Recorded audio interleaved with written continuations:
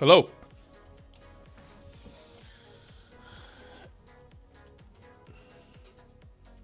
All right, it's time. It's time to work on our library some more. And it's a Saturday, so we'll probably go for longer than our usual stream. So if you're just clicking the video and wondering like why is this video so long, because that's why. Okay, first thing first, let's blow this up for you. I'm gonna go to grandpa mode and look at super big fonts. And what are we doing today?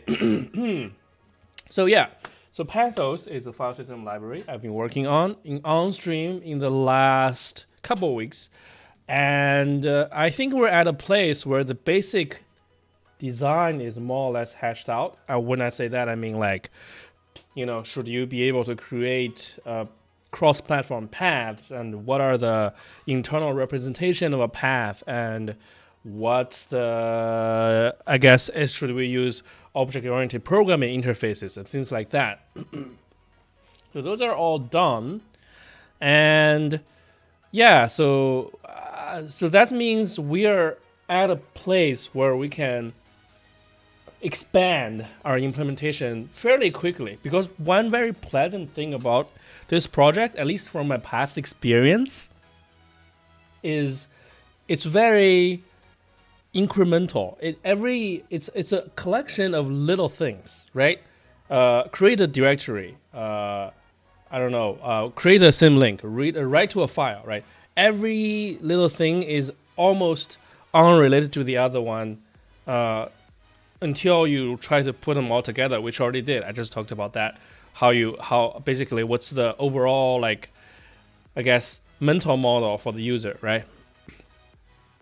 So I think the first thing I'm going to do on stream today, you know what, let me do this. The first thing I'm going to do on stream today is plan out what still needs to be done to have this, I guess, minimal viable product to quote-unquote ship, right?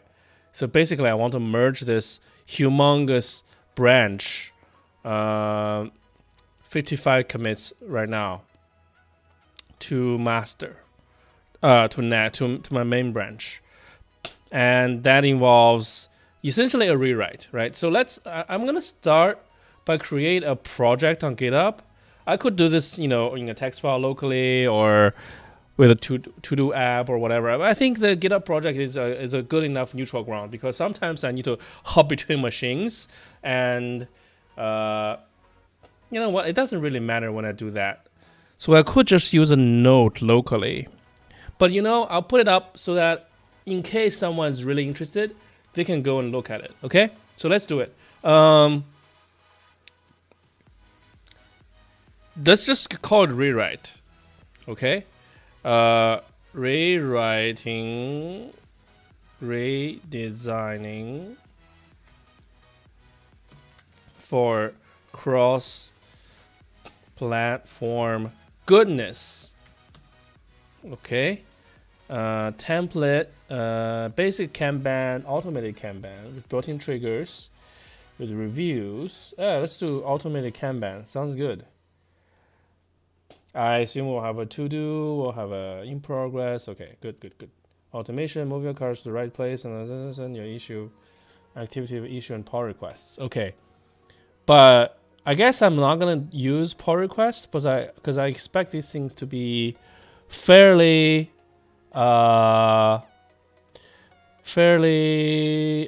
lightweight. Okay, delete those notes. So I can add the to-dos here, or I can create issues for them. Yeah, that's just to do, like, yeah. Like I literally just said I want them to be lightweight, right? And I guess I don't really need in progress. I probably want something like a to document or something, but we'll leave it for now because to do could be both implementation and documentation, right? Let's take a look. Newly added, reopened, to do. Okay, down. Okay.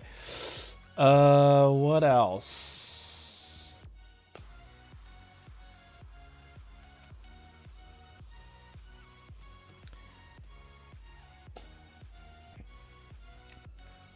Okay, so let's try this. Let me add an issue here. Test issue. Okay, you can use command click. Can I reference this in some way? Does it have a number or something? Maybe not, huh? Okay, so this makes me want to... I'm going back and forth, I'm sorry.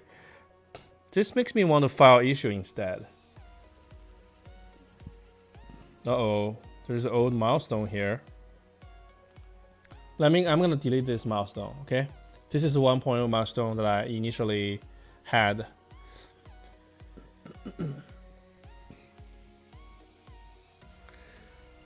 Doc strings are missing. When you see this kind of thing can be resolved with our new goal. So we'll just take this off. Yeah, I mean, we'll leave it open, right? Measure code style is not automatically formatted. I think this is actually being resolved.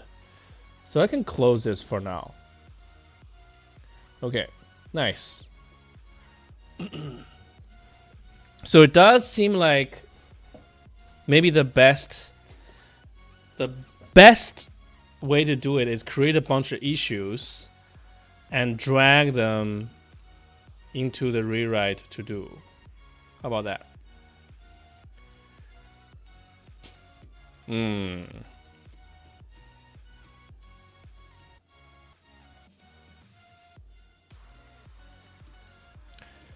Okay, that's one thing we could do, but should I do it?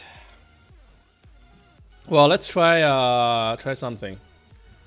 What can I have? I think I have GitHub. Yeah, I have GitHub. The command line, right? I can file an issue if I want to. Oh, I can install a new release. Nice.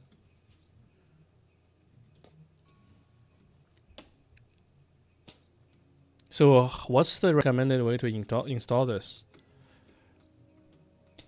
Brew install, brew upgrade.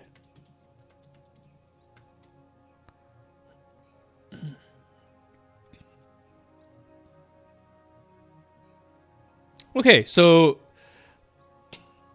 I can create issues with gh issue and then go from there. Let's go to the docs, issue, create. You literally just give it title, body. Okay.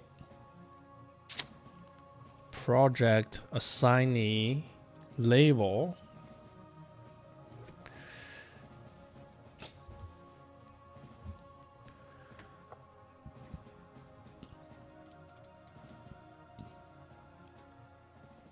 Nice. So let's just write a little script for this. Yeah?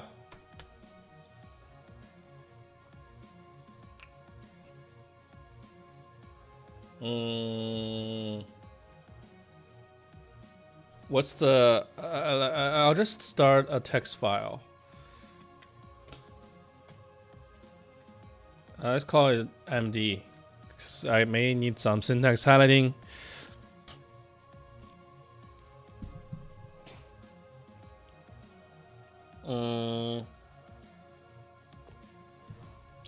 Let's see, what do I prefer to use on command line to split things? We can obviously go over things on issues. Oh yeah, I can use cut, right?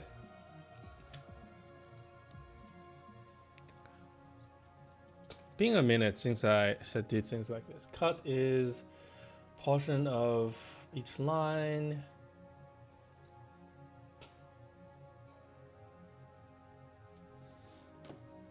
I think you can give cut a delimiter. D, yeah, delim. Okay, let's try this. All right. So let's say this is a title of an issue, and let's pick a character. How about this? And then we say this to do this or else. Okay. So that's to do MD. And then, well, let's do it 2 lines. And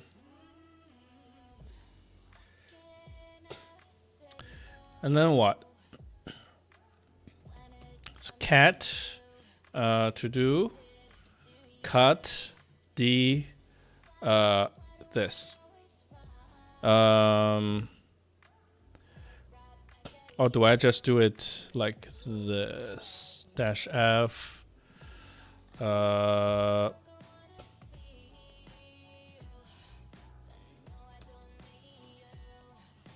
Wait, what?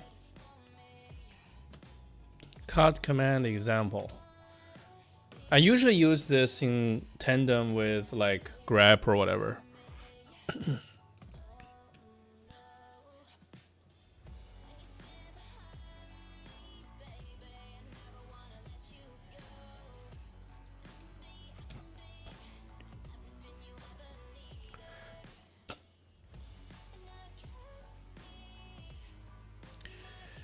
B is bytes, column. Aha. So do I also specify column? I think this could be good. Yeah.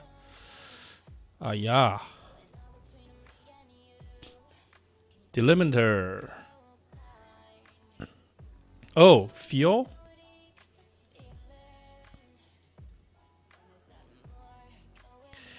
But that's not cutting it. Oh, it is cutting it.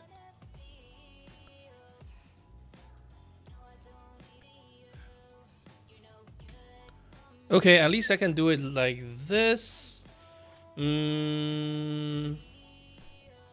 But how do you get multiple fields? Oh, you can use the output delimiter.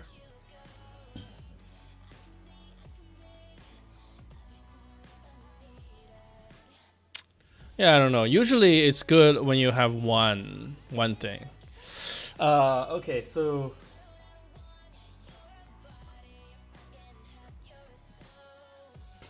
you know, I'm gonna hack it. I'm not super passionate about this. So I'm just gonna use this delimiter, and then we'll use a little, I don't know, Python script, Swift script to generate the actual bash script that will actually generate the pull request. Okay, so let's try that. So gh issue create -h. Okay, so we can have a title and body, right? Let's experiment with this. Title re-implement X body. I want to try new lines here. So this is a test. No idea whether this works. So let's try single quotes, colon, code, colon, docs, colon,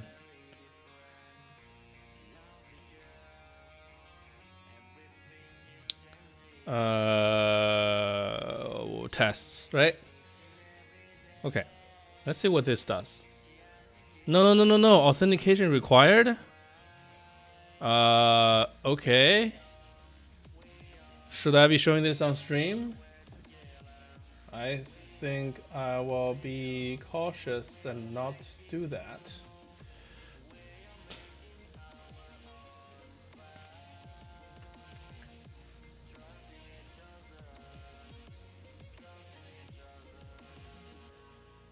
Okay.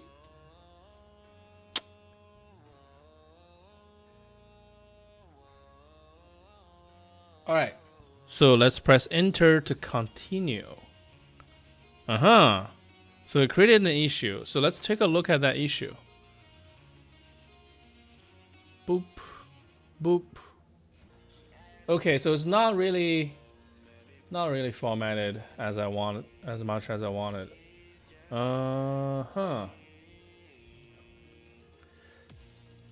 So it's one line. That kind of sucks, dude.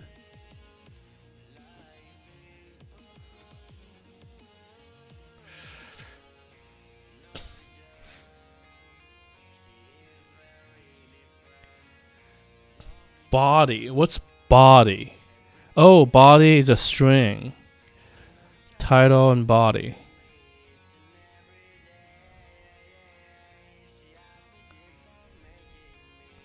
I mean, that kind of stinks, right? It literally, I mean, it's a string. Let me try -R to contrast.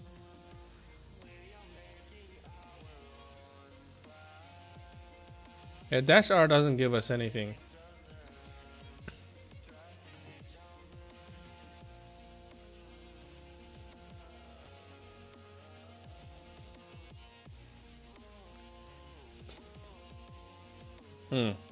Okay. GitHub CLI issue new line. Someone has to talk about this, right?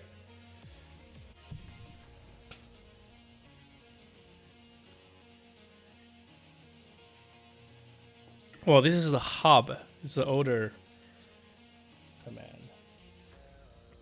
The previous GitHub CLI. There we go.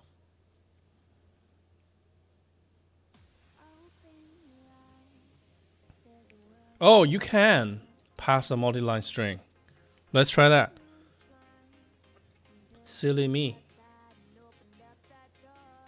Wait. This is test code tests docs. Oh, that worked. So what did it do? Nice.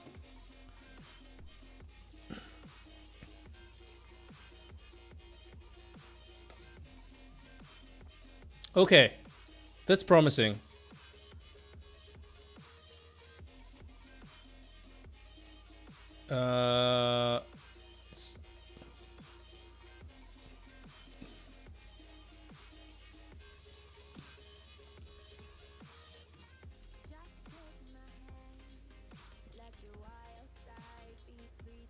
Can I delete these?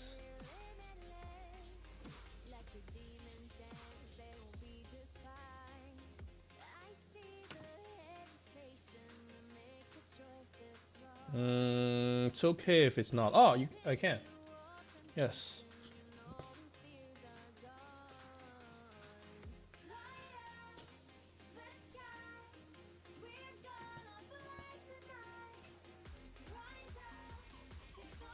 I'm assuming this is not the... I mean, that is the only way to delete it.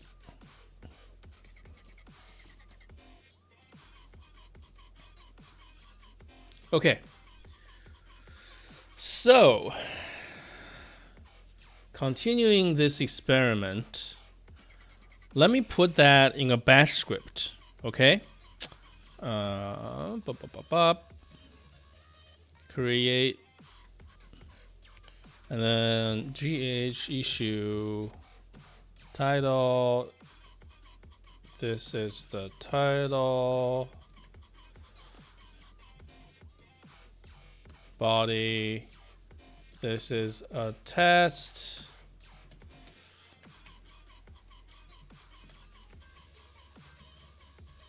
Code.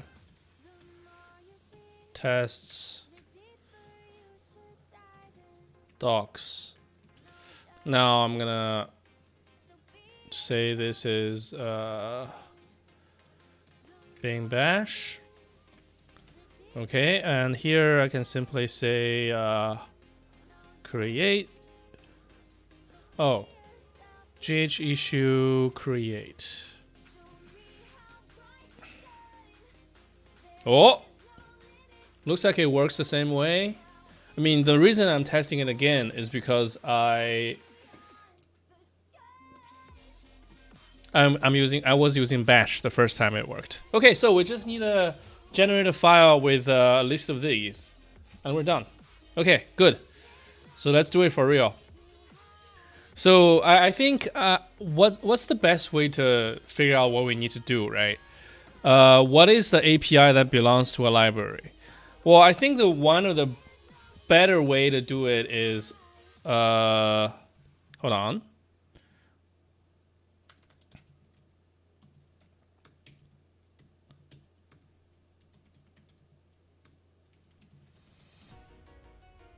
Okay. So, what are the issues that we need to file to complete this project? I'm thinking we just look at the documentation of the current iteration of the library and kind of just triage it and see what we like to implement and what we don't like to implement, right? Yeah.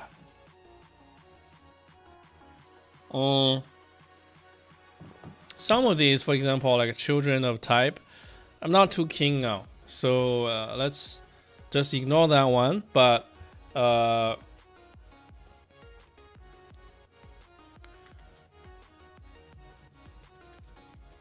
how about this one? And then,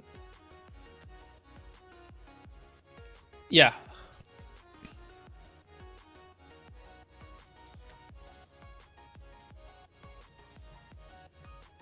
So what I'm thinking of is, for each issue, we will file a title that's formatted, phrased as an issue, right? And then we'll have a body, and in the body, I'll add that additional addendum for each body, right? With this, okay? So that's the plan. Yeah, and then the rest of the text after, I guess I'll limit it to one line, and then we'll just for each line in this text file, we will file an issue. Yeah, the title as the first part, and the body, the first line of body as the second part. Okay, so we have read. So I think we should call it read binary, because I think byte is 8 bytes, right? Or should I do read bytes? Yeah, read bytes is fine. Read path.read bytes is not implemented. Implement read bytes. Okay, let's take a look at what's in read bytes. Is there some? Nope, straight up. Glob. Yeah, glob takes a pattern. Straightforward. Okay, so I'm seeing a pattern here, right? These words are very similar.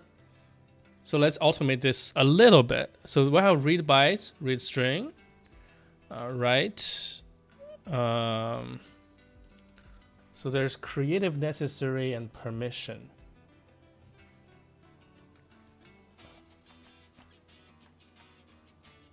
So how does it work currently? Like when you write create if necessary.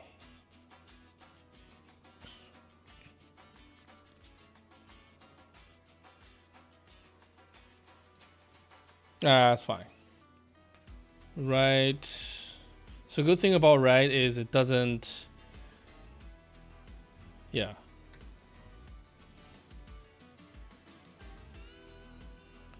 Sorry, I was saying it doesn't require you to specify like whether you want to read a string or byte. The input is implicit.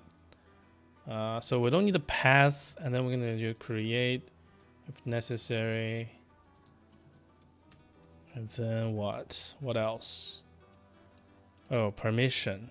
Yeah, I guess when you write files, you can write a permission.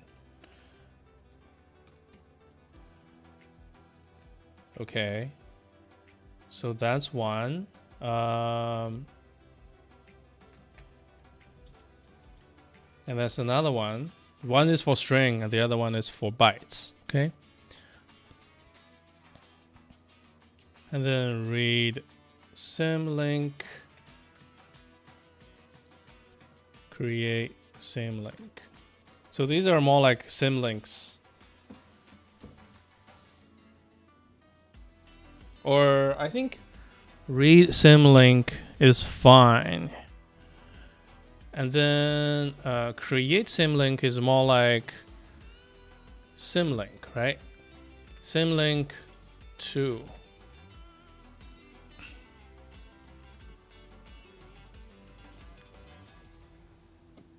Symlink 2. Yeah, that's a better format. Okay. So let's make a little macro to create our actual title. So for each of these, we will go to the beginning of the line, write path, and then go to the end of the line, say is not implemented. And then implement. Okay. I'll have to go to the beginning of the line again. Okay, do something like this. Go to the end of the line. Go to the next line. Is this correct? Right, blah, blah, blah is now implemented. Implement blah, blah, blah. Okay. Nice. So this macro is going to speed us up a little bit. So this specifically. Oh, I realized something. The macro is not perfect, huh? The closing paren is not included. That's unfortunate. Okay, for string, for bytes, right? That's different. For bytes. For string, oh, messed this up already. Okay. All right. Let's continue. So these are like read and write kind of thing. And then there's delete path recursive. So I guess path.delete recursive. And then path.move to. So I need to fix my macro. So let's do that again. I'm gonna go to the beginning. Just go in general, just do this first. And then say is not implemented. Implement paste. Oh, this is so simple. Yeah, I guess that I simplified it by including the path. Nah, not necessarily have to do that, but I think I'll, whatever works, because this is just really a scuffed, really quick thing anyways. So I guess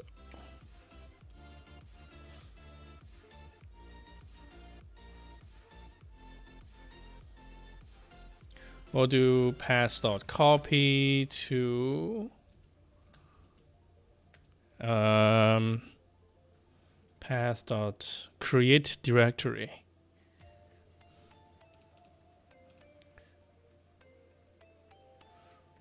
Create.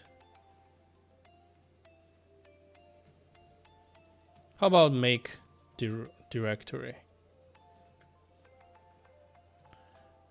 And then what's the options here?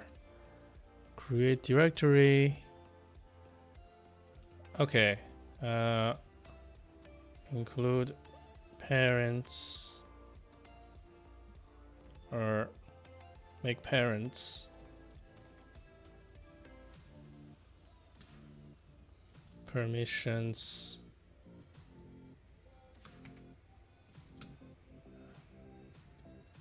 File if exists.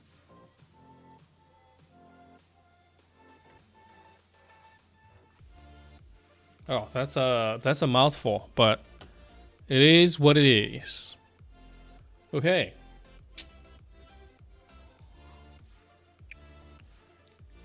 So we've got that. I feel like I already have is absolute. Yeah.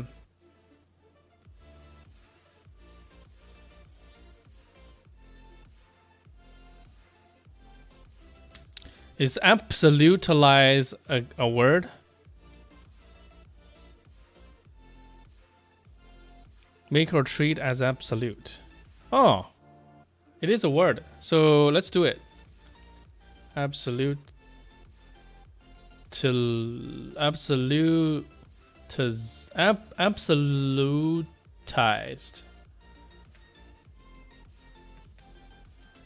Okay. So that's one. And then, yeah, this is like a few interesting questions, I guess. So this is where we need to take a look at what we have already. I'll just make a new one. Oh, by the way, I made this docs command. So now we have a website, like a API reference in HTML generated by Swift doc. So we can go in here and make a little local Python server, and we can just go and browse it. I think this is more pleasant than other things. So we can just look at the path, right? Path is a superset of, yeah. So we already have a bunch of stuff over here. Oh, can I scroll? Is this happens to be switched to the end? The last one is children. Oh, interesting. Okay. All right, so we already have a bunch of stuff in here. So things such as base name. I already have a thing called name, so that's already done. Directory. So directory is something. Let's take a look at Python, right? Perfect. I already have this. Directory.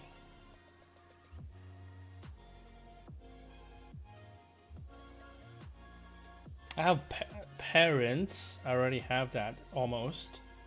But directory is actually really useful sometimes. Home.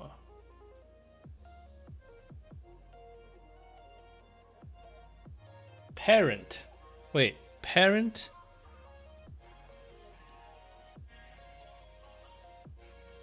Okay, let's try that.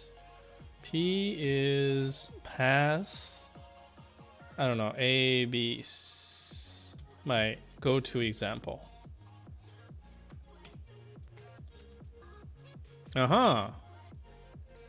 So parent is interesting, right? Let's make that. Yeah, parent I like because it's agnostic to whether your path is a file or not. And that's what our path object is. It's a path is neither a file or directory. It's agnostic, right? Yeah. And as a user, you should be cautious, like, oh, your program is running, and then someone could, change a file to a directory while your process is still running. And you shouldn't make any assumptions about, things stay the same. Okay, so that's parent. And then file extension is interesting because that's called suffix. That's good. I guess I'll have suffixes. It's useful, really useful sometimes.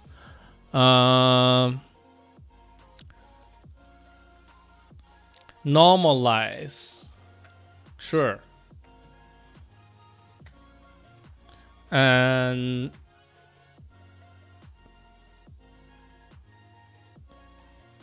real. Yeah, real is interesting.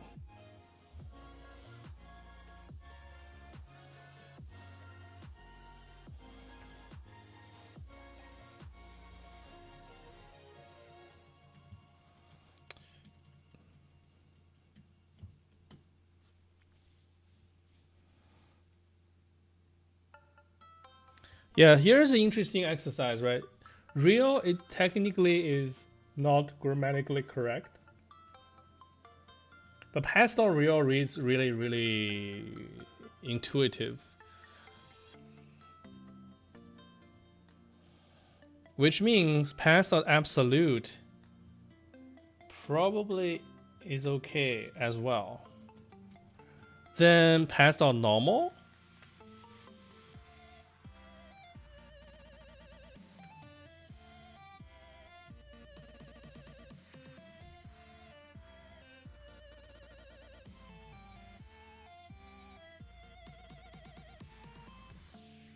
Yeah, I guess it's fine. If we're using adjectives or noun, it means these are purely functional, right? And we use a verb, that means they're actually does things to IO. Okay, I like that distinction. Although a lot of these are it's fine. A lot of these to be implemented have to reach out and do IO, but they don't affect anything. It's not real as well, but more or less it's correct. Okay. What else? Path is real. Split, I don't need to do that. Okay, so here comes the temporary ones. So we'll start with just past dot temporary. Make temporary directory.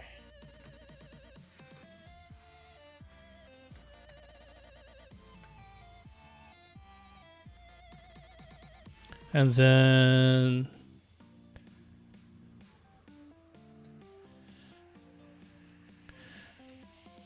I guess we'll have a default temporary directory.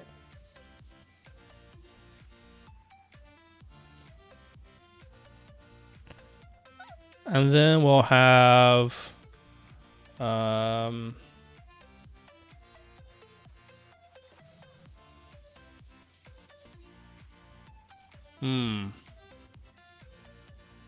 with temporary directory. Not necessary. Okay. So I have a method called as current directory, as working directory. I think. There we go. So what you can do here is pass. This is going to be a static method, right?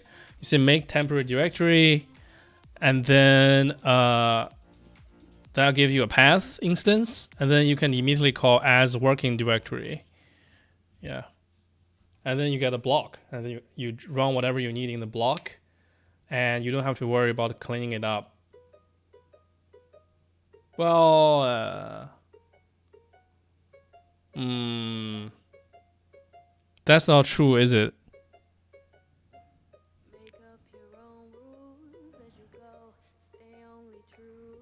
No, it's fine. Who cares about cleaning up, right? I mean, if you really care, You can do it manually.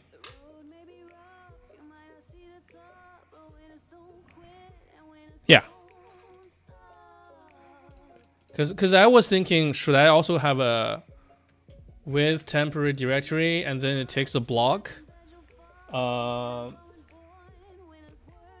then everything that you run in the block is... Yeah, no. It's fine.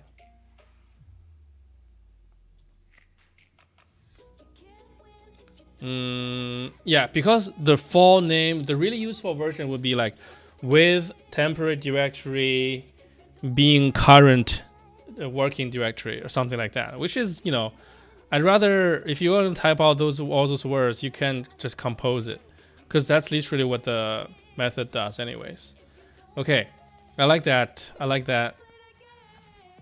Temporary directory, default temporary directory. Okay, or we can just call this temporary directory. Or no, I like to have default. It's more explicit. Okay, search. I don't know why. I feel like there's a reason to actually have this. Search for default temporary directory. But maybe the reason is I need to implement it anyway, so let's make it public, which is a bad reason. So I'm not going to include it.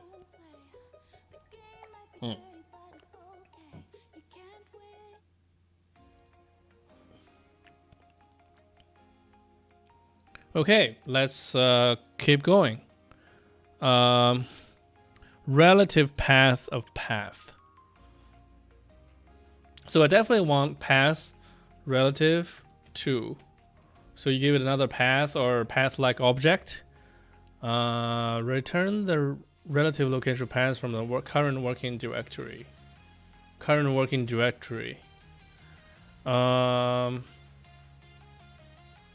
So that could be the same.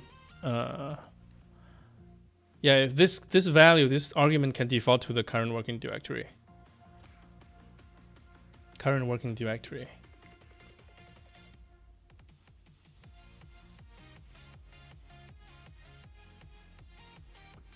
So this one is a little counterintuitive, but it's actually super practical. Yeah.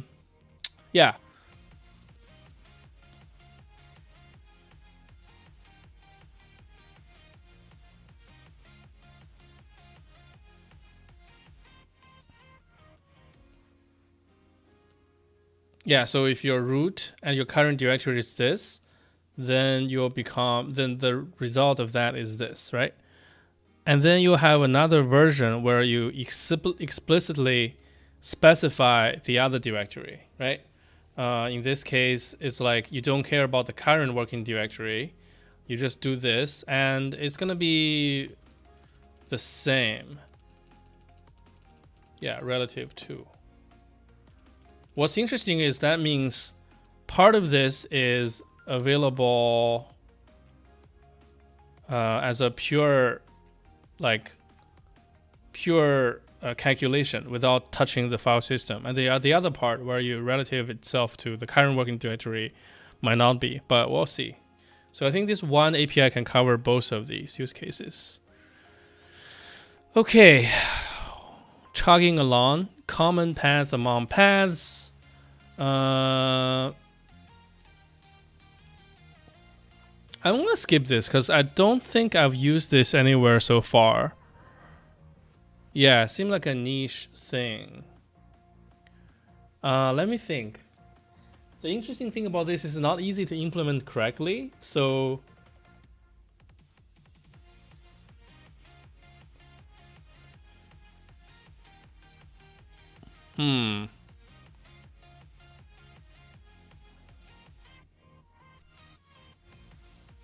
yeah, I'm gonna skip this for now. Okay, and we have joining, which already implemented. The expand user thing is interesting.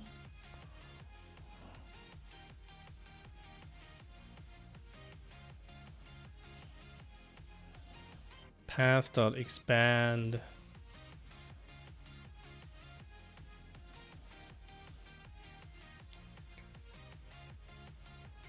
user directory.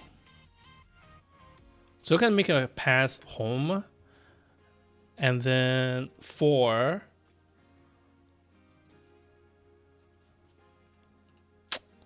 let's see, expand user directory. Let's look at Python 3. Expand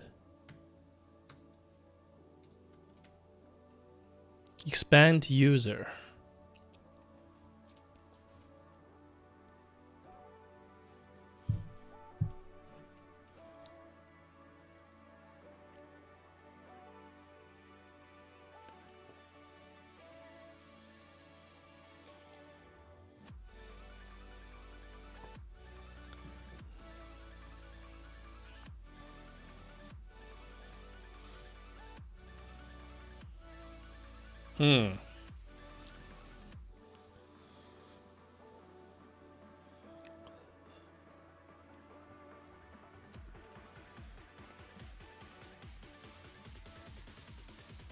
So we can have a home, and then we have a expand user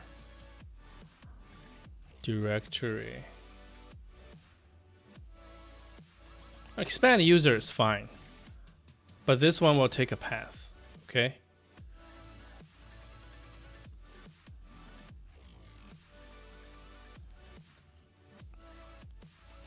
Oh, it doesn't take a path. Okay.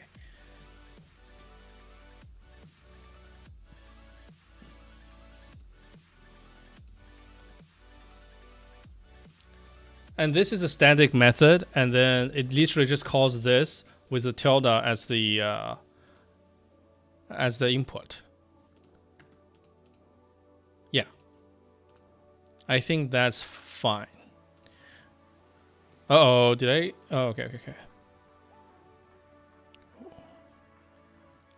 So where were we? We were here. Oh, we're almost done. Working directory, we already implement all of those. System attributes, we have all those for we have metadata now. We just need to have the read metadata. Now we need to have set. So expansion, add, remove, add permission, remove permission.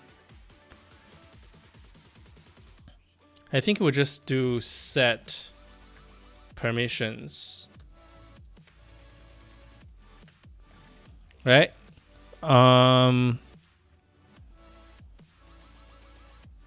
Okay. Yeah. And then path.exists. Follow symbol or symlink. Did I say the word symbol? That word is banned. Symbol. Okay. Symlink. We already have metadata to tell the file type. Same file, again, is a very interesting, very probably useful thing. I'll do it like path same as other path. Okay, something like that.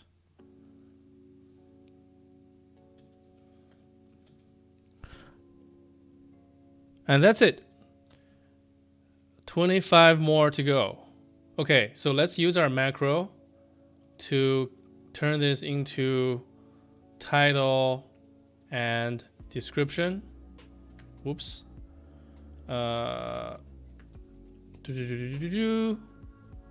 Two more. Okay, so those are our issue and description, title and body for each issue. And for each line in here, we'll create one of these, okay? Super easy. Script. Let's just Python, why not?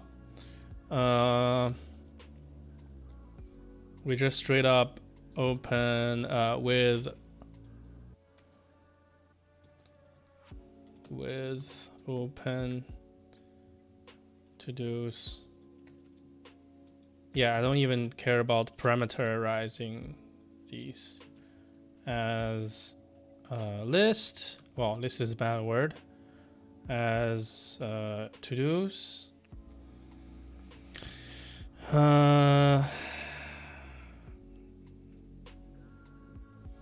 For line in to-dos. So one of the wild Python things you can do. And then line.split by this. For line in L.split this. I just abused comprehension a little bit here. L for L in, okay. Okay, let's print out line and see what happens. Python 3 script. Okay, so the first one, the second one. I guess we also need a strip towards the end.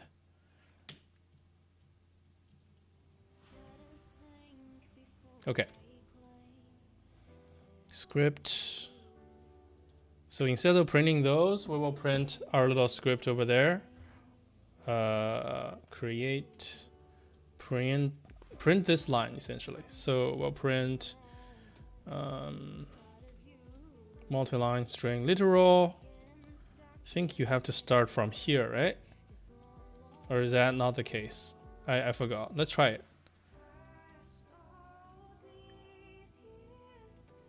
We'll start with a new line. That's fine. That's fine.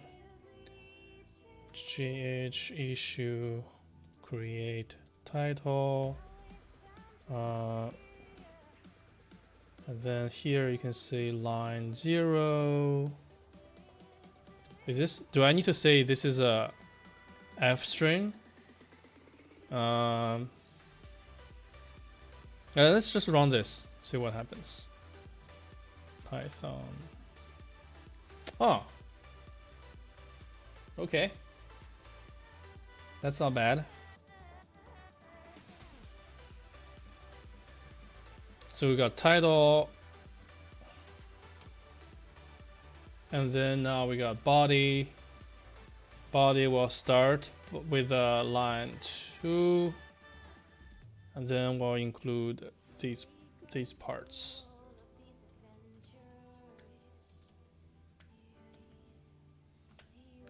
How does this? Yeah, this is where I don't know the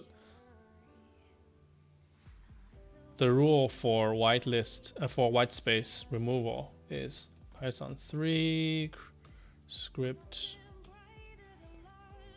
Okay, we created a bunch of empty spaces. That's ugly. There's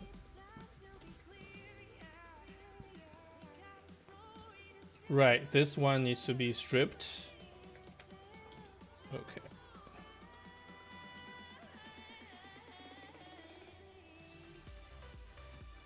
Okay, so this is the unpleasant part, I guess. You just have to start from here. How about this? So would I regret it if I run this as a bash script? I don't know. Let's give it a shot. So take this, put it in create.sh, and then let's just run it.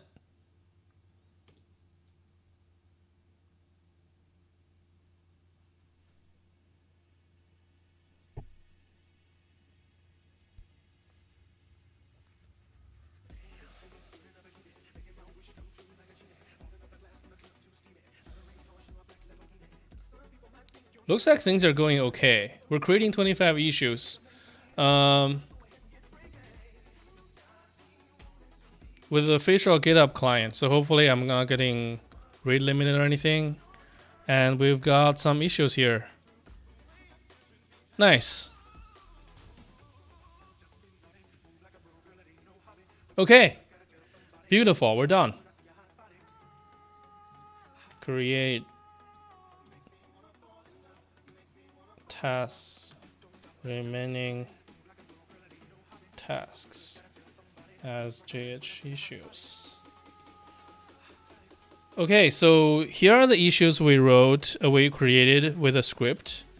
That's an interesting little section. We wrote like a Python script, a text file, and whatever. Now I'm gonna delete them all, okay? Don't really care. Script, to do. Now my directory is clean. Okay, now let's go back to our project and include everything here. Is there a way to do this without dragging? Oh, life hack. Less distance drag this way, right?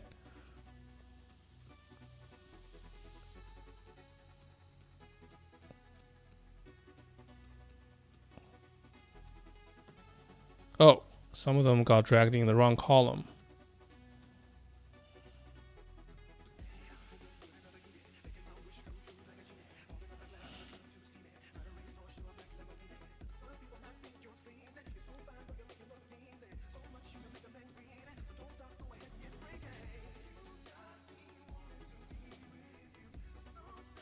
There's so many. More. This doesn't seem right because there were some old issues. Were they dragged here as well? No, right? Everything begins with path dot. Okay, good. Woo! Project management. Lol. Okay.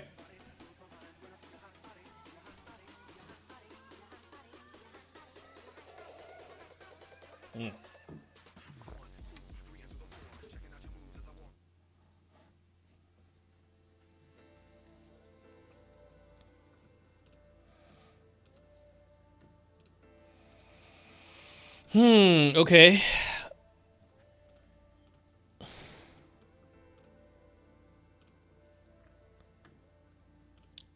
Yeah, for each of these issues, I'm going to implement the code, the test, and documentation. But I think the test part especially is going to be not the complete one. Yeah, not the complete issue.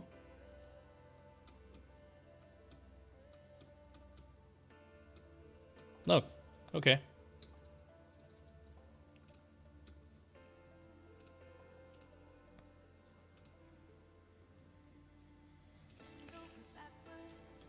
Okay, now what? Now we can just pick an issue and implement it, right? Pick what we like and implement it. I am a little drained after that, so let's pick something relaxing and do it. How about real? Path.real. Let's take a look at what Python calls it. P dot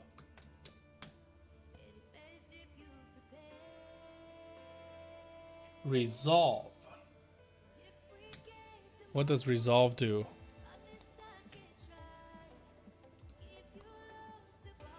Path lib resolve. You take a POSIX path like this, and then you resolve it, it becomes like this.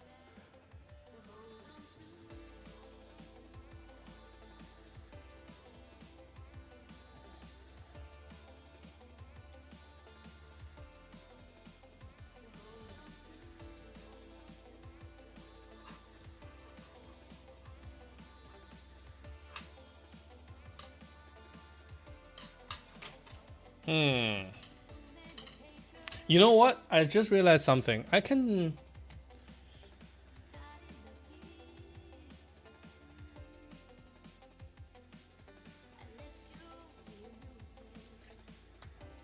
I feel like there's a couple of things I can delete from the library right now. Specifically, in path joining, I just made a few. I just made all the binary string, the concept internal. So I'm thinking these custom. operator for it can be deleted because it's internal. I don't really need it. I wonder if this is okay. Joining, path plus joining, path plus here, okay. No.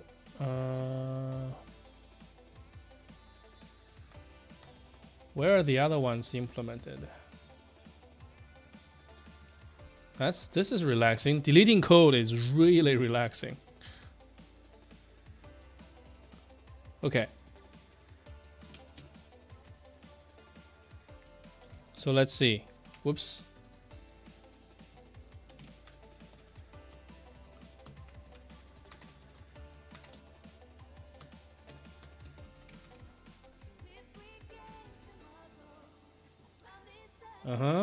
So some tests needs to be updated. Let's do it. Let's get it.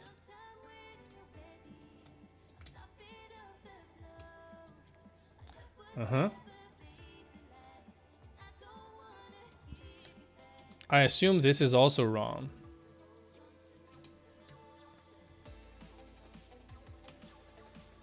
And this is a platform neutral test. So that assume means I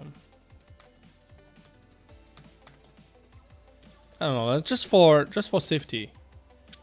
Let's do update test manifest. Okay, and then test in Docker. Oops.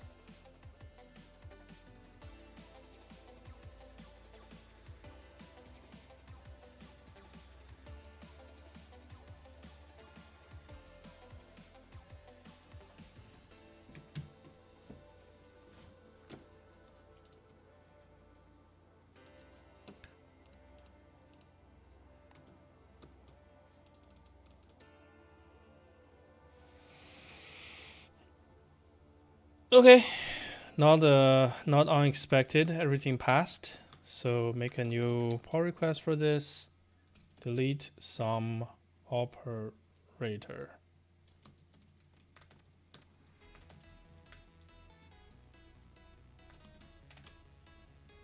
Delete custom plus for binary string.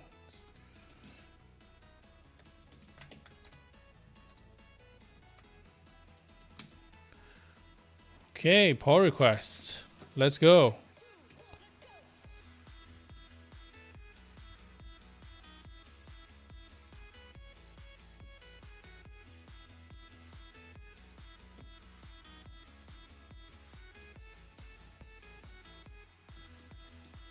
I don't know if you noticed, I already have a branch called Windows.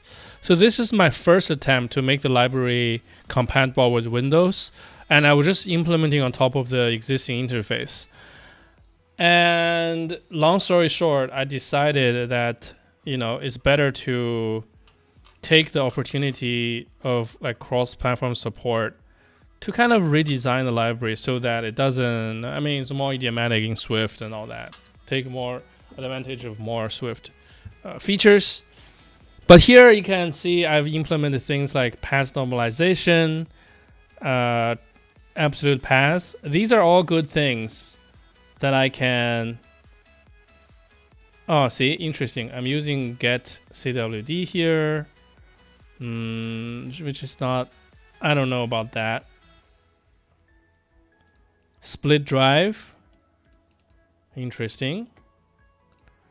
I want to look at normalize.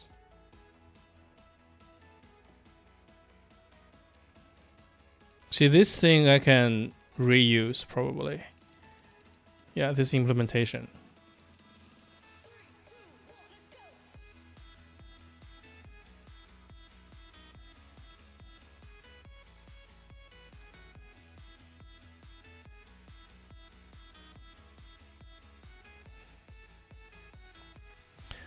Yeah, surprisingly, normalizing a path is not a. It doesn't require accessing the file system. Yeah, so that's maybe we just found our next relaxing thing to do, which is just copy this over.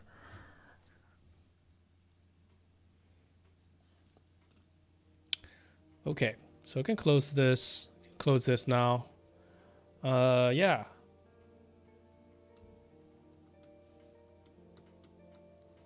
Should I add the column back? I do feel like a column for in progress is artificial.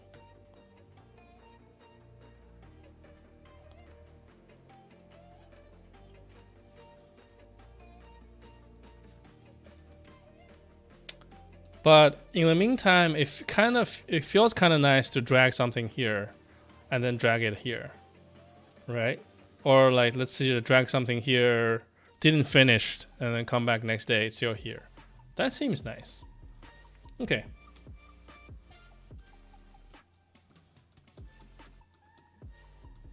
Yeah, normalizing path is very interesting. So these are the things that could happen. Forward slash become backward slash. 2 forward slash becomes 1 backward slash, 3 forward slash becomes 1 backward slash, things like that. And then you have canonicalize, right? Yeah, a lot of backward and forward slashes become this.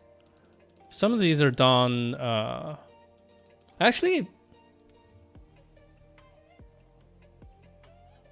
yeah, I'm not sure.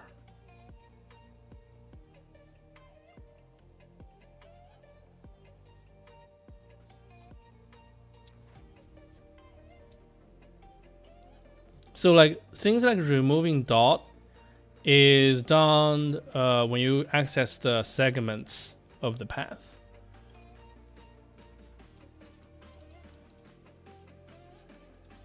So all of these becomes backward slashes. Yeah, interesting. And in Python, like if you ask it to normalize a path with os.path, it will happily do it for you. It will translate this into this. But if you use pathlib, it will refuse to do it because some complication with symlinks. But I think this is nice. This is a nice service to have.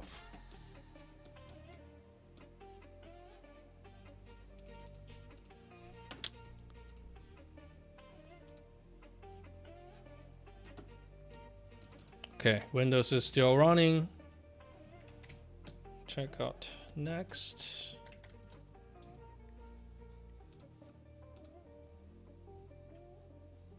So should I implement normalize or not?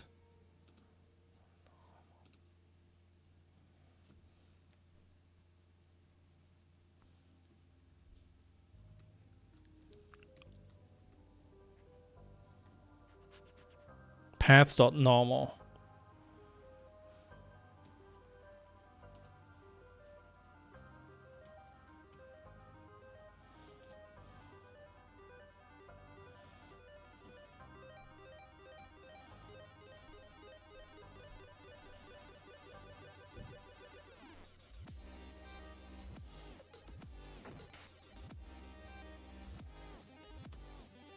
Let's do path real. Because I already have an implementation for that on Windows. So path, Windows, real path. See, I can simply do real, make this public. Right. That means I also need to update this first.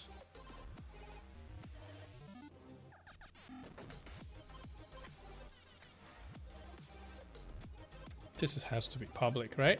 Oh, all this needs to be internal.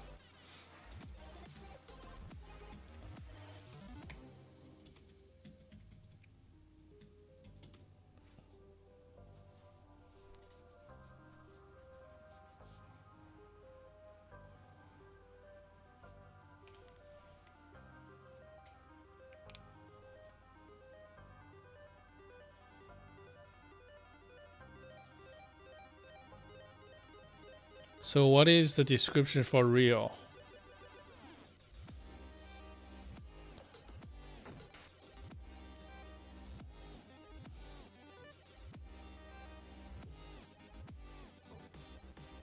Return the canonical path. Path to look for, blah, blah, blah. Okay.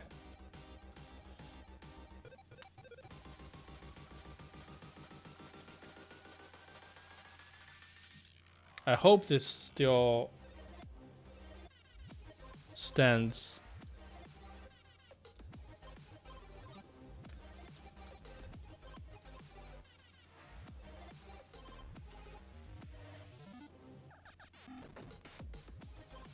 So this reads, return the canonical path of the specified file name, specified path.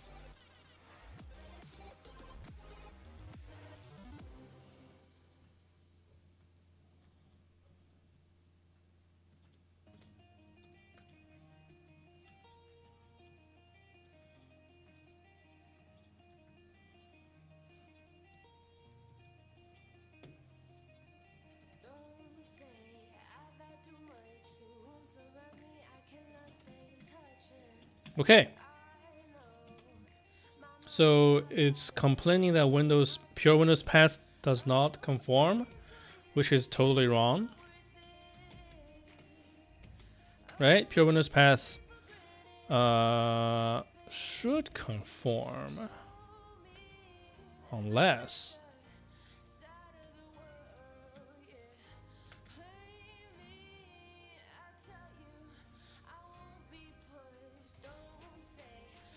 oh wait, I can't make pure Windows paths conform to this, so I shouldn't add it to the protocol. That's stupid of me. Okay, so never mind.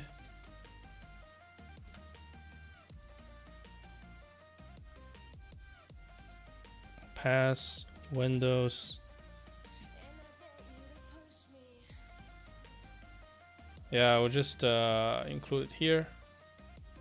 Make it public and call it. And then I'll also take this and implement for pathos, for pathos, for POSIX, which should be literally just call the real path thingy, right? I'm just gonna cheat. Oh, it's actually pretty involved. Why is it so involved? It has like a recursion here. And you know what? I don't really care. Let's just do it. Oh, eventually I called absolute path. So there's a dependency here. Oh yeah, because it's doing a bunch of like, interesting. Let's go. Literal stealing from myself. Feels good, man.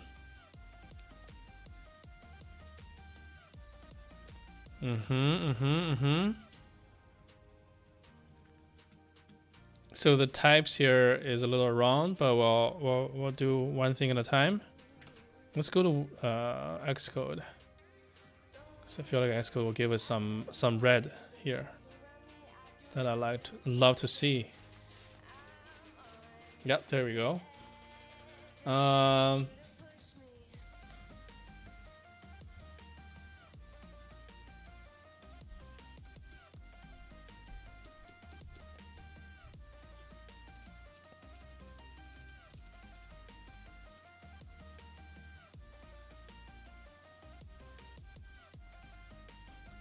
Okay, I guess I'll try to read this a little bit, right?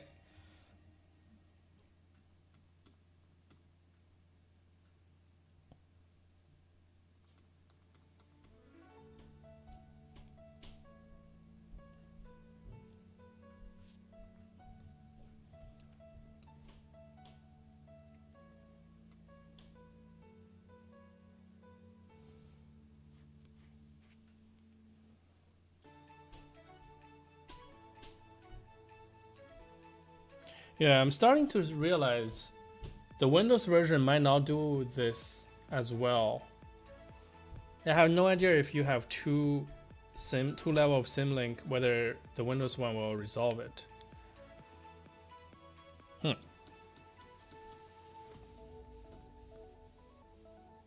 So we have a cache. And then we have two inputs, right? Path and then the rest of the path.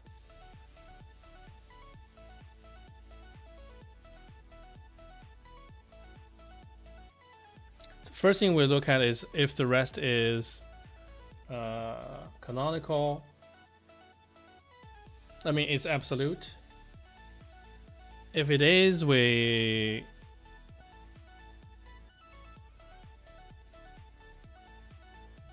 I think this is like you take one piece at a time from the path. Let's see. Actually, let's read it here because like this is a little distracting. Let's read together.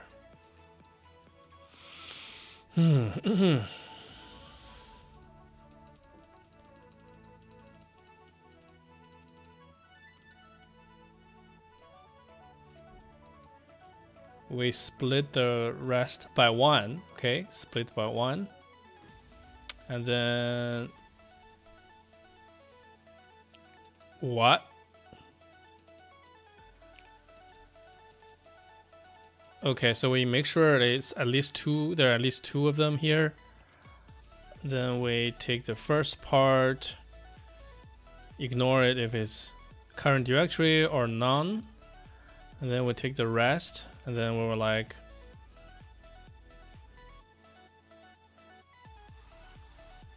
if it's parent directory, if the path is not empty, path, okay.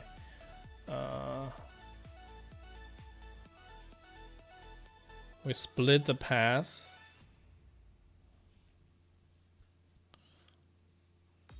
This is quite involved. It depends on a bunch of things here. If the name is parent directory, we join path, parent directory, parent directory.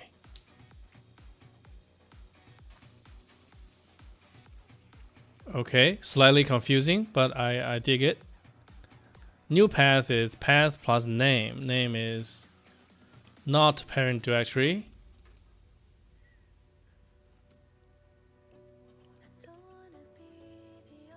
If it's not a symlink, we continue.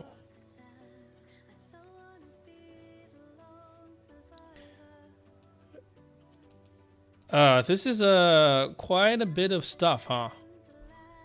Okay, maybe this is not a good one to implement first.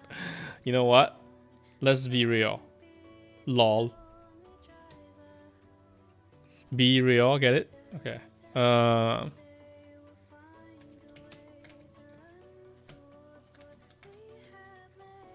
Okay.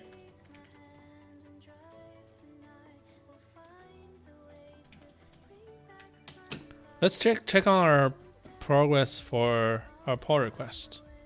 Should be done. Okay. Rebase and merge.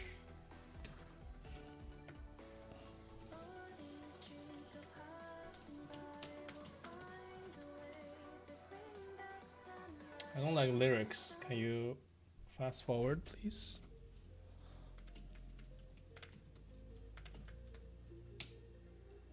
Okay, so what do we start with? We need to do something today, right? How long have I been streaming? An hour 19. Okay, I'm gonna take a little break, grab a drink. I'll be right back.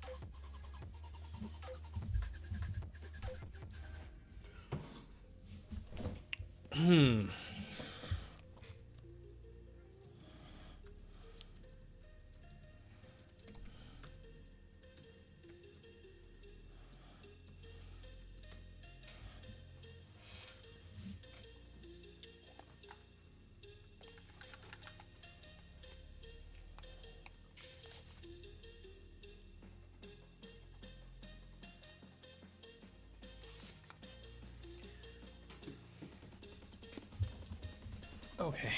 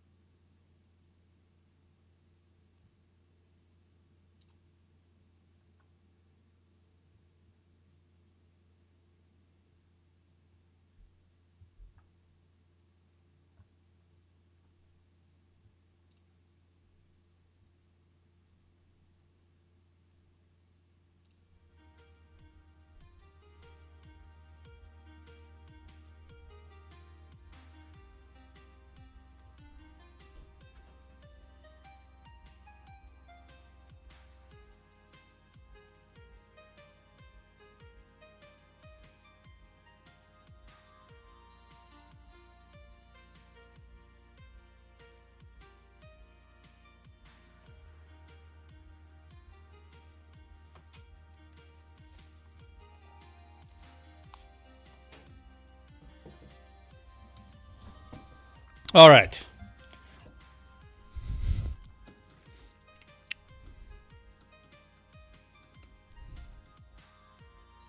How about let's do set permissions? That one seems okay, right?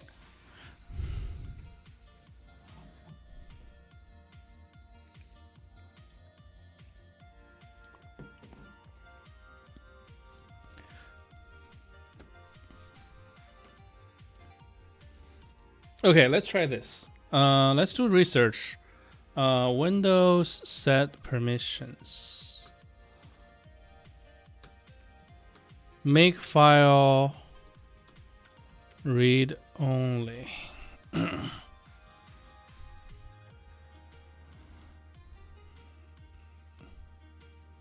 But I want it to be on the API level.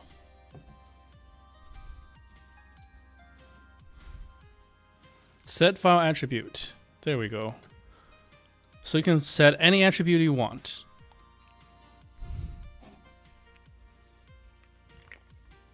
Okay.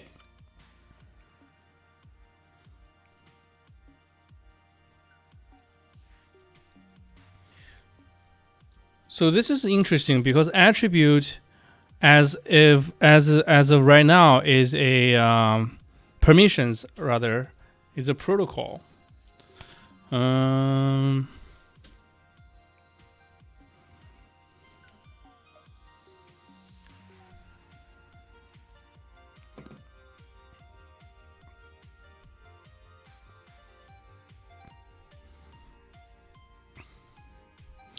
it's implemented by two things, right? It's implemented by this guy.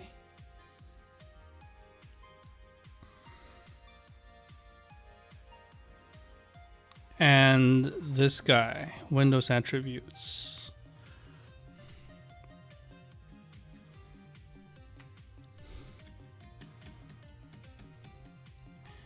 So I think maybe a reasonable way to do this is give the protocol a write access.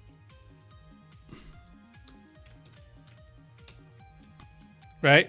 So set get, and then we'll have to implement these.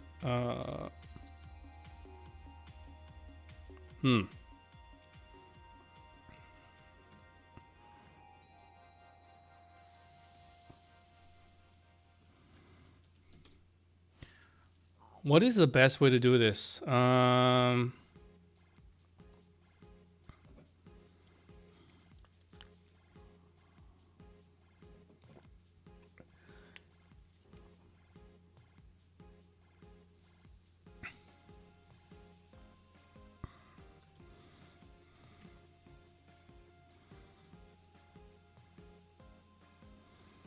So like, let's say you get some permissions,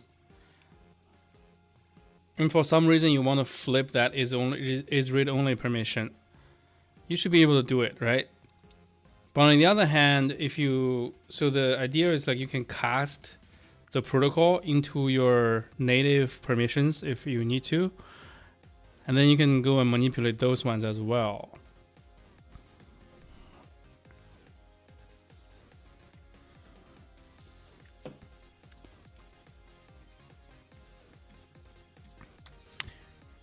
And then pass.swift metadata.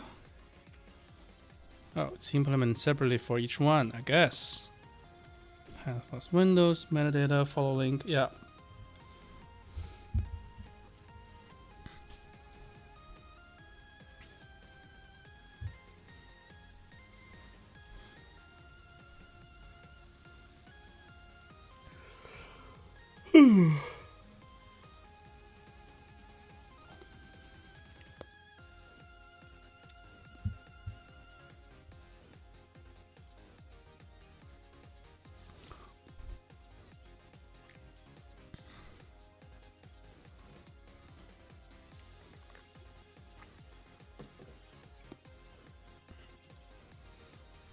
All right, let's make this a var. And the other one as well. And then let's implement the write access.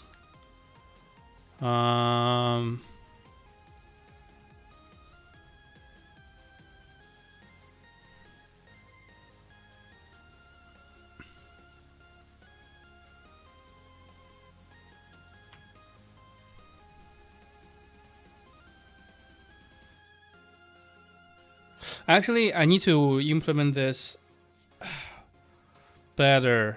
The attribute is a type D word, right? So I should have the raw attribute as well here.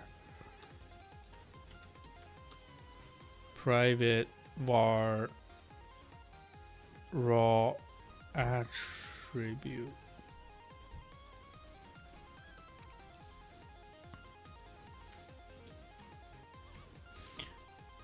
And then Windows.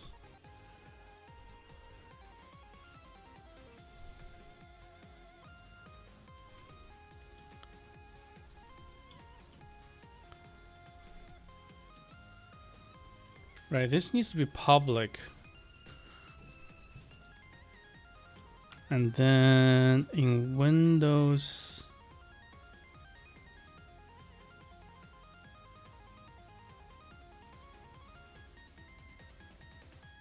right, this is actually just raw attributes.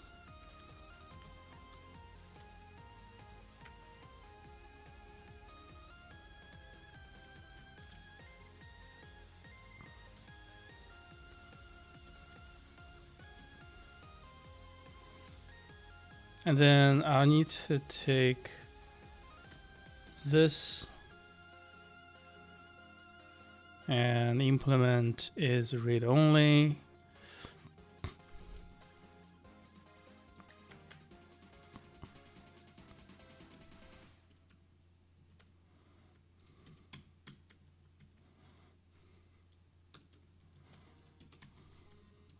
This this should be its own change, set of change here. Okay, so permissions. Oh, let's just checking the relevant part. Not here. Not here. This is correct, but get rid of this. And this is correct. Except it has a trailing white space apparently.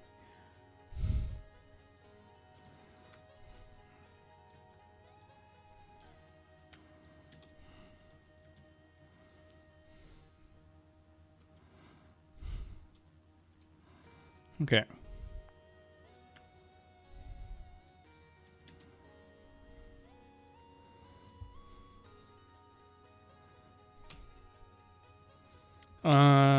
What do we do?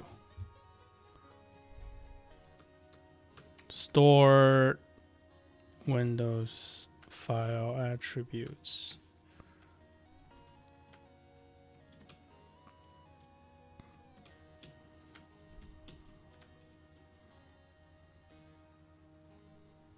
Right.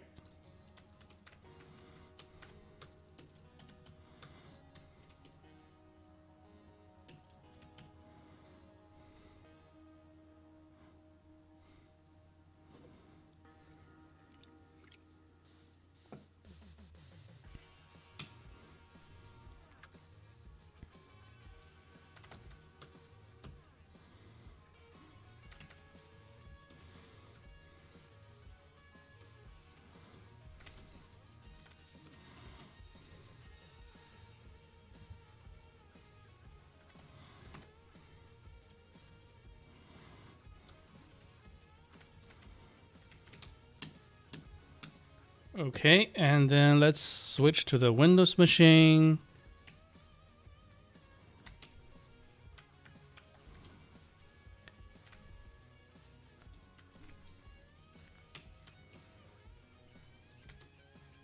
Okay, script shell.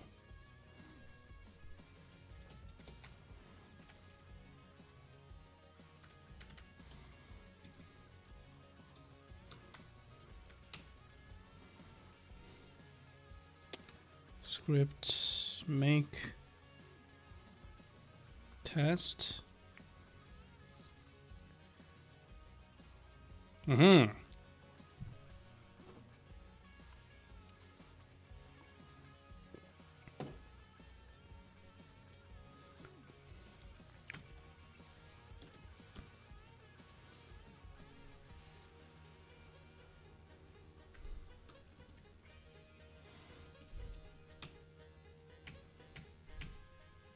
So what are our errors here? We need to import one SDK here.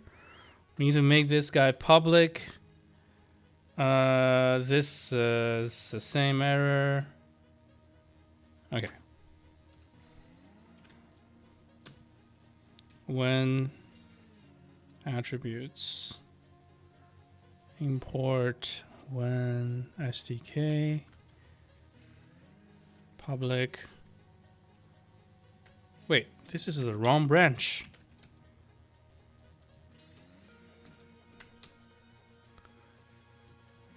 Import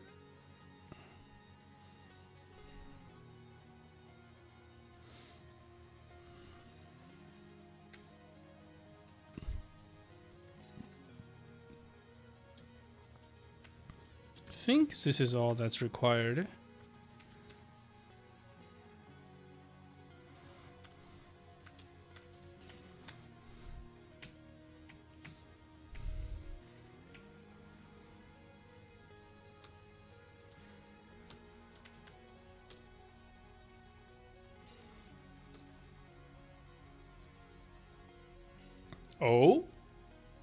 Oh. Okay. Another pull request. Although it didn't make progress on the task in hand. We made some progress. This will help. When adder. Okay, let's make this nicer. Because it's fixed up, right?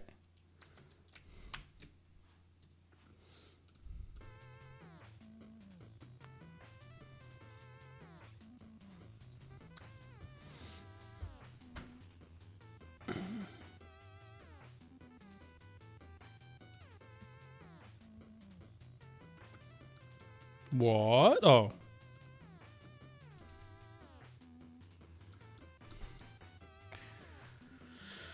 Take the raw attributes, we store it, and then we read it as needed. Okay.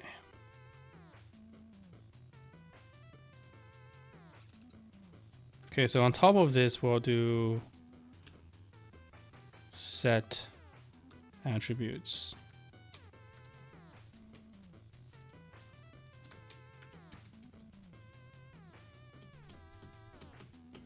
So follow our old plan of going to permissions, give it a write access, whether it's only setting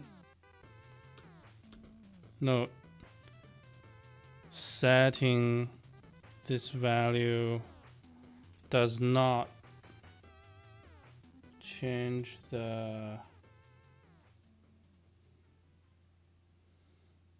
permission of the path on file system.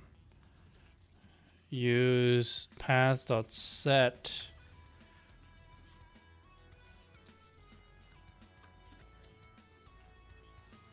with the chain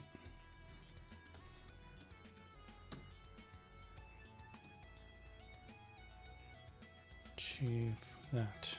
Okay.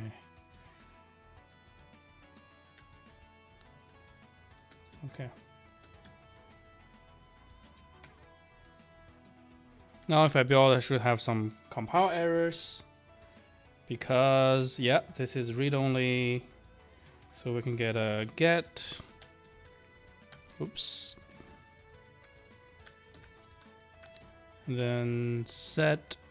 So this will be something like this.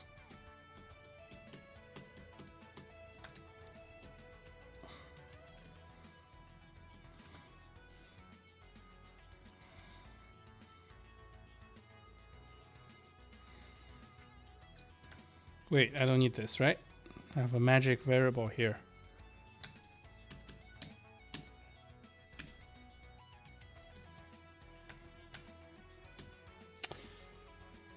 My tools are too slow.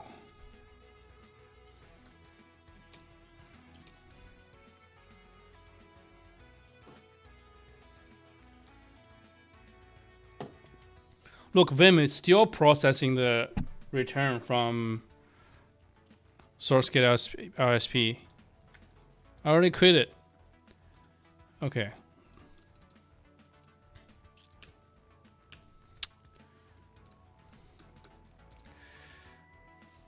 All right, so we're getting a Boolean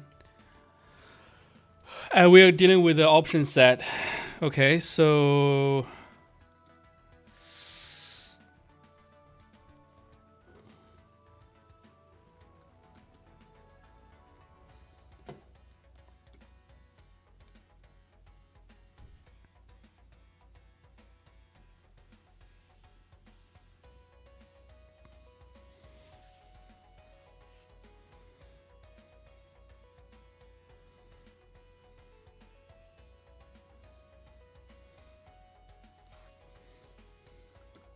wait, how does this work? Oh, okay.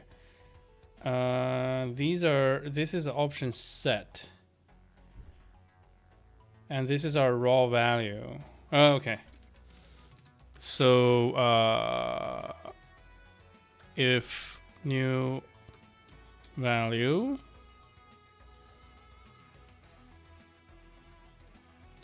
self.add, can I add?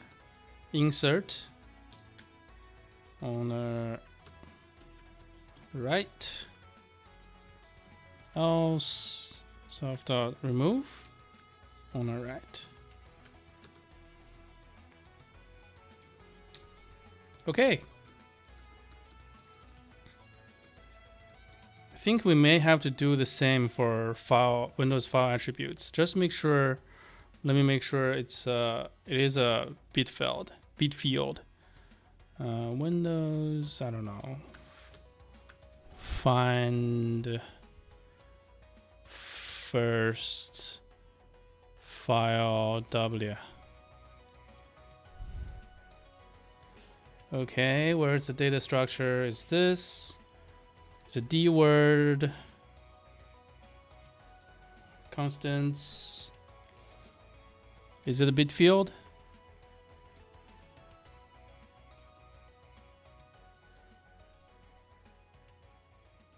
It does look like it.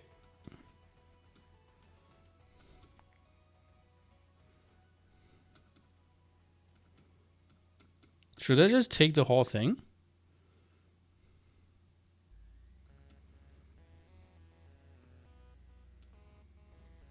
I mean,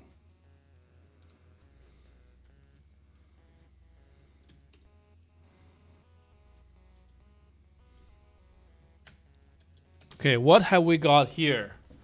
We got the name of the thing, the value of the thing, the description of the thing, right?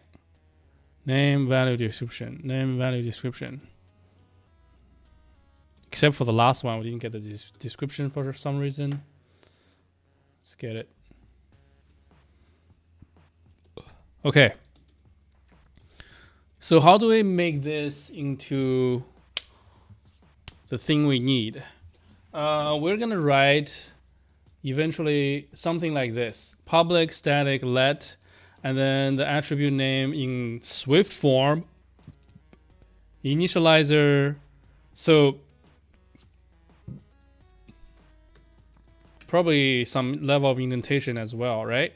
Okay, so like this: public static let name equals Windows attributes,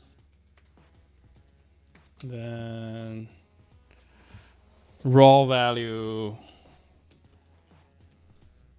name, right?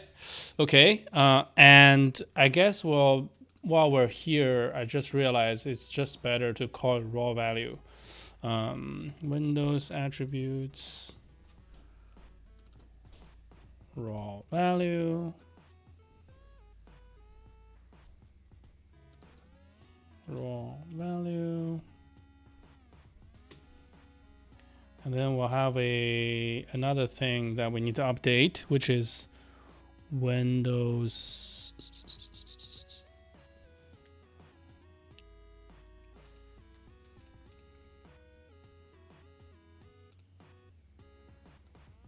here, right? Or is it here? Right.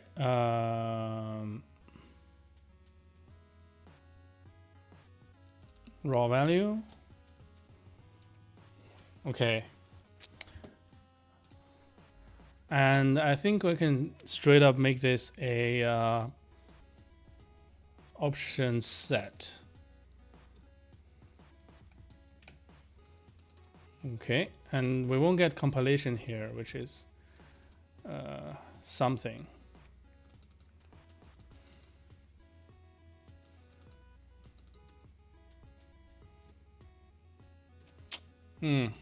It's not ideal, not ideal. Okay.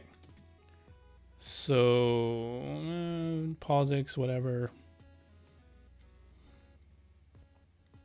I do want to check this in. Option set.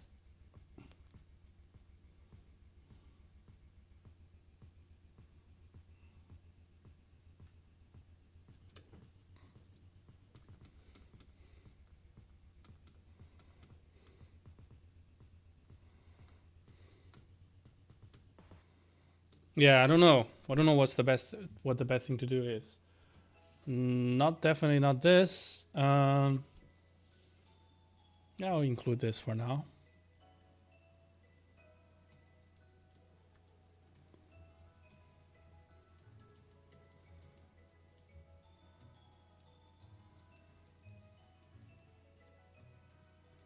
The rest probably doesn't matter here.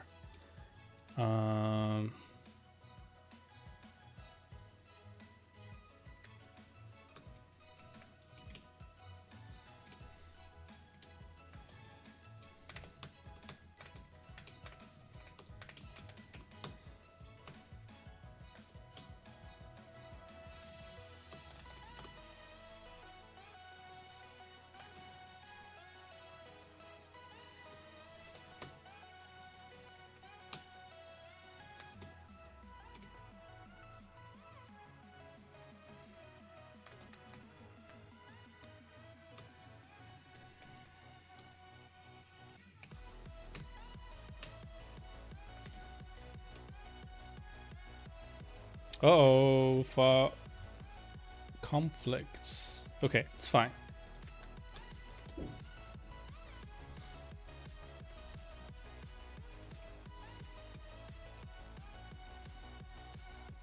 Script test.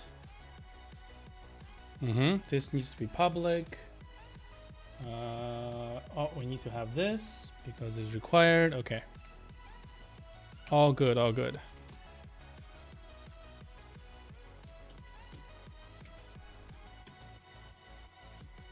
Public init raw value.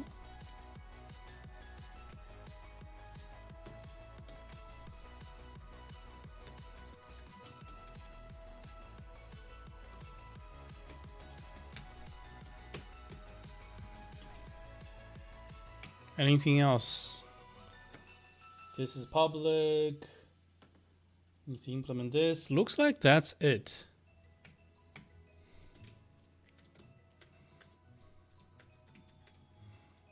Wait, does the initializer need to be public as well? Yeah, probably, right?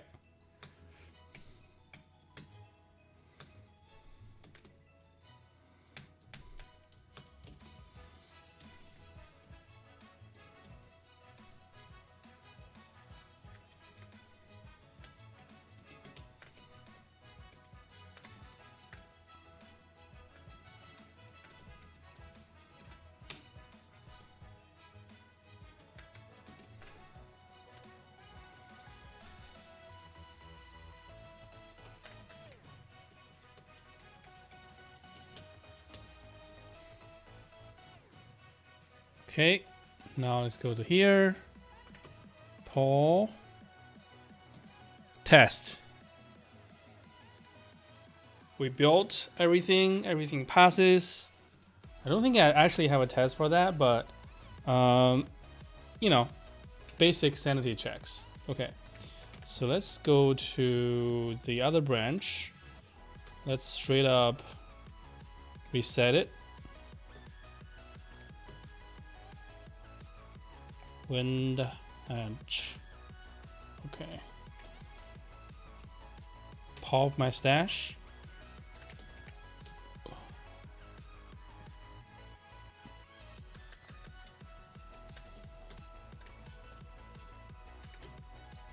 And let's continue.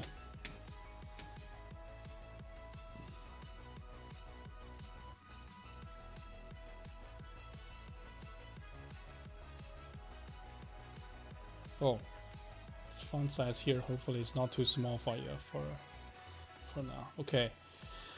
So we made this set, right? Now we need to implement it. We just implemented here. Oh yeah. The first thing I need to do is make the Windows attributes a true set, option set, which I already started here. Okay. Yeah. So we need to. For each 3 lines here, we need to translate it into something like this.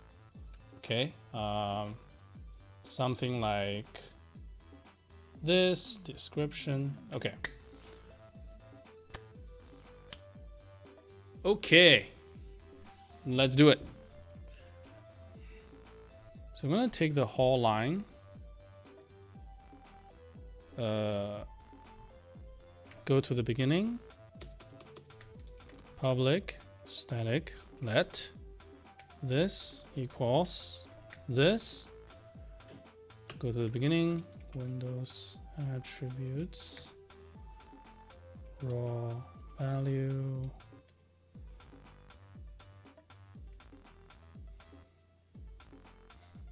Delete this line.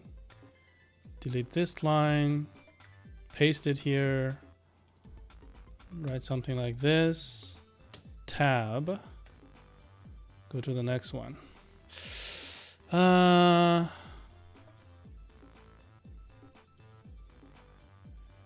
Is this reasonable?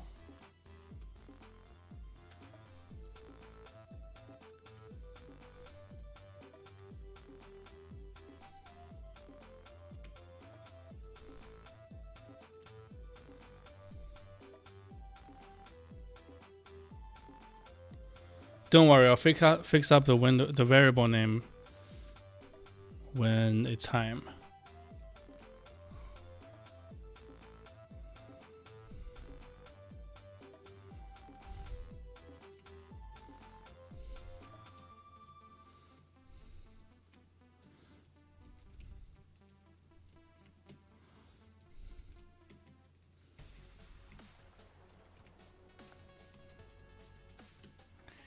Wait, there's some weirdness here.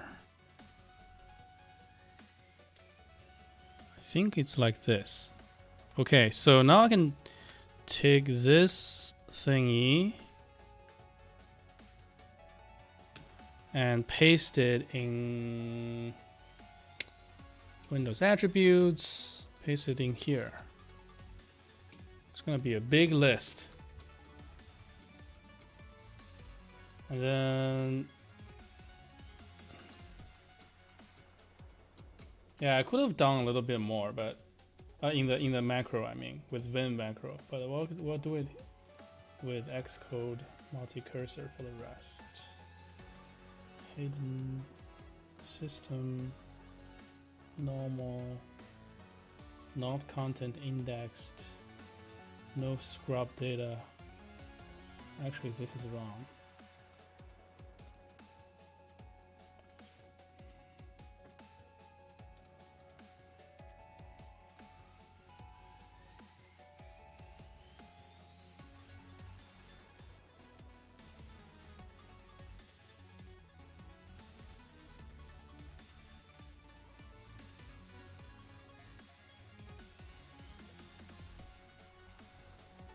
Okay. Then I need to convert these into, okay, let's go to Vim for this. Anything else I need to think about? Windows attributes. Okay.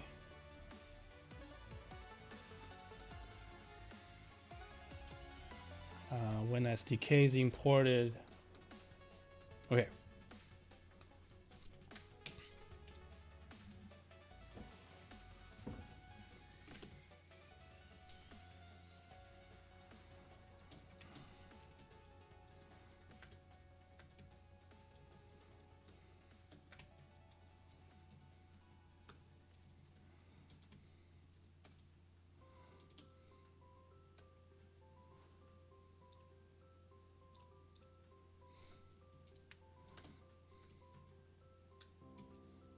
Oh.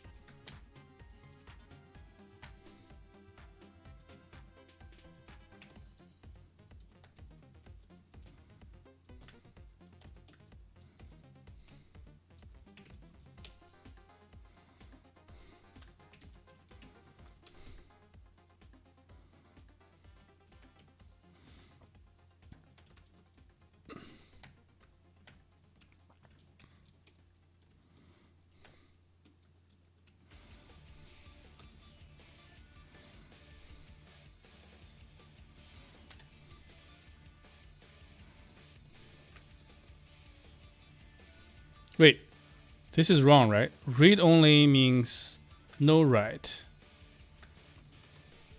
Called a bug. Okay. So insert and remove this value. Read only. On Windows, it's the normal order. True means read only. False means no read only. Not read only. Okay. So we implemented that there. We put our option set up. Now, as a user, when you need more changes in Windows attributes, or you want to read more stuff about your file, you can cast the protocol into a Windows attributes and learn a whole lot more about it.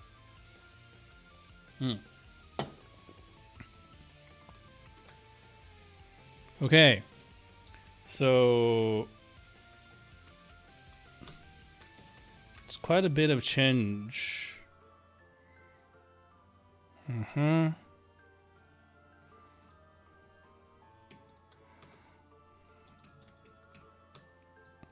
Update test manifest.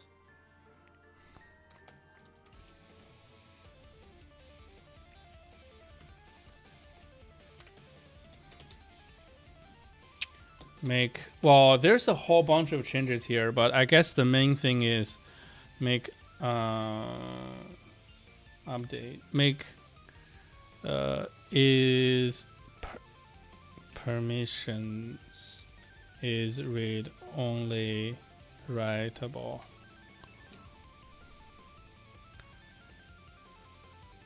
Hey, Written Verge, welcome to the stream. How you doing?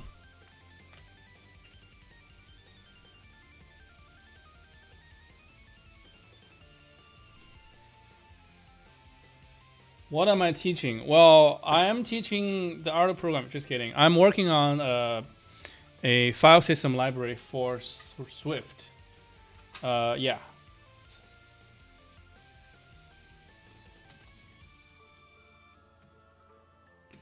Okay. So I'm gonna push this up.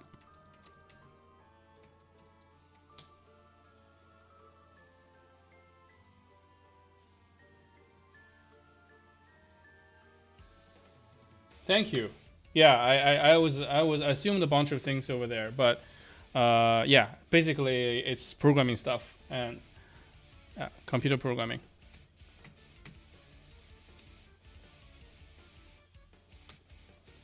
How did you find my stream? I'm very curious. Okay, so that is there. Switch to Windows. Fetch origin. What did I call this branch?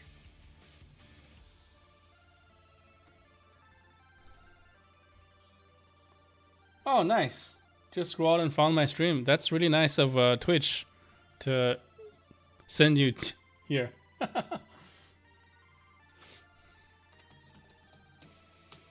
Yeah, hopefully, I don't know how much this interests you.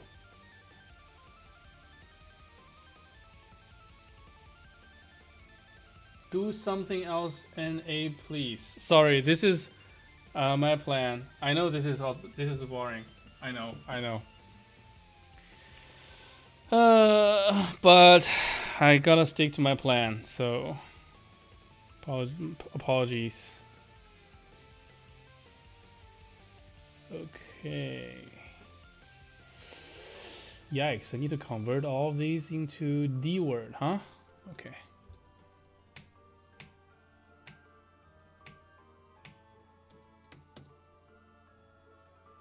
Yeah, no hard feelings, for sure. I totally understand. If you don't know computer programming, this could be nonsensical. So, yeah, feel free to, check out other streams.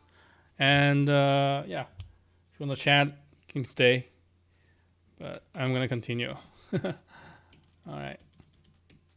D word.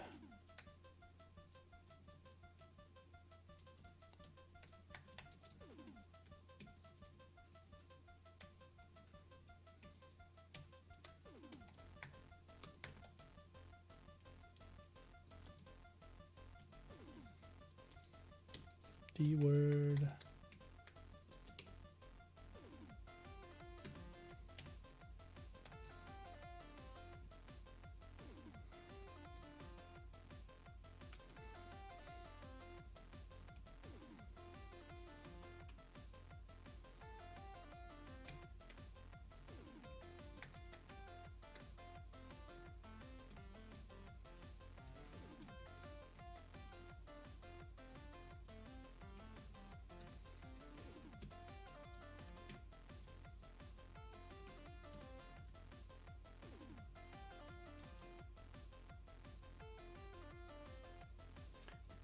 Ah, so you did learn some programming.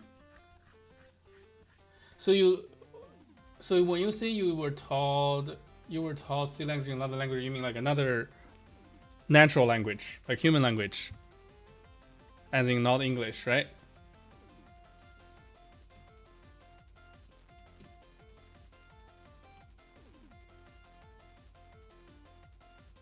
Aha. What does internals mean? Yeah, I think a lot of people tried, at least tried, or maybe their curriculum require them to take some kind of programming. Ah, I see. I got you. Yeah, I get it. Programming is not for everybody. As in, like, I think everybody is capable to learn it. Yeah, it doesn't require a lot of like intellect, but it is just boring for some people. So like, especially as a young person, if you're not motivated, it's for this particular thing, then I can totally see it. Yeah.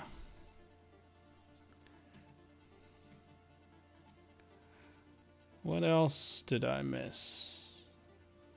I need to make that public. Okay. Mm-hmm.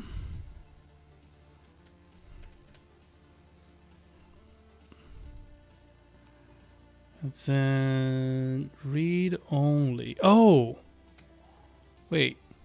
What?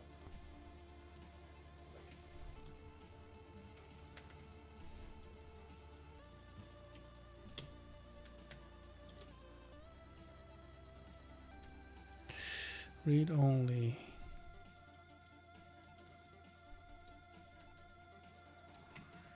What?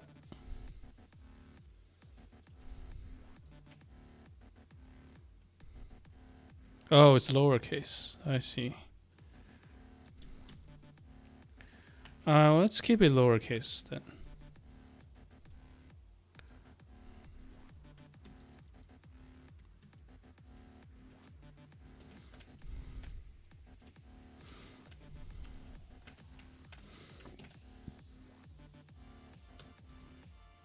Fix up. Head.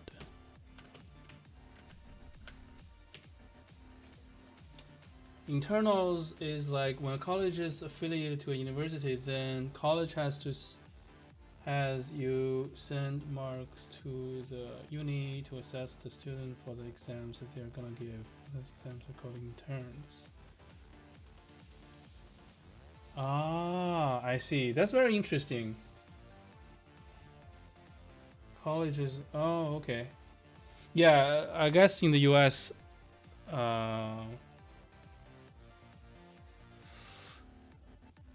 In the US, yeah, things a little bit different, but I can see it. Yeah, if you have that kind of system, I get it. That's very super interesting to know. Yeah. Huh. I'm not a student. I'm too old to be a student. I've been working for like a decade now.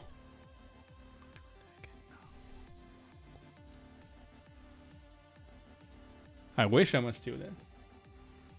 No, I'm not a teacher neither. I write code professionally.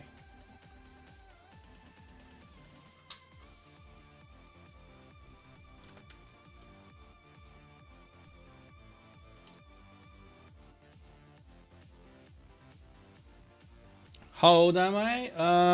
That is That is, I don't know if I want to say, but let's say I'm very far from being a student.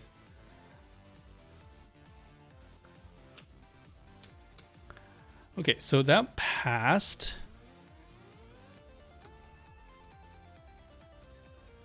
Also, I'm very flattered that you can't tell. Windows attributes. All right, so I need to write something about this. This is, well, let's write it here. This is value from Windows API. Oops. Commonly referred to as no, not commonly referred to is the wrong phrase for this, but it's like this. Returned by APIs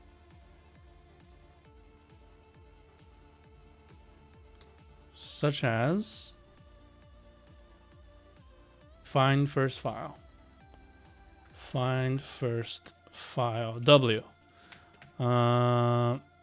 This is the value of return. No, come on. This is value from Windows return. Wow, this is awkward sentence. API value attribute from Windows API such e.g. this. Oops.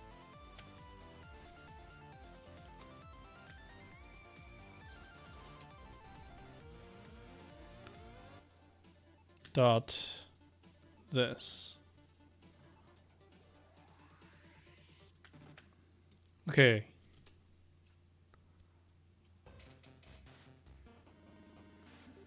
If there's one life lesson you want to give to someone, what would it be? Wow, what a deep question. I don't know if I'm ready for this kind of topic. It really depends on who that person is, I feel like. If that person has aspirations that... Yeah, it depends on what your aspiration is, right? Like, what's your goal is.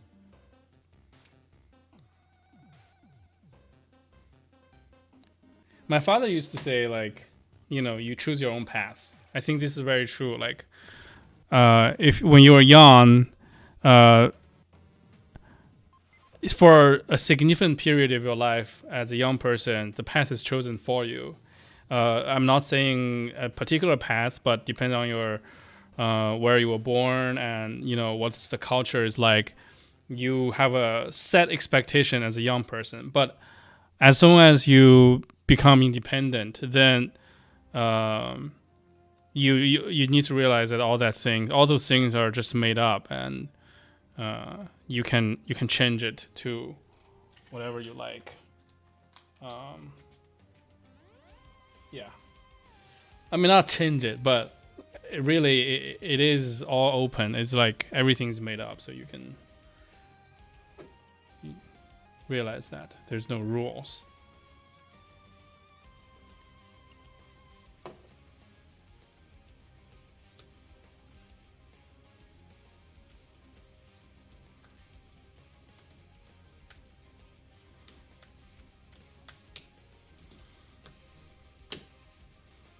Okay, so I think next I want to write some simple tests.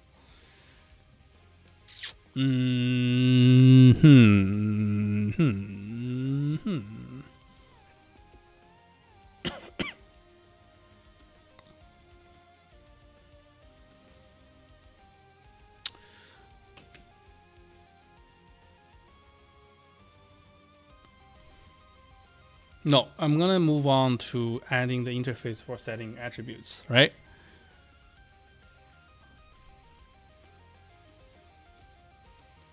Because this is what I'm working on, not this. I'll merge this.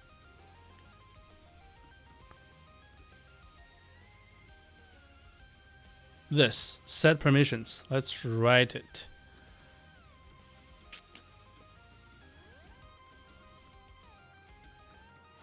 Okay. Set permissions. Well, yeah, but this is gonna be like this. Permissions. In this case, it has to be a Windows permission, so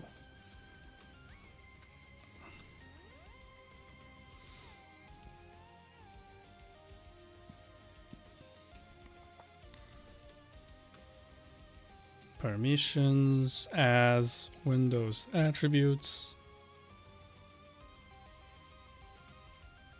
Else, I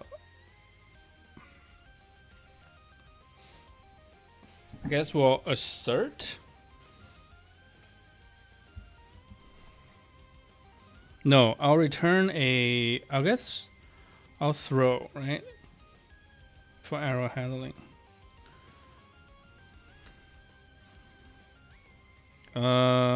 Throw system error code. What is a good error code?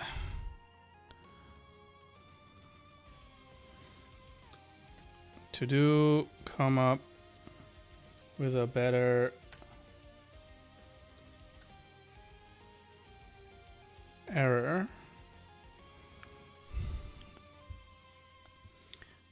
Because this is like you're trying to assign an attribute from one operating system to another. I don't even know how that's even possible, but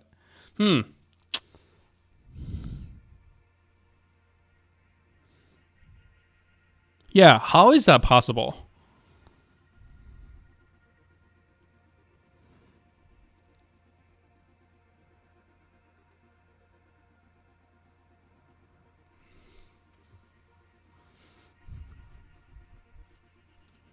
POSIX permissions.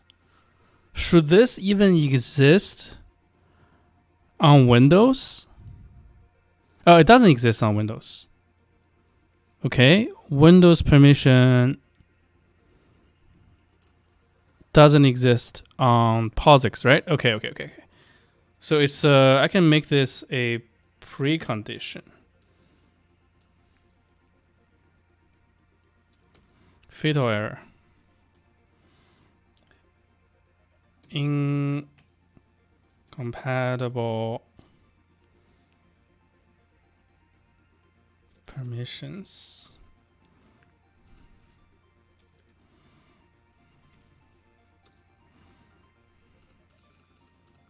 Yeah. This is a really strong guarantee because I have compiler flags behind it. So, okay. Now, this is Windows, so I need to call the Windows API, set file attributes W.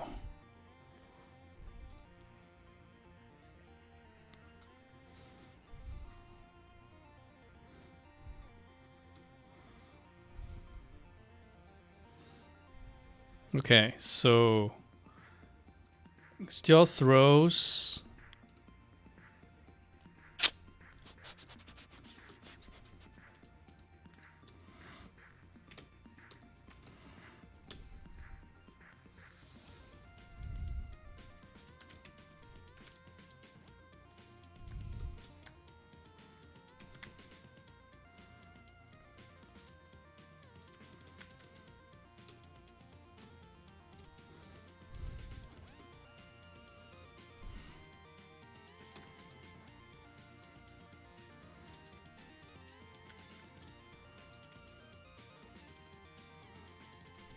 And when this fails, if it succeeds, it's true. So If it's not true, we'll throw our error.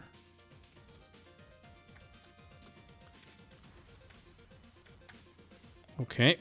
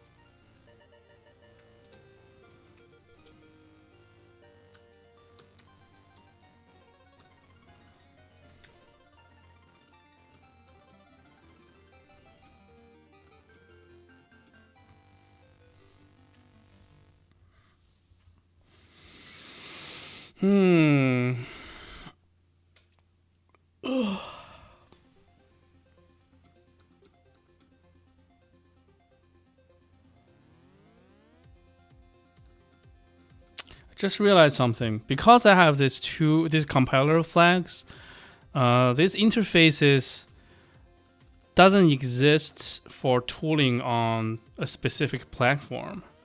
So, like, for example, if here I want to mention things like, hey, this is actually a Windows attribute, I have to mention on the Unix implementation if I want to generate documentation based on doc strings.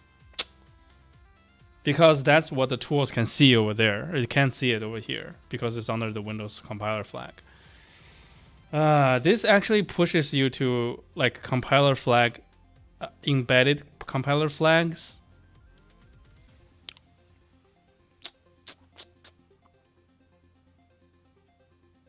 Yeah, not ideal. Okay. Pass plus POSIX.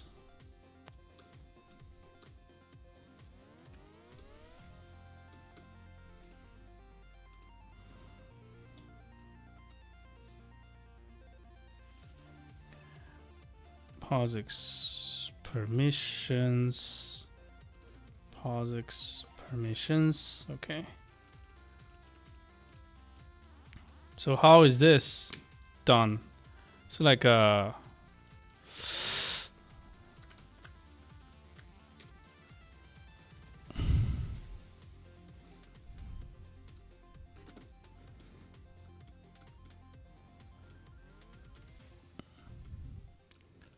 so change mode. Change mode.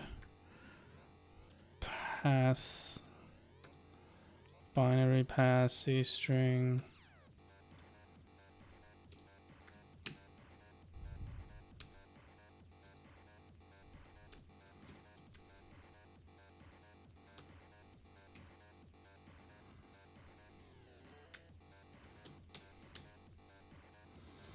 If it's not 0, throw system error. Code. I don't know. I think. Okay. All right. So what is the good way to test this at all?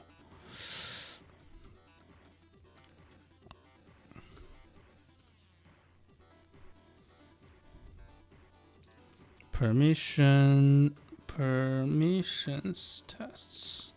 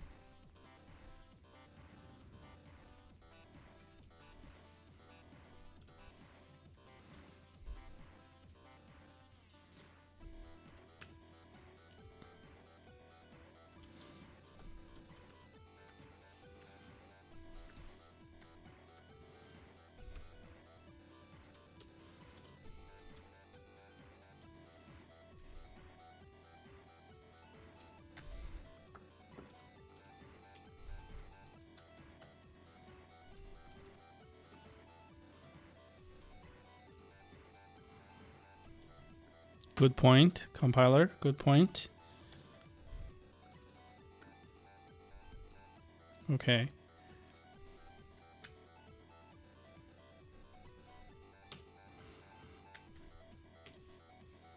Can I toggle this? Oh, it's a var, so I can't do this. Okay, so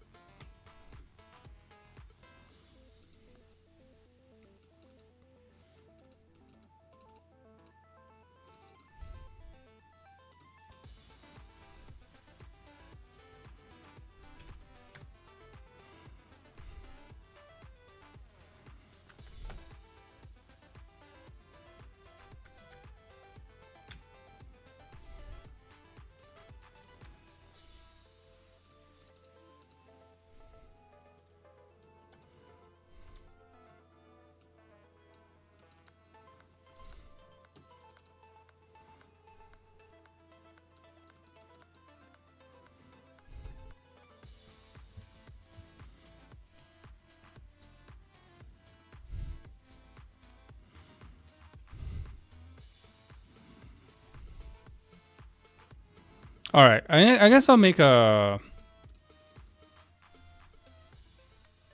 Let's see, permissions. Can I constrain this to option set?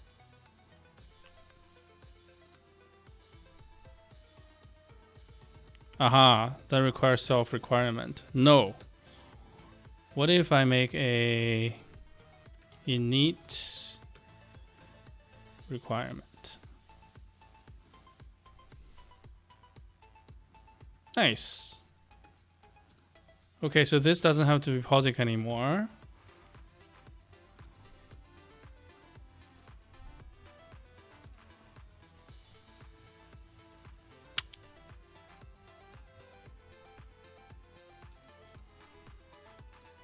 What? Oh,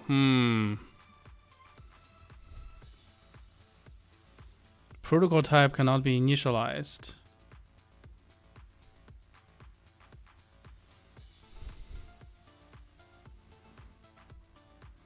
That's fine.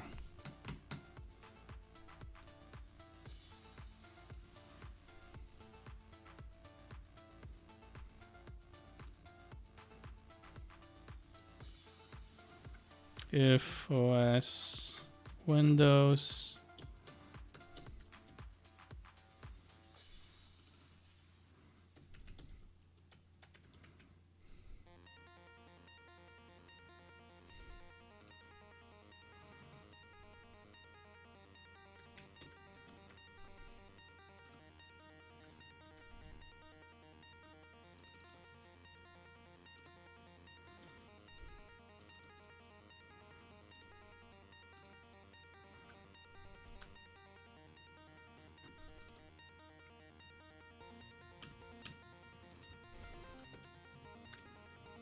Okay, so that's one test. I think in addition, I need to actually make a QA test almost.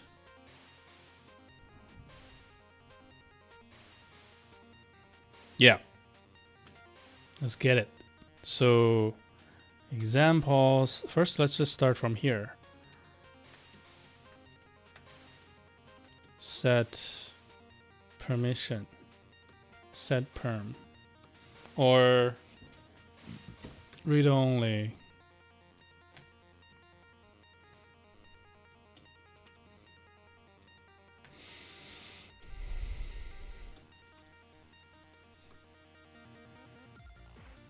Okay. Then we make a path here. read only.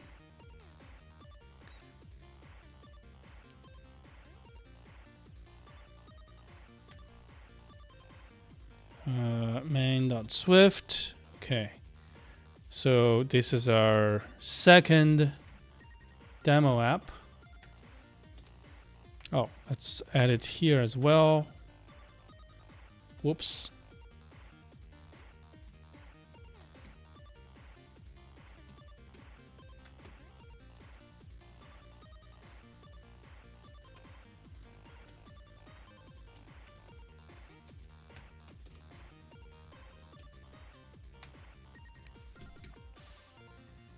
Okay, so I guess this is like a demo for read-only. So we'll have two things. Path is command line dot arguments dot one. Actually, read-only.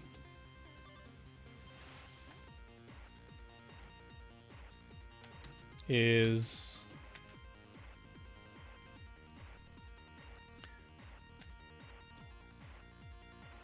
I don't know, like string to bool.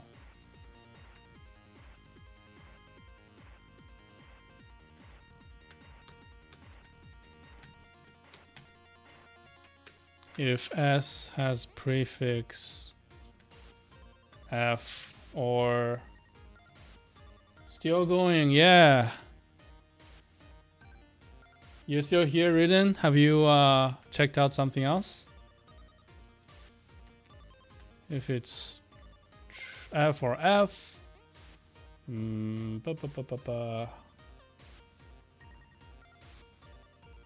or s is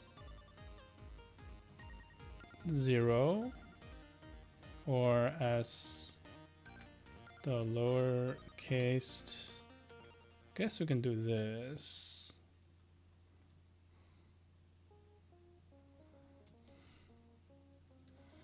Lowercase f, no,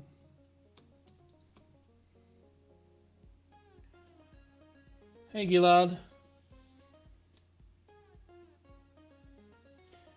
what tourney are you watching? What game? Also, welcome to the stream. So s dot lowercase. Yeah, I'm just writing a sample app for one of the APIs I just made. Let's see, f means no, no means no, false means no, right? I guess we can do if f no, false, 0. Oops. Contains s dot lowercase, false.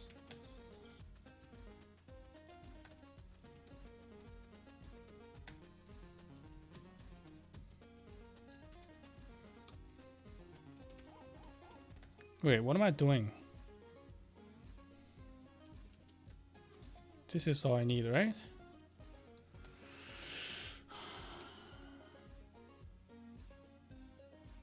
Sample for pathos, exactly. Ah, Summoner's War. I've definitely heard of Summoner's War.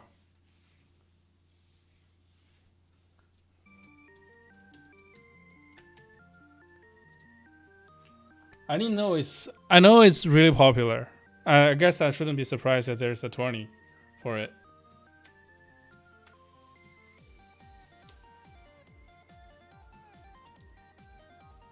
Sorry, the thing is spamming because I didn't pay for it.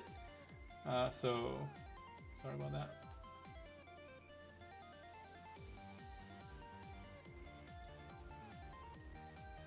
Yeah, has a ladder. Yeah. Okay, so I can take the first argument and convert it into this. I guess I can just do it tuple.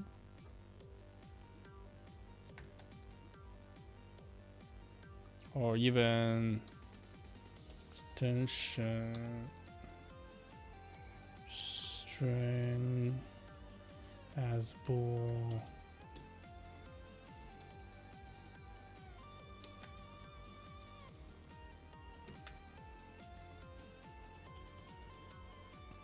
Self. Okay, so read only is this. Spool. And then path is the next one.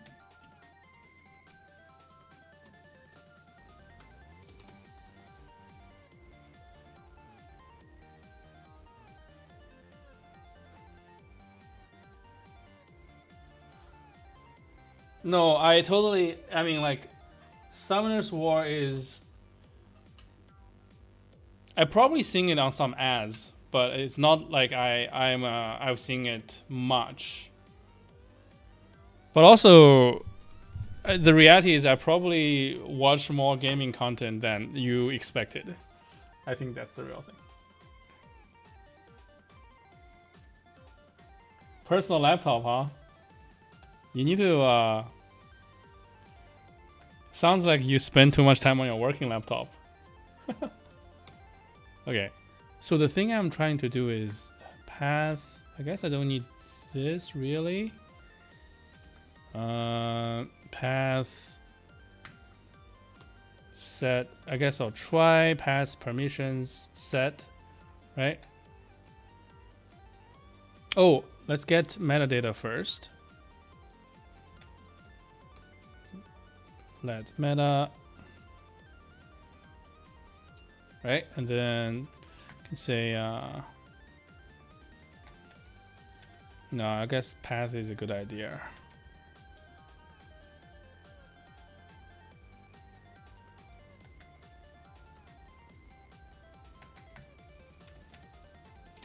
Okay, so I can say path was readable, read only.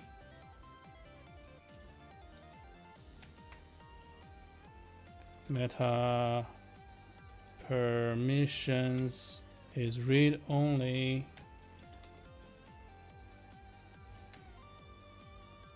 Path is now read only. This is a new value, so we need to do like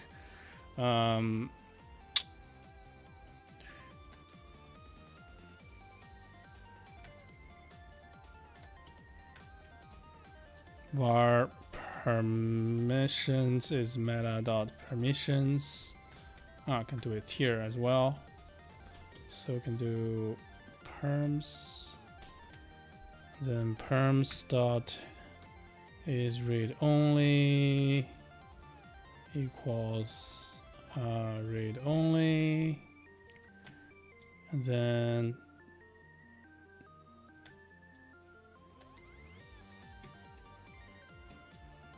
wait, path string, path equals path takes path string, then path dot set the new permissions, and then blah, blah, blah. Oh, then I need to get the data again.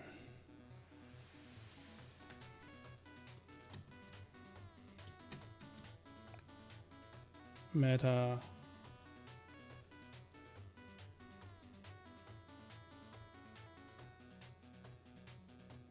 oh, nice. iPad. Yeah, I really wish I used my iPad more. Oh no, really, no problem. Thanks for watching. Have a good evening. Oh, 3:40. Okay, it's a little bit early for sleeping, but I get it.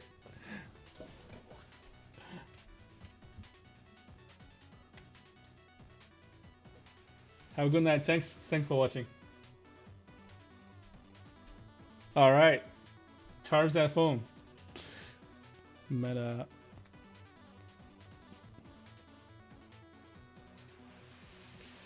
Yeah. That's a good signal to go to sleep. Meta is try path dot metadata. So we fetch the metadata again,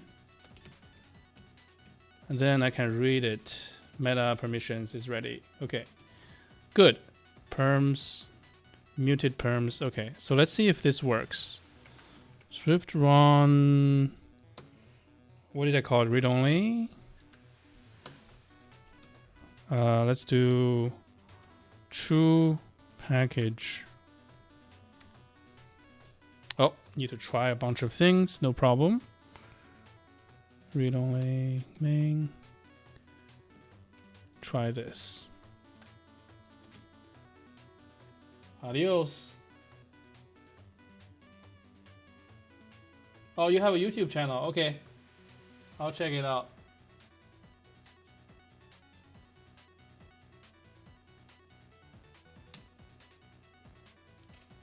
Thanks for following.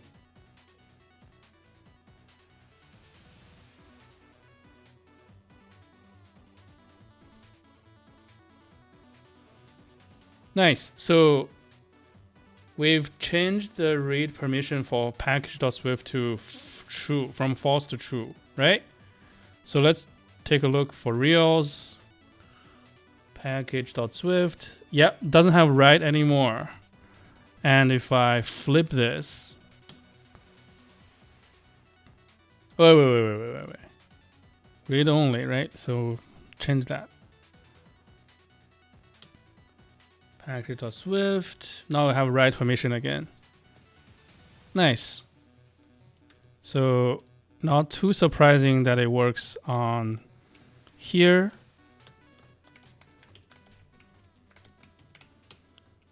Add.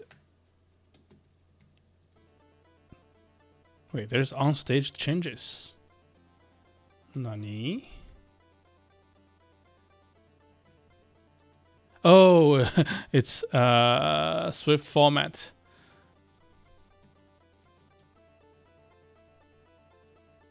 Okay. Add sample app for read-only permission changes. Flipping.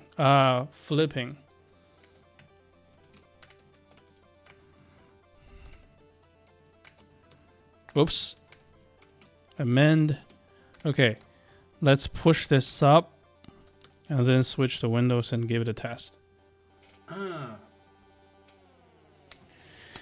Okay, so this is the real cool part, is whether we can make it work on Windows, right?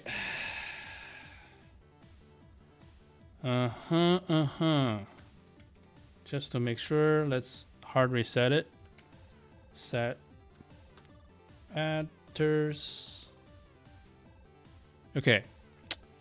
I think I need to remake the project. Script. Make. Because I added a new target. Now I can build. Monka.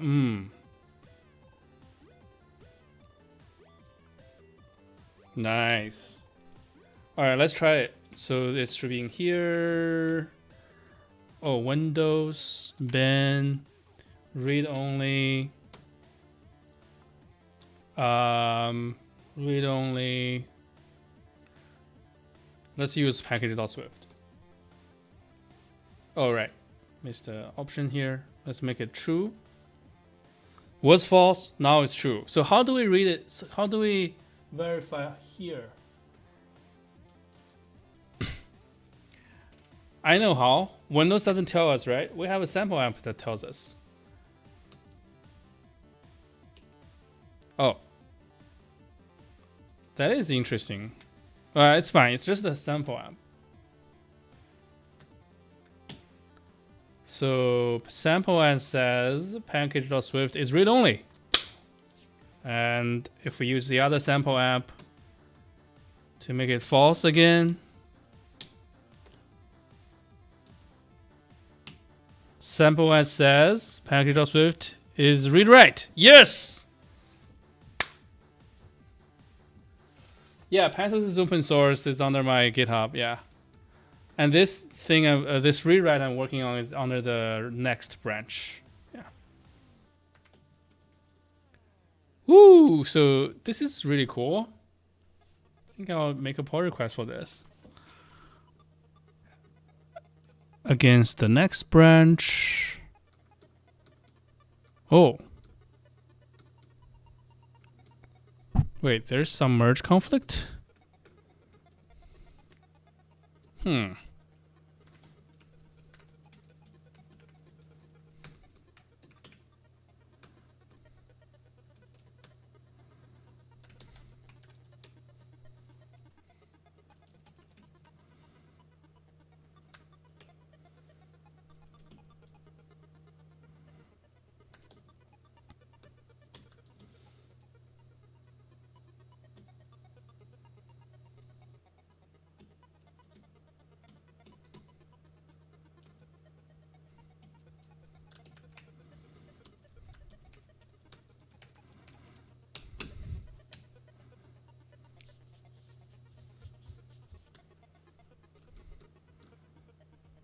Pretty please. Gimme, gimme. Yes, okay. Next.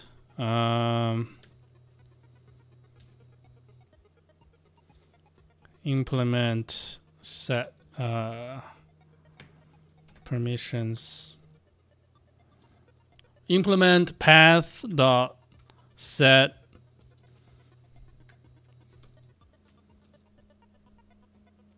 permission for permissions. Okay, and we also are working on this issue that I can track. It's number 188. Closes 188.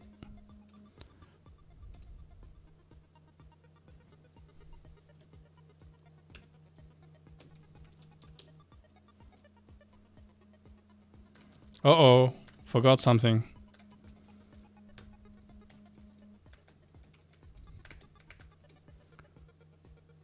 Oh, I didn't update the tests. Okay.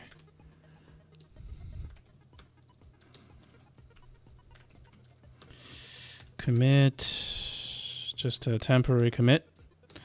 And then rebase. Merge this commit with that commit.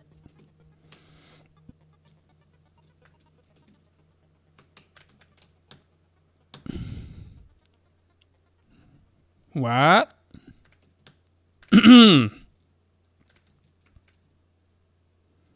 Merge conflicts.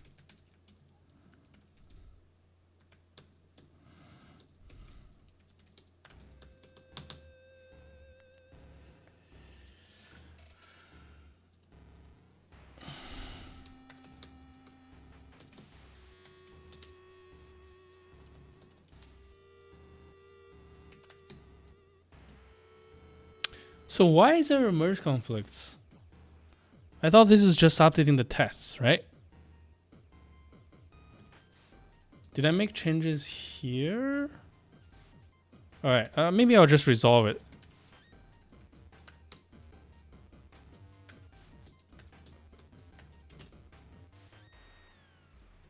Okay, lay it on me.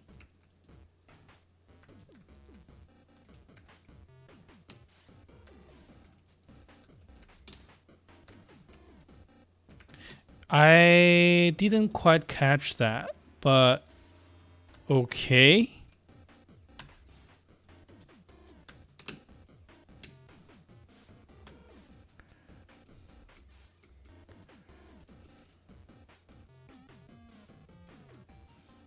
Nice. So that's one thing implemented out of the 25 things we need to implement. The good thing is it has some minimal amount of documentation as well as some tests. Okay, so this will move here when the pull request closed, right? Okay. So what's next? Let's implement suffixes and suffix. Because this is one of those pure things, APIs.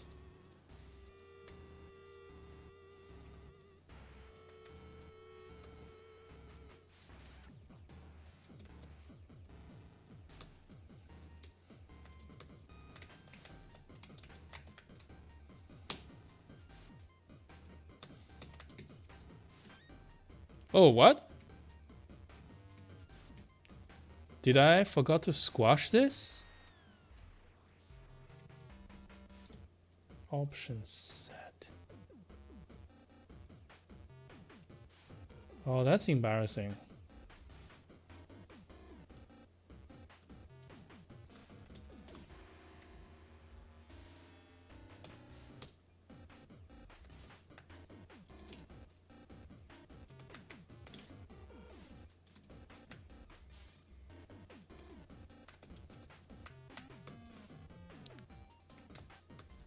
God, I hope I don't lose things doing this. Okay.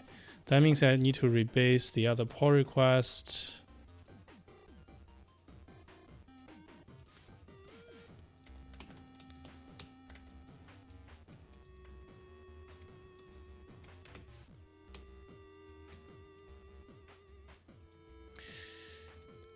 Just drop.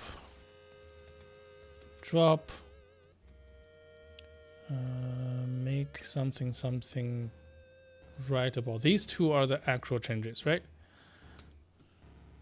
Okay.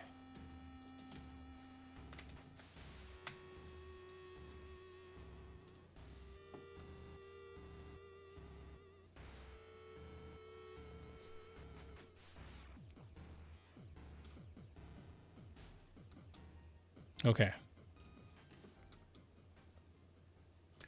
Oh, I used rebase and merge, but in that one I should use squash and merge. Okay. Command line witchcraft. Yeah, when you do it hundreds of times every day, well, every week, I guess, it just like it's like part of your finger. It's like, okay, let's do suffixes. Suffixes. So suffix is file extensions. I don't know why Python called it suffixes. But I guess extension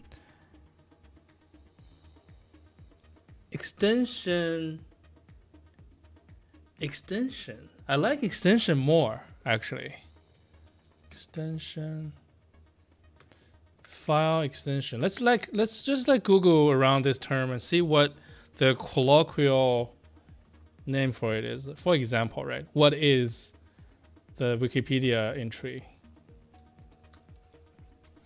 A file extension or file type is an identifier specified as a suffix of the name of a computer file. Suffix, a file extension typically delimited from the parent with a full stop, but some systems separate with spaces. So an extension, yeah, so it is slightly different than suffix, right? Suffix is like the physical thing. It's like, here's some text and stuff. An extension is like the rule of that text, of that suffix.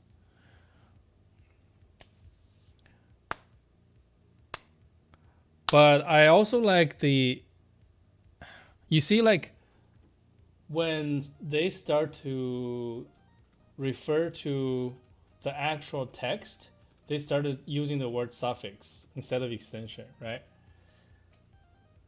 Yeah. So the function I'm going to implement will include the dot. So I think the extension technically is like the part without the dot.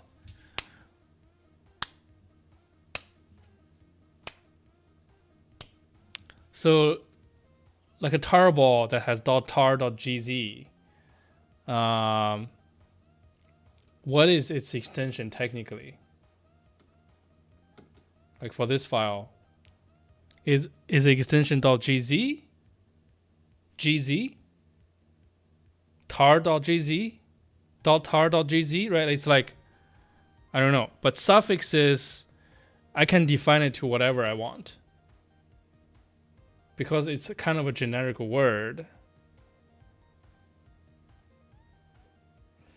An extension is a suffix. Suffix is what's at the end.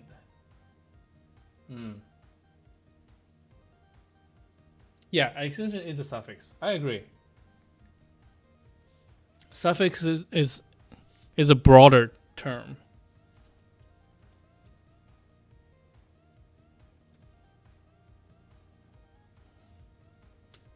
Okay, I guess we'll just call it suffixes and document it so that people can discover it's actually the extension thingy.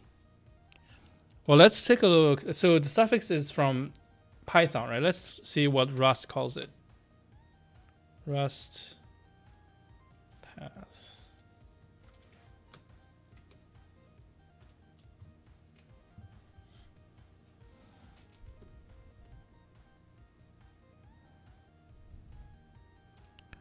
They called it extension.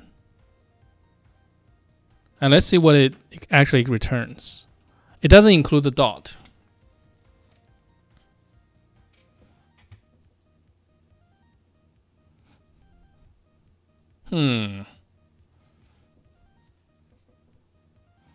So maybe both? Maybe we implement both?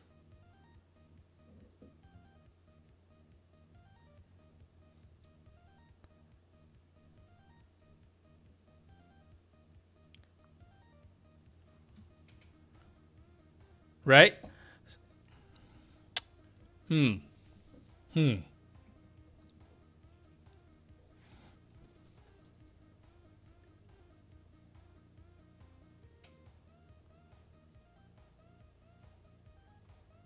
I think I agree with your intuition, Gilad. Suffixes wouldn't include the dot. Well, extension wouldn't include the dot, but everything after the dot. Suffix would include the dot. Yeah, I agree.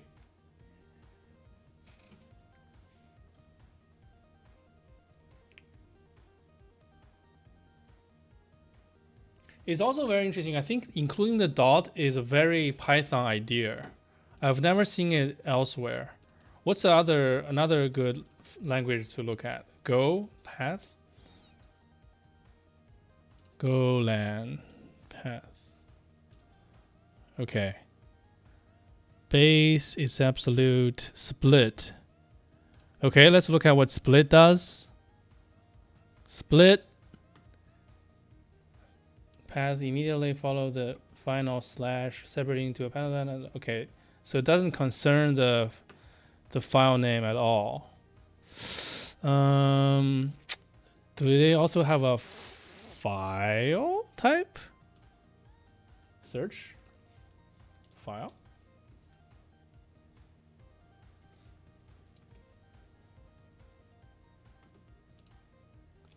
Package file. Oh, what?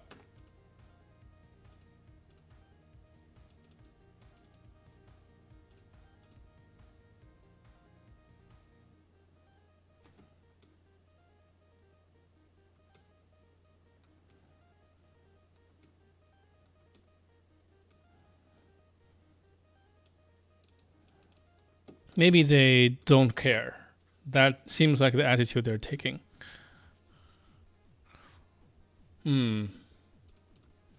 Haskell path.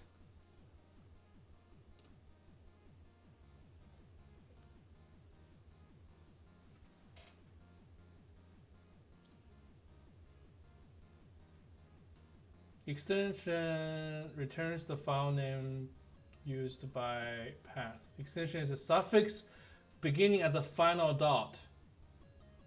Oh my god, what a mess.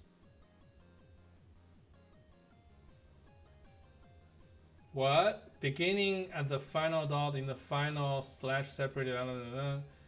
It's empty if there's no dot. Oh my god, we found all three, right? Thank you for the link, by the way. So in Go, it's referred to as extension, but they include the dot. In Python, it's referred to as suffix, but it includes the dot. In Rust, it's referred to as extension, but does not include the dot. Gosh darn it. But I think the name extension kind of worn out.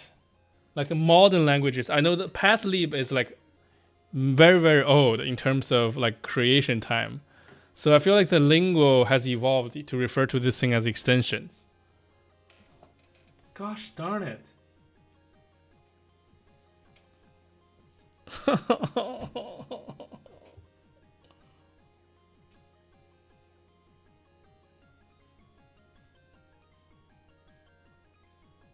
Also, Python is the only one that gives you a list of all extensions.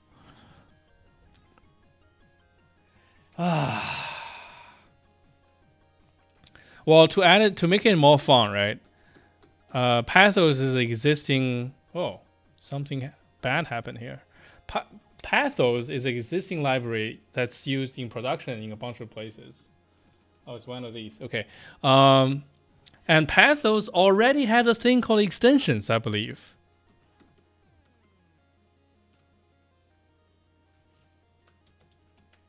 Split extension. File extension of path. And I know that file extensions as implemented does include the dot. So we're basically Go.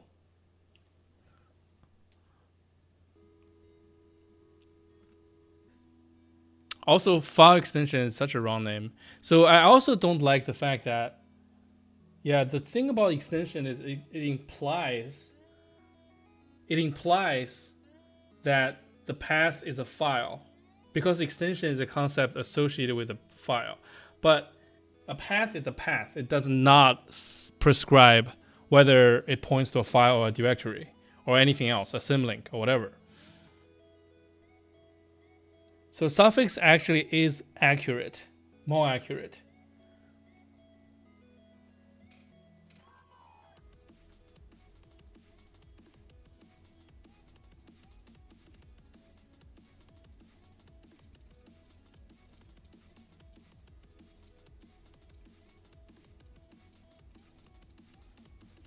Yeah, I think I'm just gonna maintain the behavior. Maintain.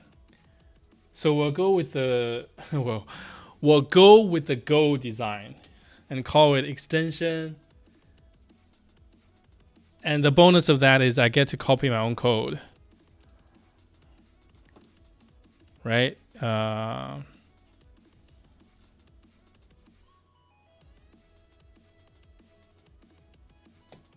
Analysis or something. File extension has a thing called split extension. Split extension is like, what is the last syntax of dot? If it doesn't exist, otherwise,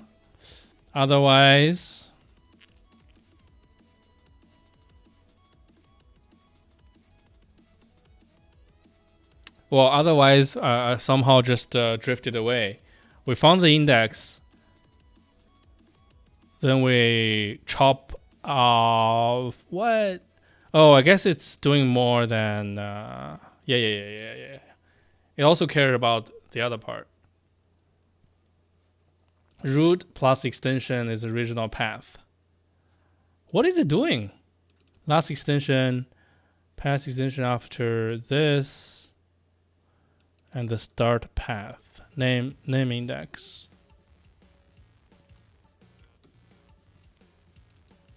Returning the prefix up to why I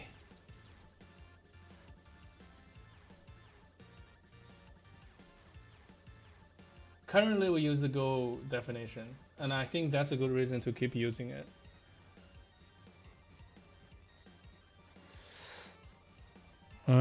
But I'm trying to understand the implementation. So we found the dot, right? Shouldn't we just go here directly? Extend is empty or begin with a period and contains at the most one period. Leading periods on the base name. Oh, right. We have to make sure it's not the leading period.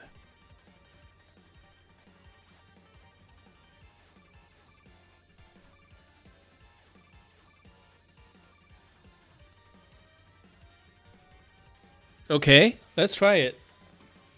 In Python 3, actually, I probably already have a repo going. We have, let's remake P here. Let's call this, I don't know, .vim_rc, totally random name. How did I come up with that? And then call it suffix.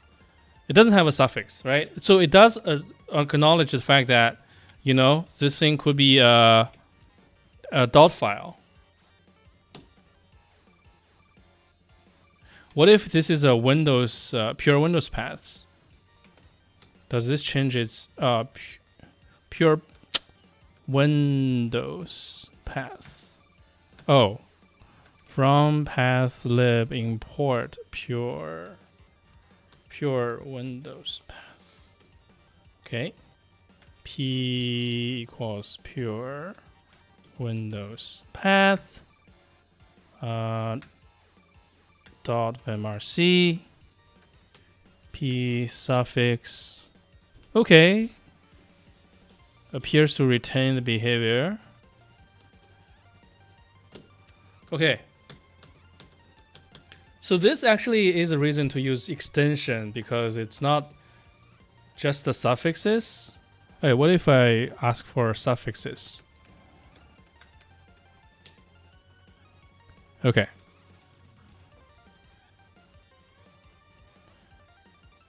And it doesn't have a thing called extension, does it? No. Okay.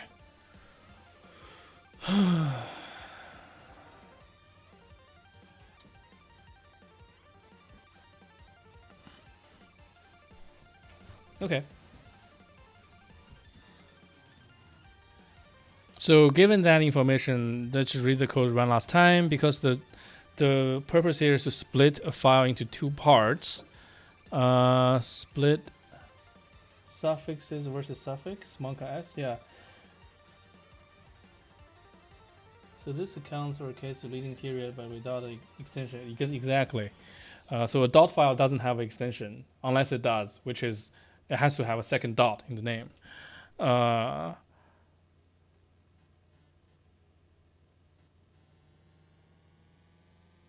Path, last index of separator character. So separator character is a slash, let's say. And then name index. Oh, okay. Find the name. And then if the dot is after the name, we're done. Oh, right. Right. Basically, this is like, where is the name? The name is the last component. And then this means the name starts with the dot. If that's the case, we don't have a path, right? This is the value we need to care about. And then we go into a loop, and we were like, if the name comes before the dot, and then the name is not dot itself, after that, path index after name. Name index equals path index after name. Right. Name index equals. So this is, I assume, dealing with file names that doesn't begin with a dot but has multiple dots in it. Right? So name index is when the name starts. So the last component after the slash. And then we move forward one by one.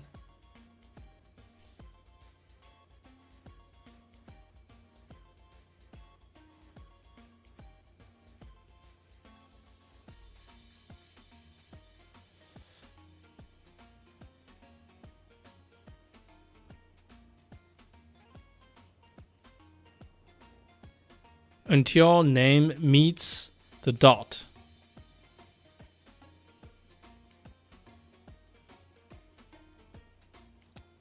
But why do we need to do this scan? Why scan again? Because we started with the last index. I don't know. I feel like this is not super valuable to me because in our new implementation, the last component is already parsed out for us. So we can implement it right path.parts. Yeah, we can implement it right here. Path.parts is defined here, which already have the segments, and the segments are the last segment is the name. So so if we are going to implement extension, it's going to be one of these. Whoops, that's awkward.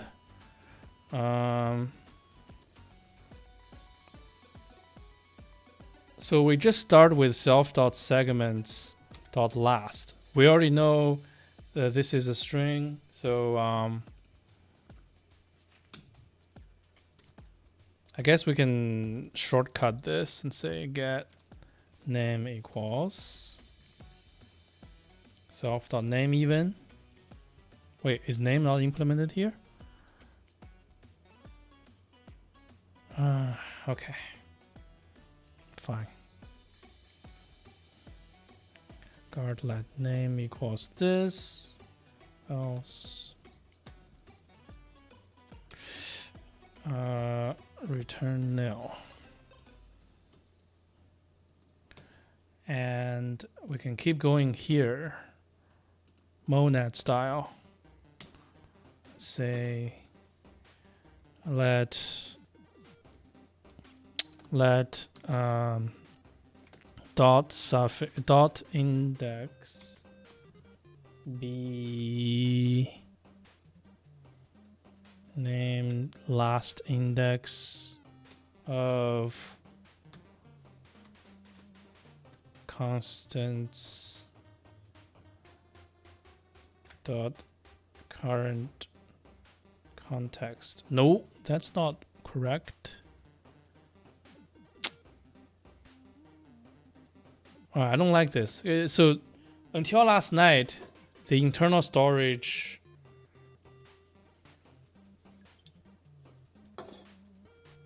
of path parts is in binary. Now it's in string. But my constants are not updated for strings. Extension, constants. Let's see. Here, the current context is a C char, yeah. And the other one is UTF-16 character. A code point, technically.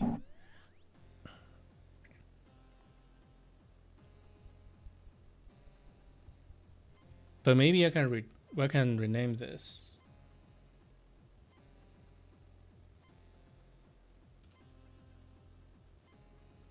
Oh, that's gonna be a bit of a pickle.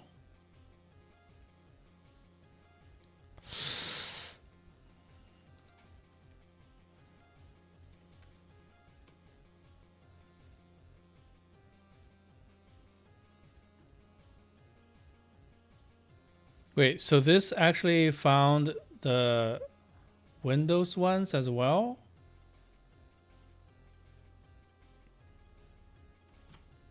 That's so weird. Okay. I need to go and fix those. So POSIX. This is under the, okay. Constants. I hope these are the ones, these are all the ones that I need to care about. Okay, let's rename them. POSIX constants. Just be very, very explicit. POSIX constants, binary context. Binary context. Okay. Period path about Windows. Constants. Do. Okay. Rename, please. Hello? Where was my nice highlight? Okay. Windows context.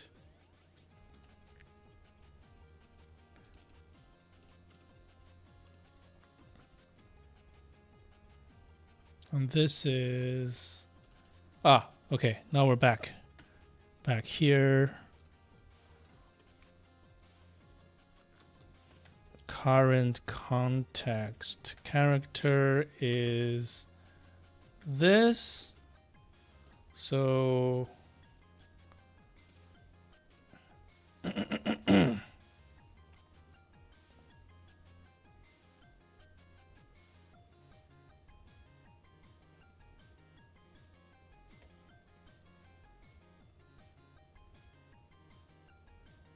Oh.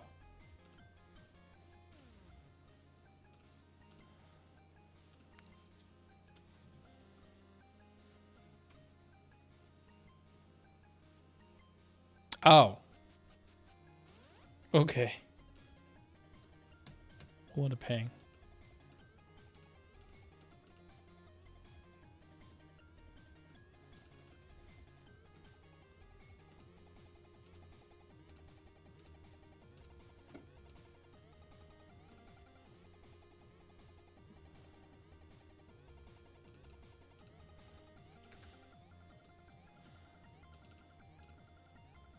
Okay.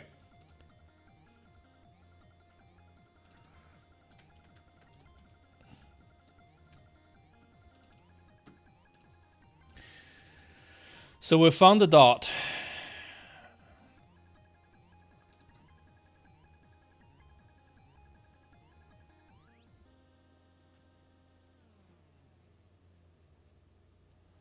We found the dot, and then we need to make sure that it's not at the beginning. And that's it, right?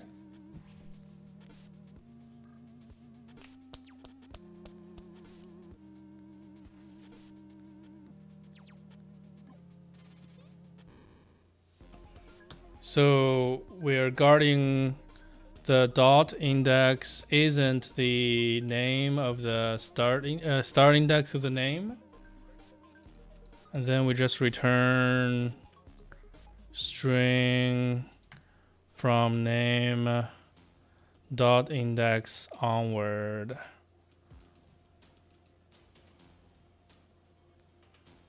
Right?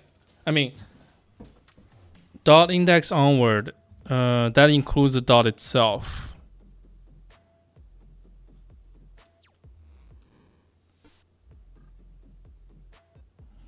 And then I'll have a...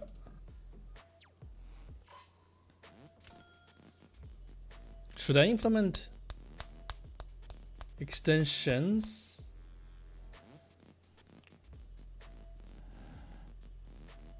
Yeah, let's include the extensions version as well. It's gonna be an array of string. That's more. This is more fun.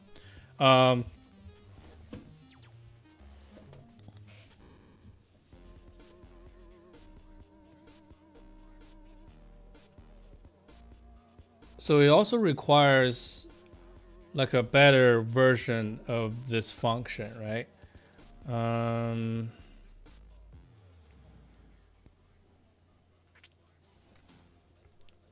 So let's write a function for this. Static let func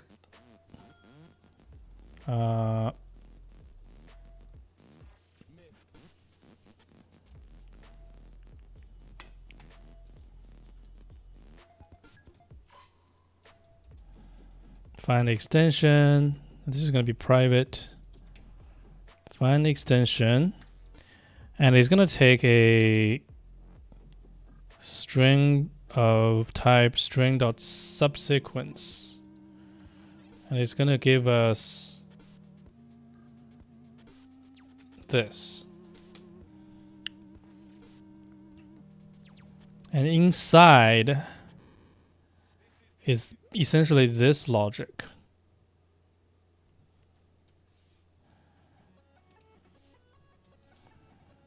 We're gonna guard. We're gonna find the last index and then make sure it's not the beginning.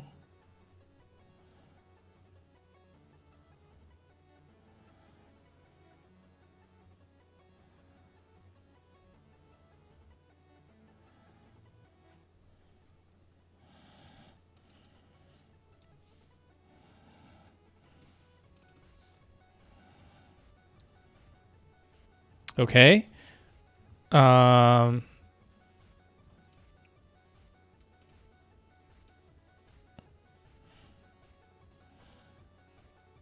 So here I can simply say self.segments.last map self find extension. I don't know why I put ticks around this.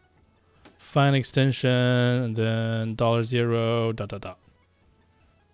Right?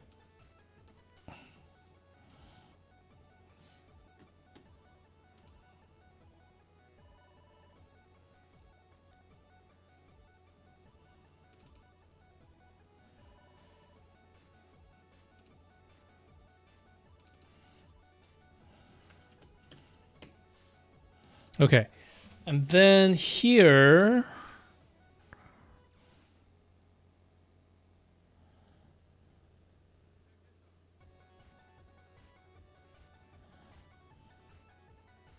wait, this guy gives you a okay, so I need to also return the index itself. Dot index. Oh. String dot index. So in addition to this guy, we'll also return dot index.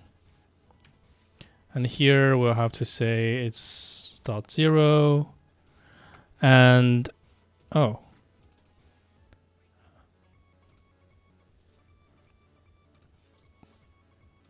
Something like this.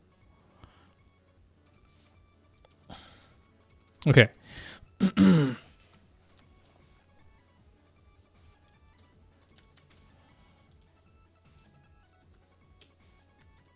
We get the last segments. Return empty if it doesn't exist. And then we have to do rest equals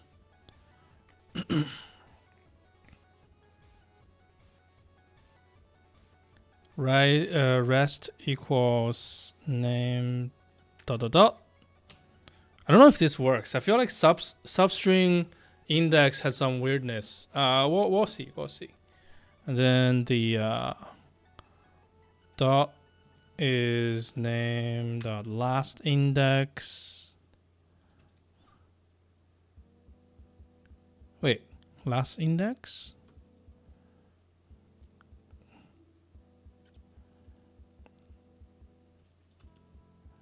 Oh.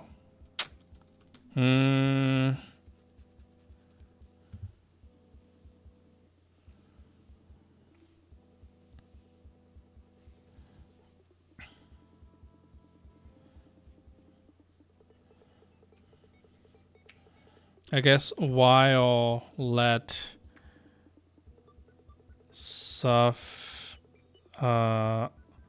extension, or let's call it suffix dot index is find self dot find extensions rest. We update rest itself becomes name dot dot dot dot index. Does this work? Okay, it does work. And then result is string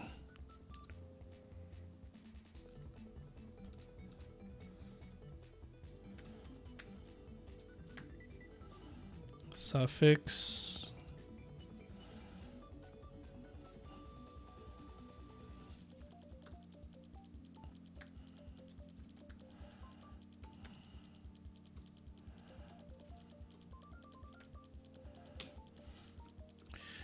something like this, right? Okay, just do result insert suffix at 0 and then just return result here.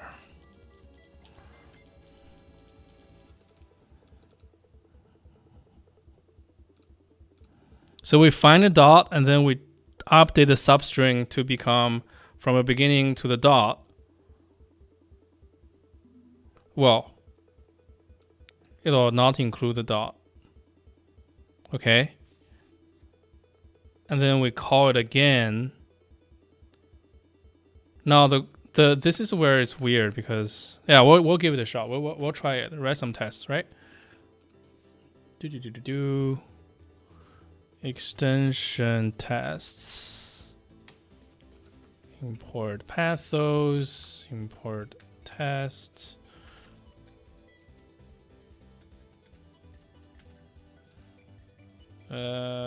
Test case.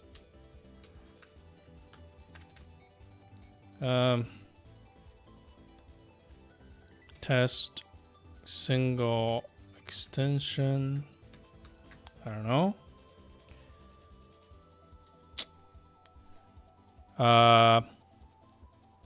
Pass. I don't know. Pathos.dll. How about that? Extension.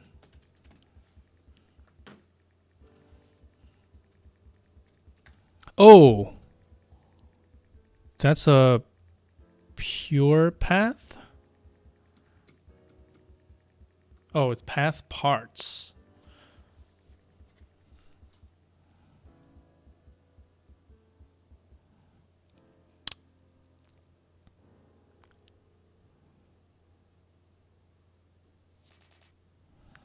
So do I need to duplicate this 3 times?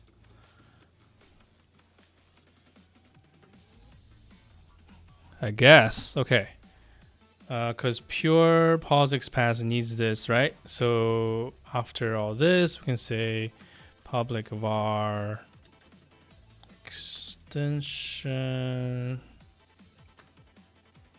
string is parts.extension. And then very similarly, extensions.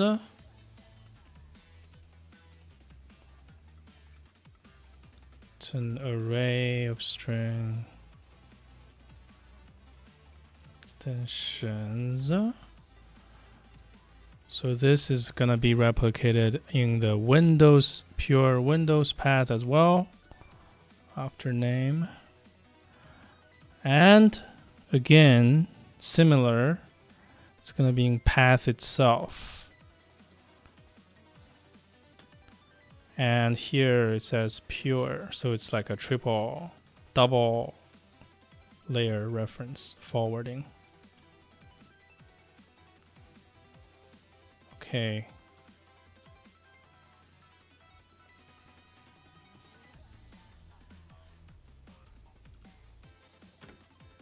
Right, now we're back here.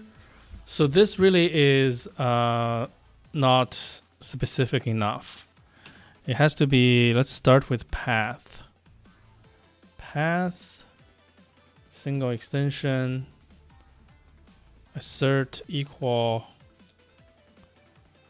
.dll, right? What are the chances this works? Some chances, I guess. Okay. Test, no extension. Cert nil.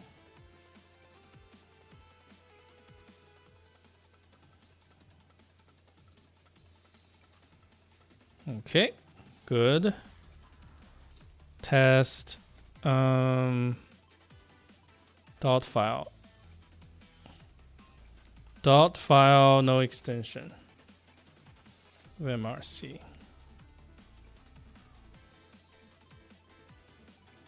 Okay. How about dot file with extension? Dot docstring dot toml equal dot toml. Nice. What else? Oh, multiple extensions. Extensions. Oh, this is interesting. Okay.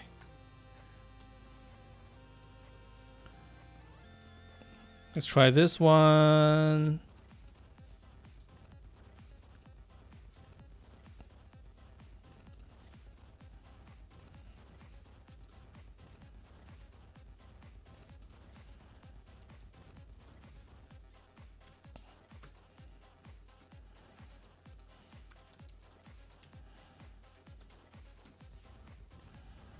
Okay, and then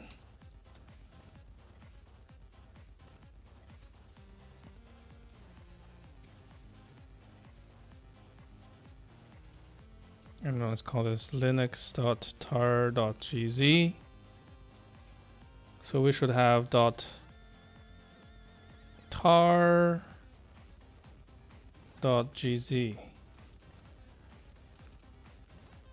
Nice. This is going really well. How about for no extension?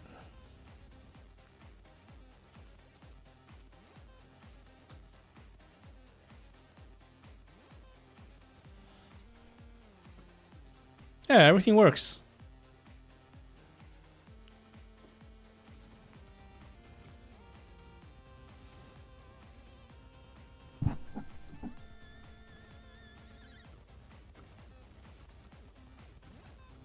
Okay, I need to fix that. Okay.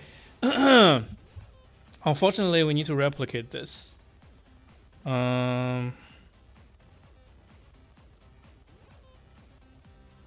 Pure path extend pure. Oh, pure path extension is fine.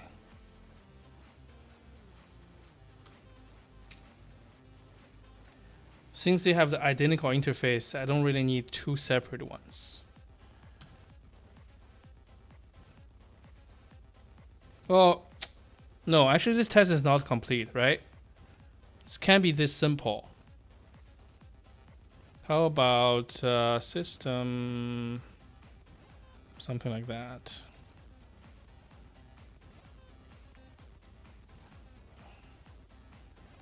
Sources.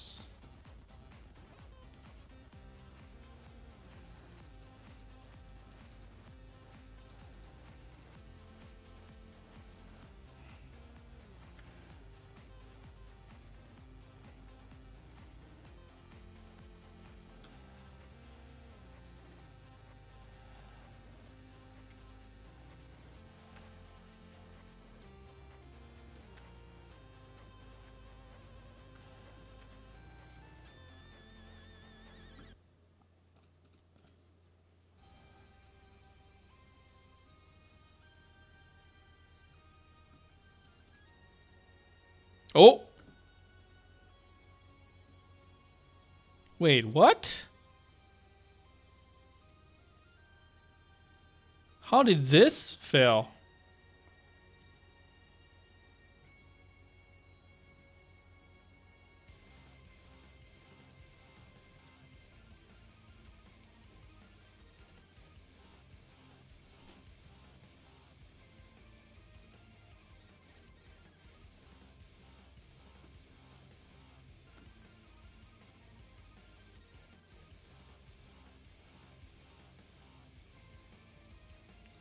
Yeah, that's kind of random.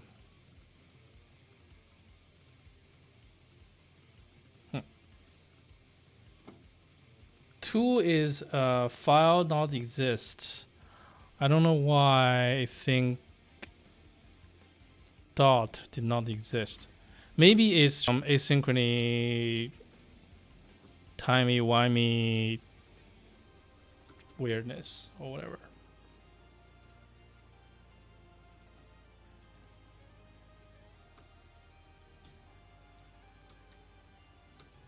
I'm just going to randomize these a little bit, even though I know that the path part is verified by a different test already. Right, so make this absolute path. Yeah, add some random dots in here, you know, just throw some stuff in here just in case. It's future proofing. And then, yeah, now we have reason to do 3 separate tests. Pure Windows extension tests.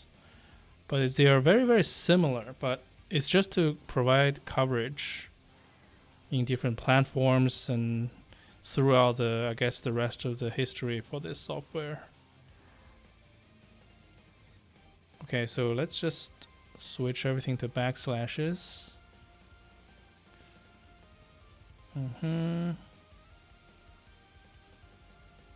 Oops.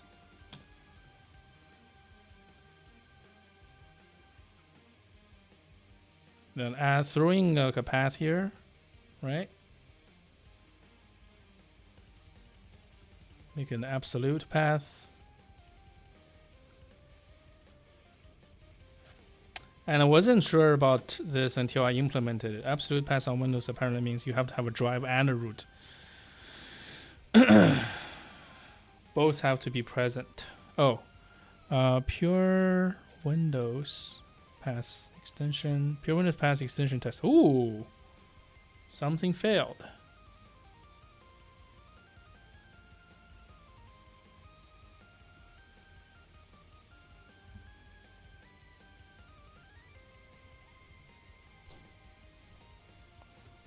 Oh.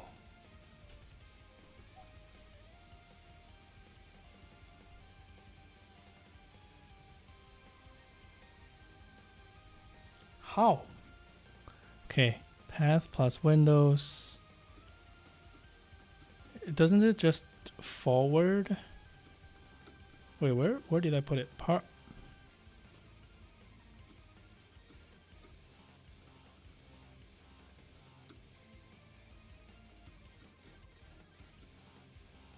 Oh, wait. What am I thinking of? That's why it was constructing the wrong type.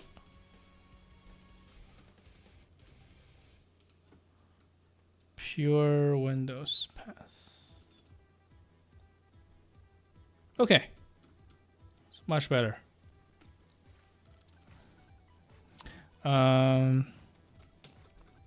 Pure POSIX path tests.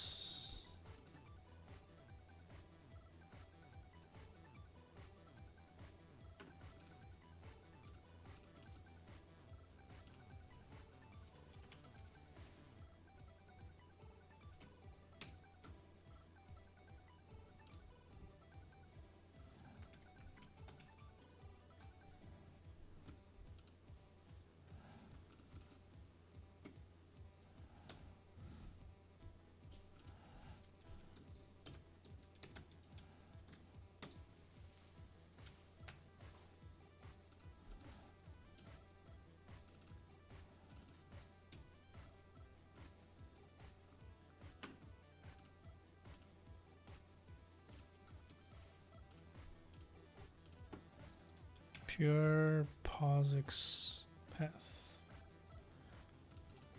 Okay, that's a lot of tests.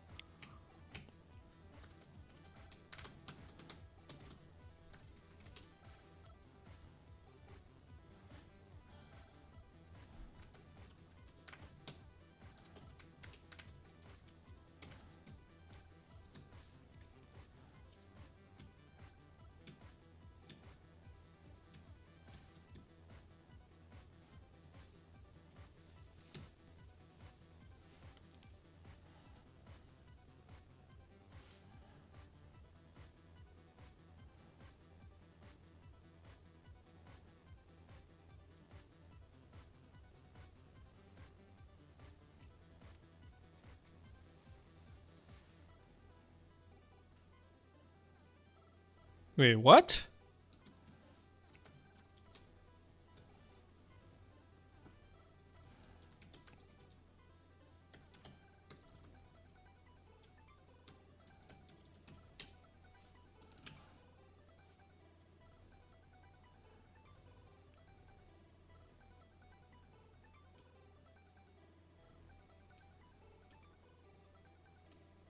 Oh, there's this file is empty, right?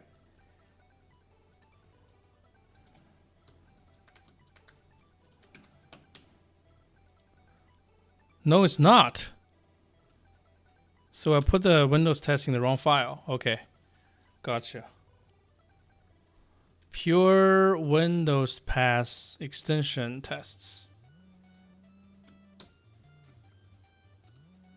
Okay, and then I can delete that file.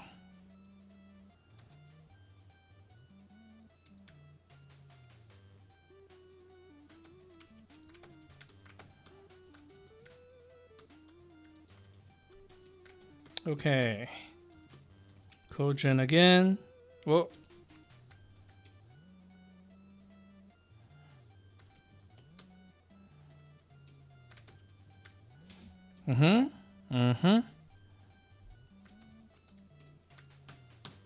Wait.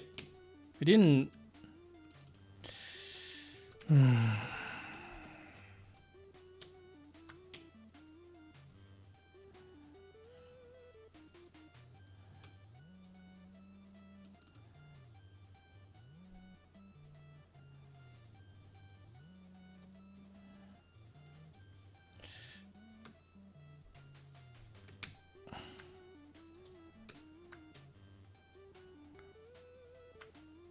There should be 3 group of additions here.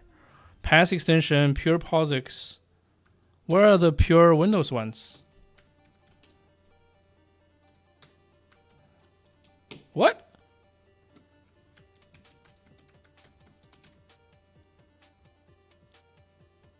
Wait a minute.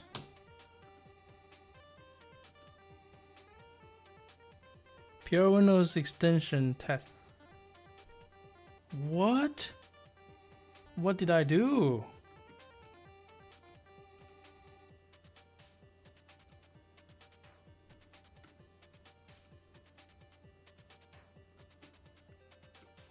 Gosh darn it, I lost it.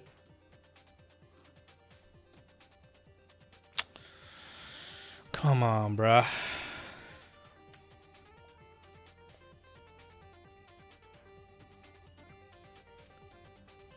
Oh. Pure Windows.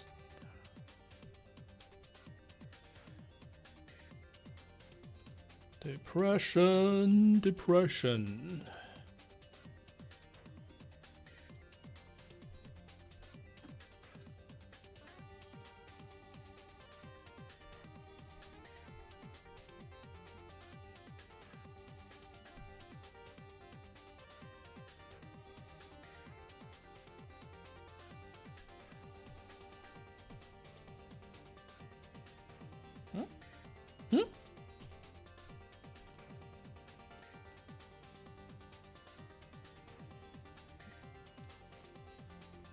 Editing with mouse cursors. Okay.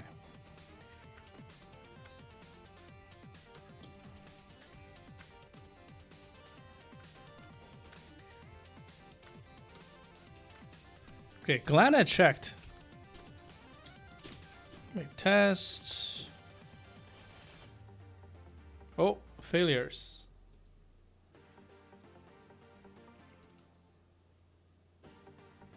Oh, right. I forgot to update these tests again.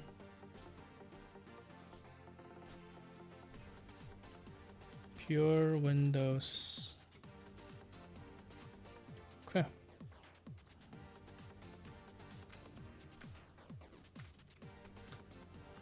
All right.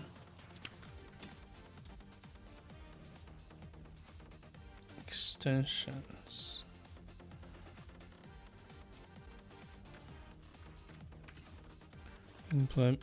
Implement extensions. Okay, I need to write documentation, so let's do that right away. Pass.swift. So I guess instead of writing them here, I can write them here for now.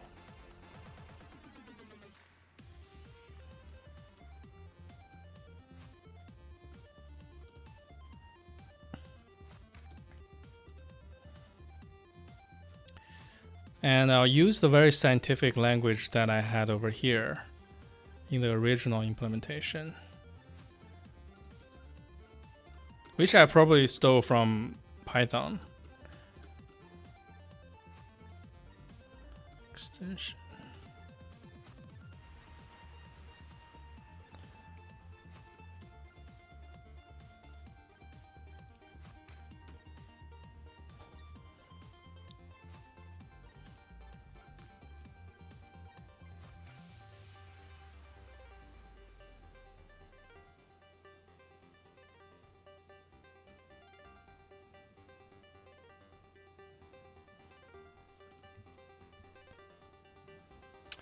It's not really good. Let's think. So actually, ext is empty or begin with a period that contains at most one period. Leading periods on the base name are ignored. So what? How would I describe this myself?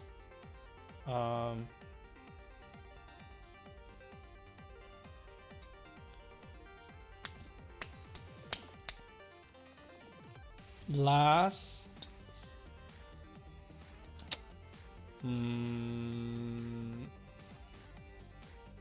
component, last suffix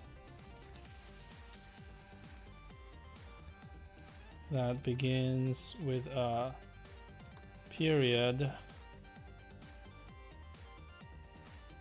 in the last segment of the path, leading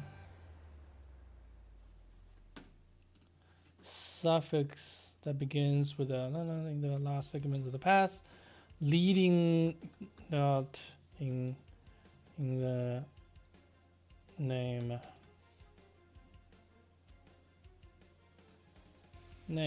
of the path. Actually, this is really good because name is almost like yeah. The name of the path. Suffix that begins with a dot in the name of the path. Leading in the name does not count.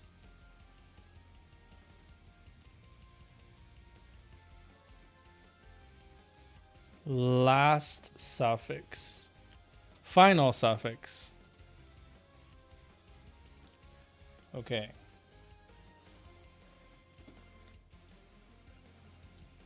Suffixes that begin with a dot in the name of the path. Leading dot, the name does not count. In the order they appear. Okay, that's it's something. Okay.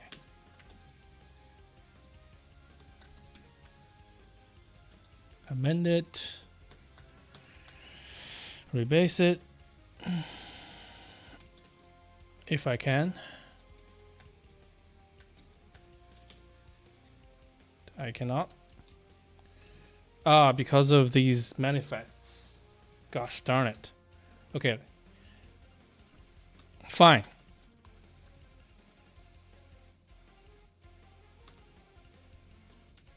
Okay. Let's merge the first one first.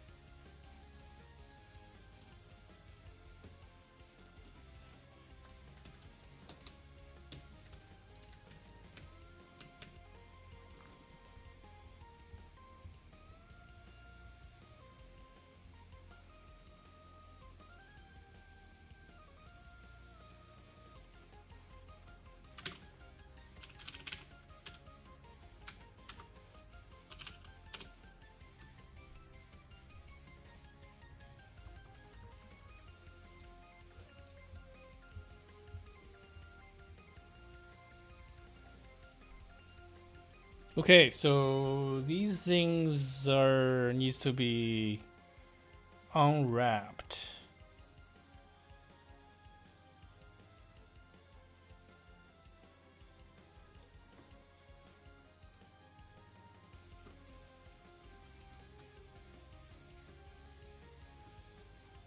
Okay.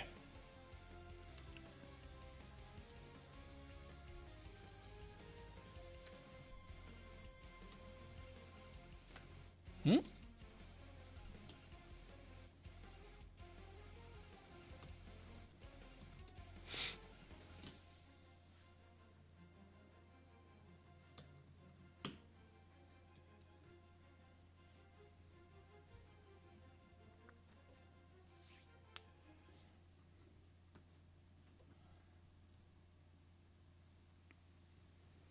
Should I just force unwrap here?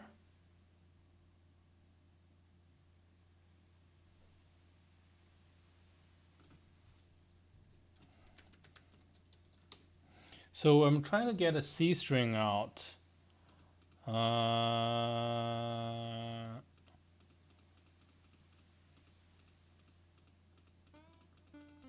It does feel like there's always should be a base address.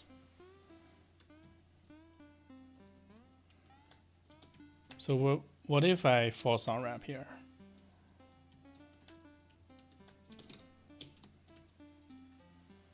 There will be some knock-on effects, but hopefully it's for the better. Just like okay,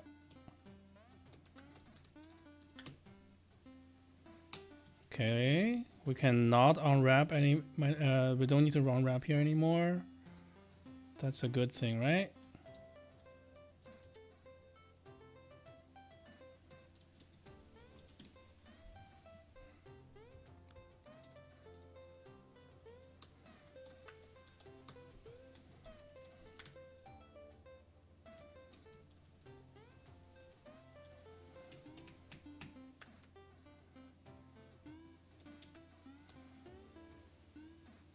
Yeah, this C string implementation is not very efficient. I need to.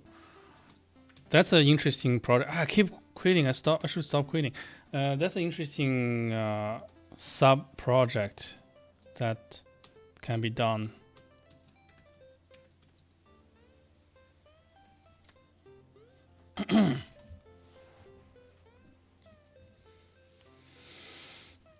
The sub project is like how do you represent a C string in Swift and keep the C stringness. Meaning, when you need a C string out, you don't.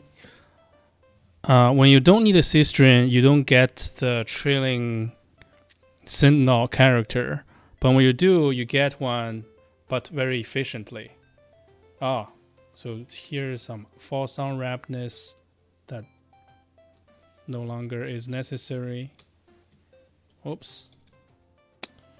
I guess.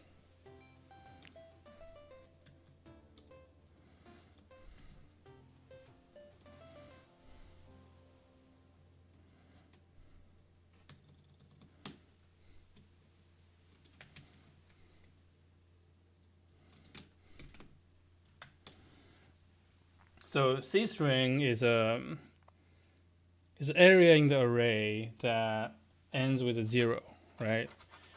So C APIs that take C strings expects the 0 to be there. I mean, it doesn't expect it, but if 0 is not there, they will do weird things that you don't expect.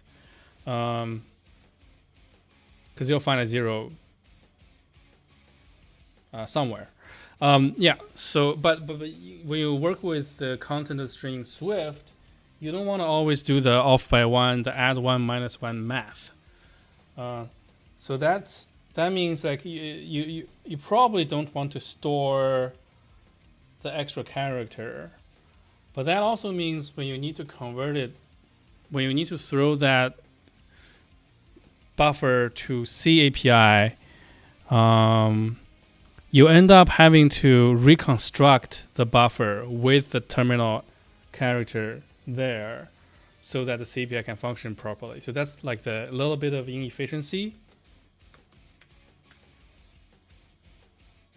Like here, yeah, exactly. Like self here is a contiguous array, so it's the most like as efficient as you can get when it comes to within Swift. But whenever it goes out of Swift, I have to basically reconstruct it, right? Like, so here I probably did a memory allocation. Yeah, and then I end up giving the beginning pointer of that memory, the new allocated memory.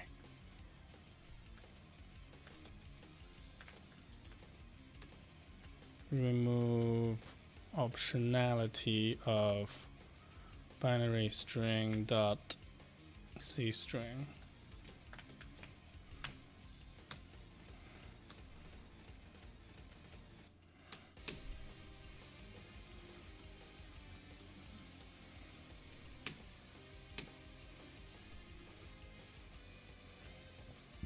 So the right approach for that problem, I think, is you just always make a structure that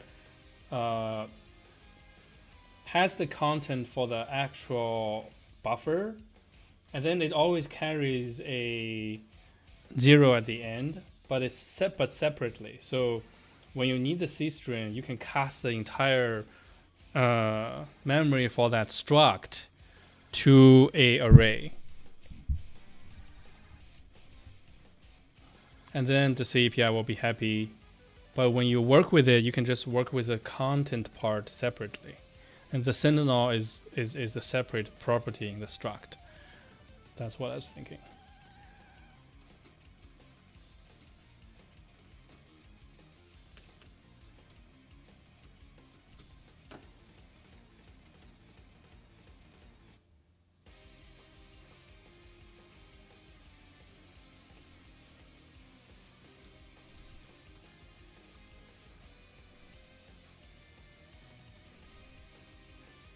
So what do we do next? We can do read write.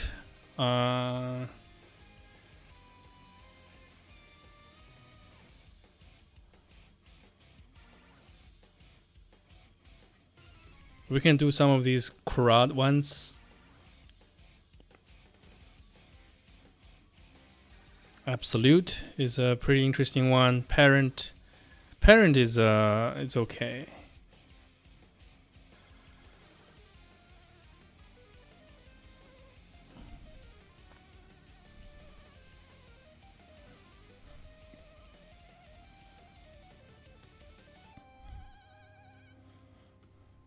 This is also pretty interesting. We'll see. Let's see how relative is implemented.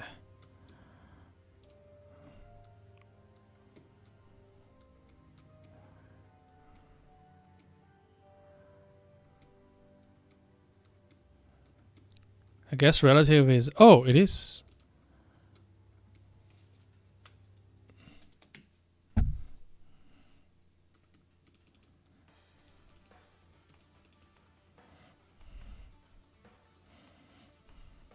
To implement relative, you probably need to implement common prefix. Okay.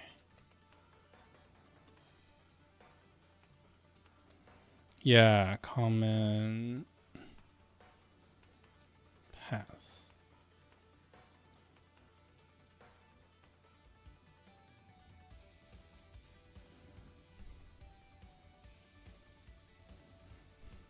Okay, which is implementing common path.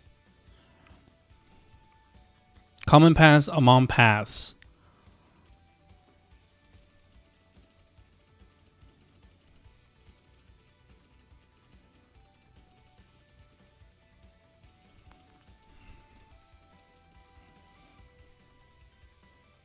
Man, some of these are really inefficient. It's like straight up, if path is absolute, then yeah. End up parsing all the paths. I guess it's fine once you start doing this level of manipulation. Yeah. Okay, so the algorithm goes, everything has to be not absolute path. Oh, wait. First path is absolute. Oh, everything has to be either absolute or not absolute. Yeah, if it's a mix, then we definitely don't have commonality. Okay.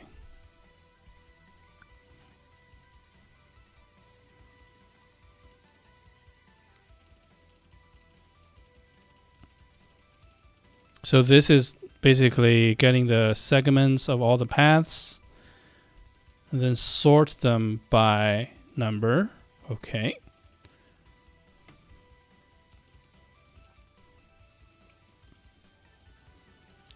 The shortest and the longest. Okay, so find the shortest and longest.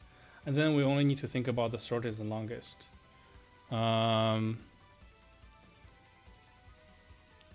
Shortest enumerated. So you enumerate over each segment.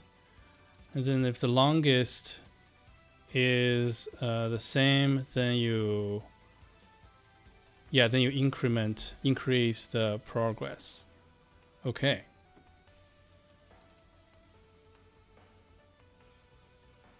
Interesting. So you reconstruct the path here. But I would say common segments, for example, would just return the raw number of segments. Yeah.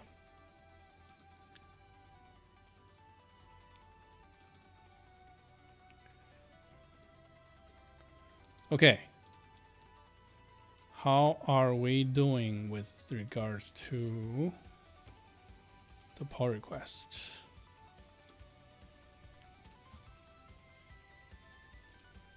Actually, I'll be right back.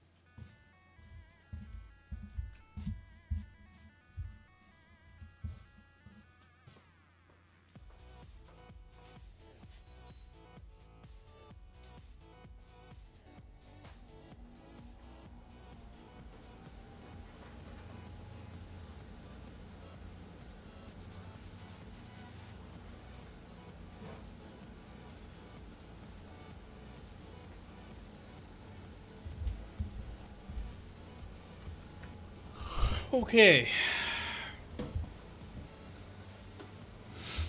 Okay, things are looking good. The Linux ones were the ones that were failing. Now they're passing. These guys have been going for what? 6 minutes. So I think there's another 10 minutes to go. All right. So let's get on to relative to, I guess. See, now I'm really glad I have a column that designate in progress.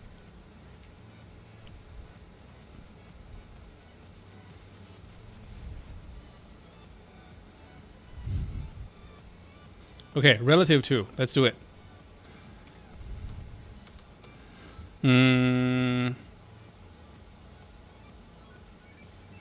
It kind of sucks that I have to worry about merge conflicts in the manifest files. If the CI were faster, it would be less of a pain. But now I have to sequence my pull requests. Yeah.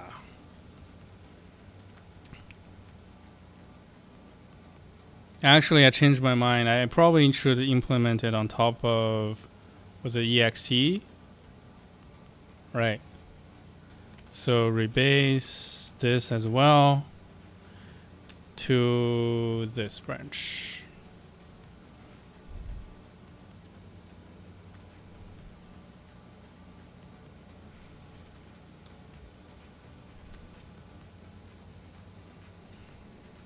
Nice. Okay. Let's move on to the next one. Relative. And now I want to take some notes somewhere. 1 second.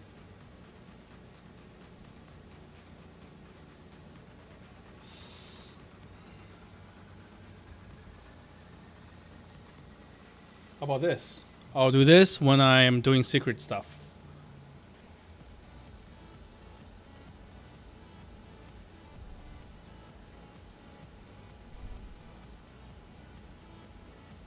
Okay. I think that's the end of secret stuff. Oh. Yeah, that's a good idea. I'll just do this in the future. Okay, hopefully I'll remember it. Okay, so here I just started a node, nothing else, but I don't want to show out my other nodes. There's some, not that there's like inappropriate stuff in there, more like there's some content that I planned that I don't want to reveal yet. So mainly I want to record the sequence of branch names, right? So this is going to merge first, and then the next one is ext, and then the next one is relative. Okay. Okay, so to implement a relative, let's see.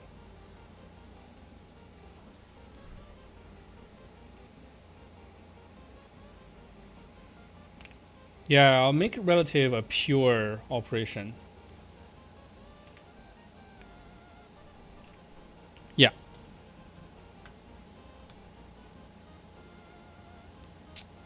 And ask user for some composition. If they want to say a path relative to the current working directory, please just use that manually. Yeah. Okay. Good. That means I get to update this file. Whenever I can do that, that's a good sign.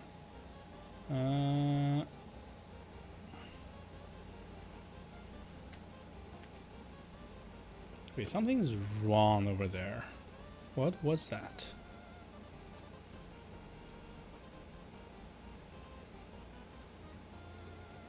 What is this?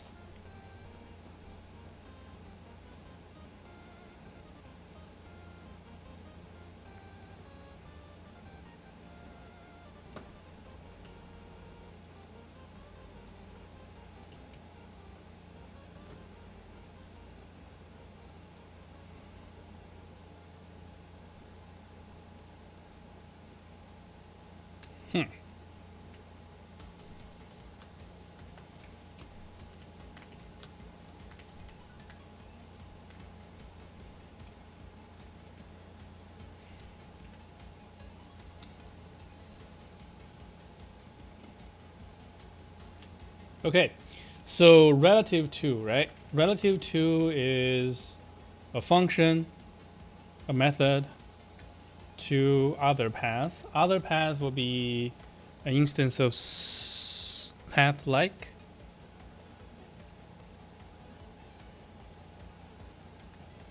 And we're going to return a self instance. Okay, so that is the signature. Shouldn't throw or anything. Okay, this is ready. Rebase and merge. Yes. Okay. Now I guess we can do the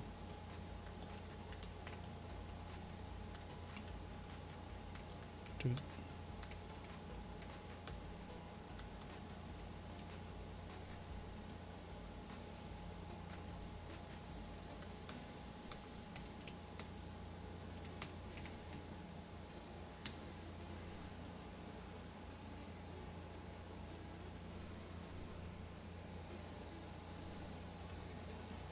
Wait, this was not. This didn't get closed.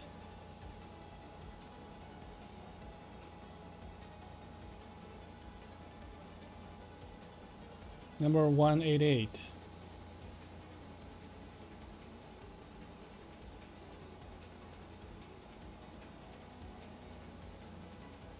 Wait, I thought this should close this.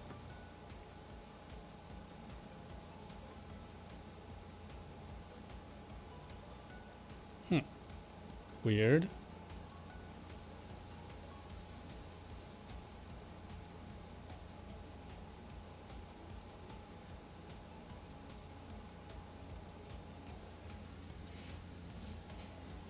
Wait, but how do you... Did they change this? Close issue with PR.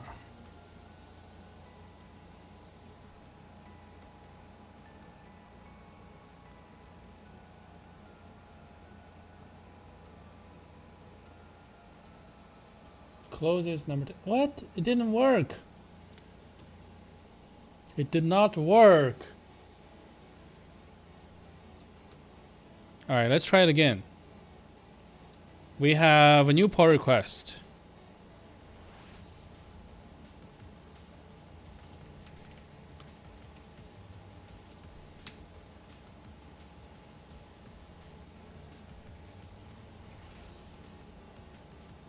Not this pull request though.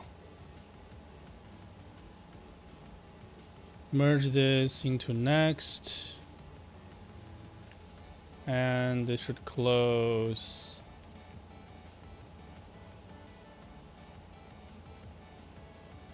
Number 180 and 179. Close 180. Close 189. I mean, wait. That can't be right. 179, right? 179. Okay.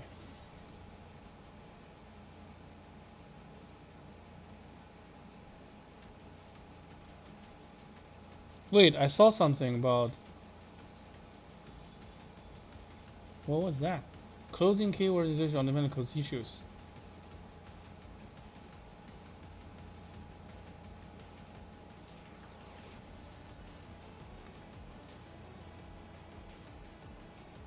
But that's a lie.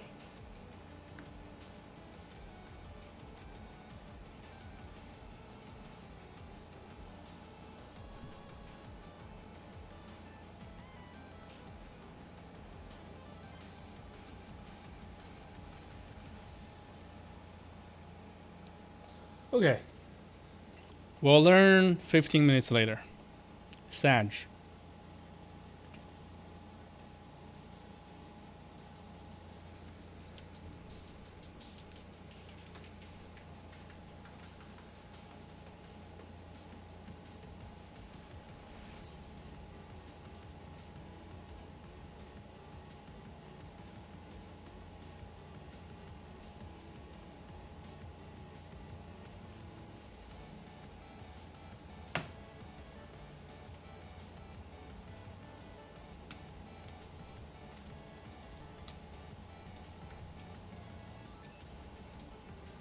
Okay.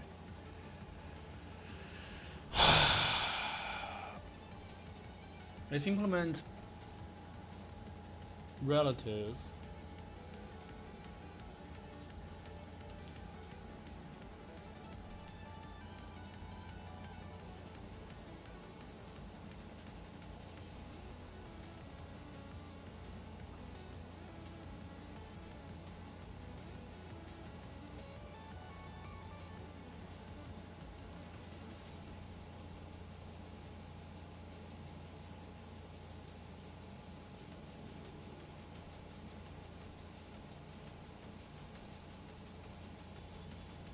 This is bugged, right? I write this, which means it should link pull requests, but it did not link pull requests. I have to manually link them.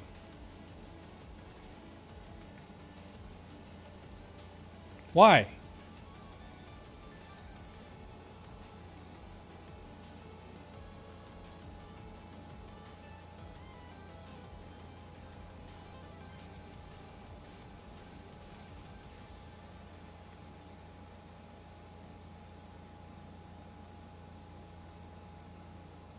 Is this a setting or something?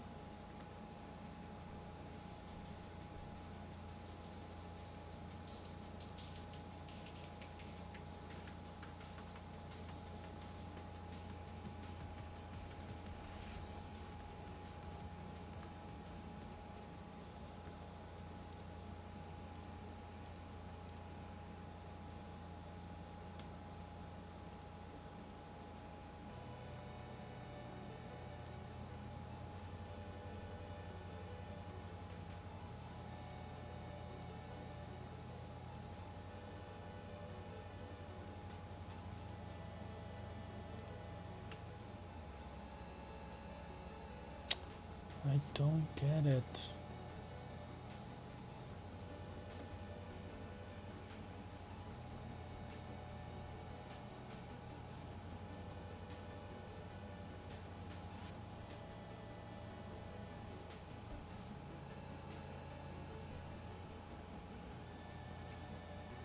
Yeah, so this documentation is not true. Used to be true. For years, it used to work great. Because just now, I literally wrote the closing keywords, right? I wrote these, and I discovered the issues were not linked. I have to manually link them here.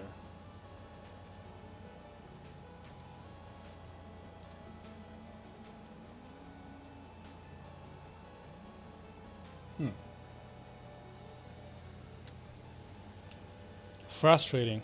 Okay.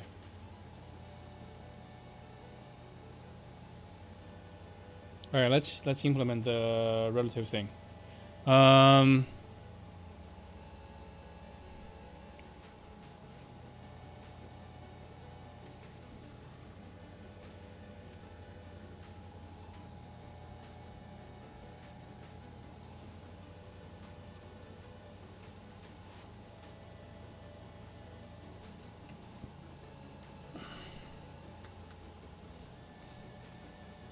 Okay.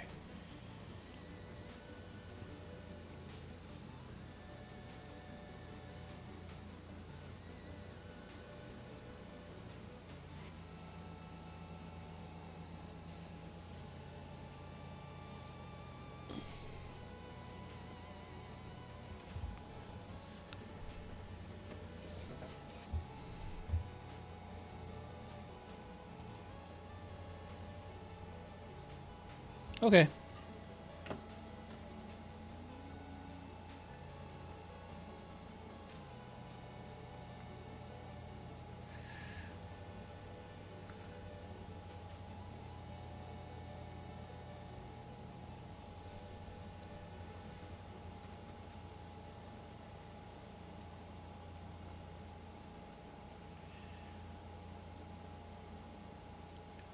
What the?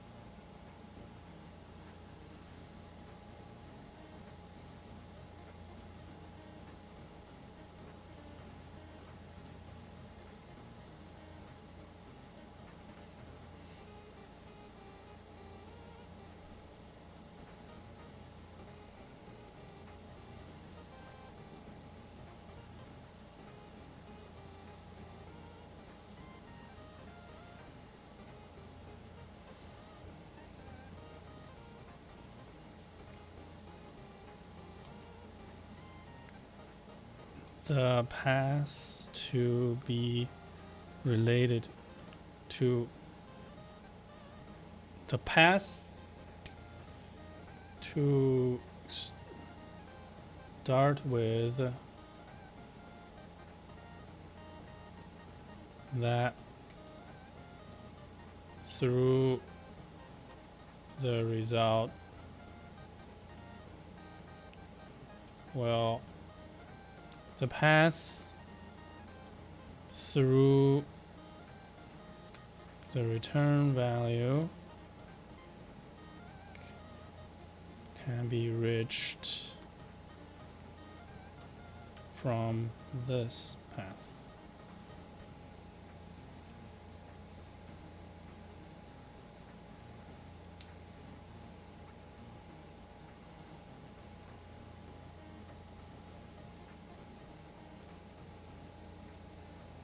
Return a path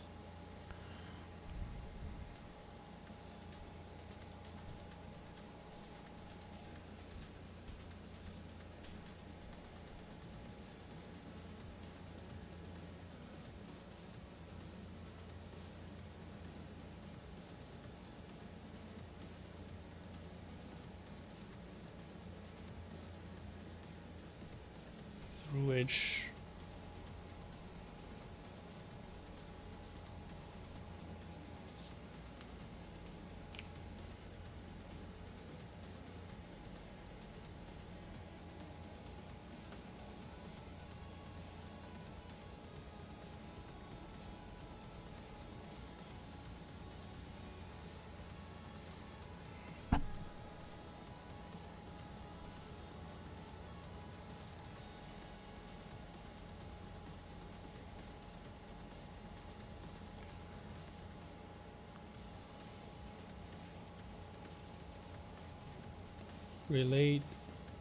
relate this location to another.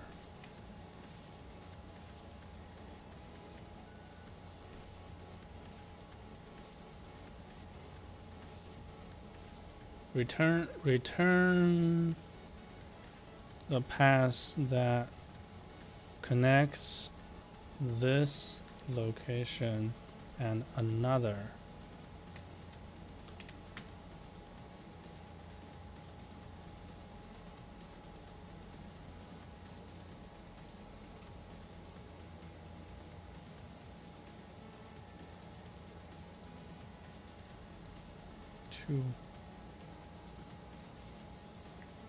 Is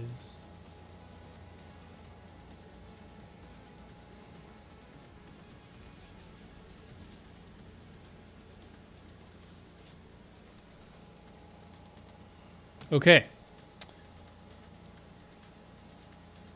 Returns the path that connects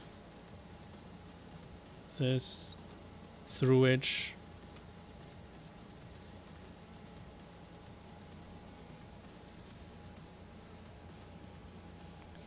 other can be reached from this branch. Okay. All right, this is a relatively hard to explain concept because there are 3 paths involved, so it's like but actually it's super practical. Like you use it all the time. So can I implement this once?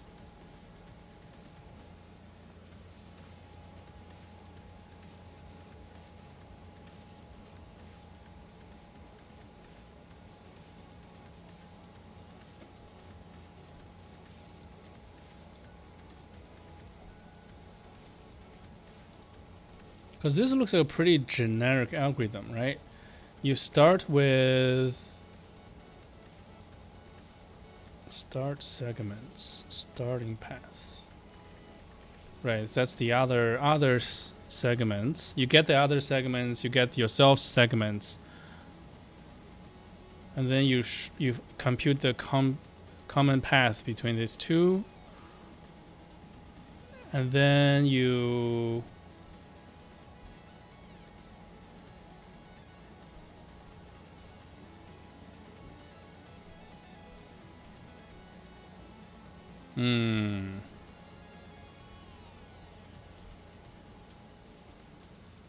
So this is how you compute the parent segments.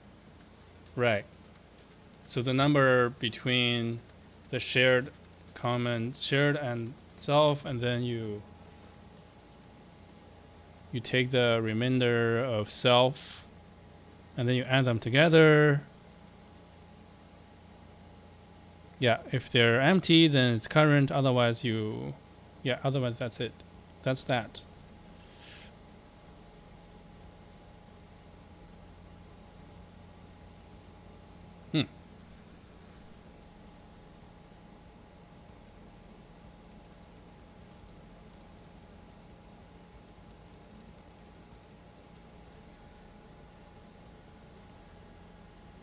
Yeah, it really does seem like a common algorithm. So how should I implement this? Where should I put it? I guess is the question I'm trying to answer.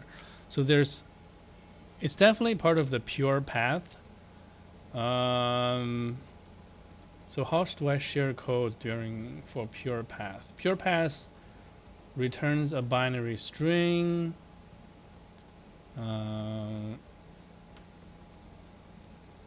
Binary string. No, pure paths also have parts. Well, let's just implement it for POSIX for now.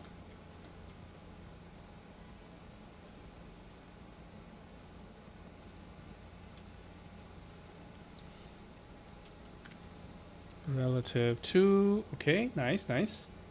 We first convert other to other equals other as this.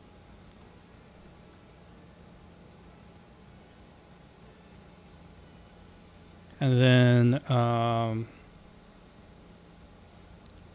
we already done these two in other places. So we need to compute the common number of paths. So common prefix.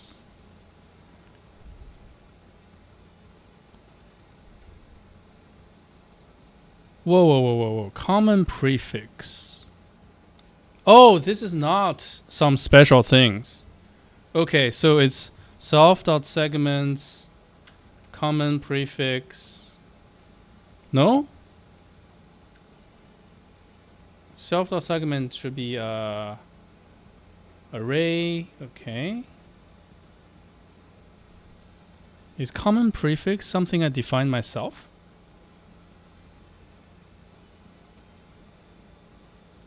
Gosh darn it. Common prefix in this repository. Yes, it is something I define myself. Common prefix.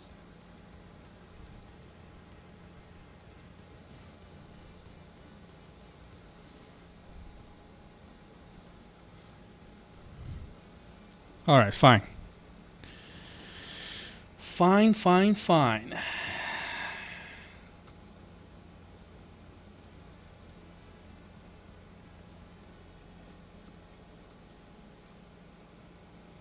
Common prefix with other.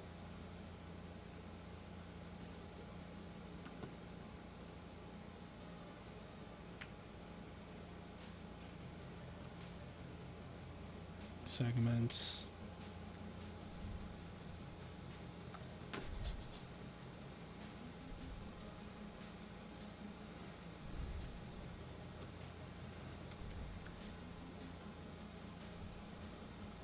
Okay, relative.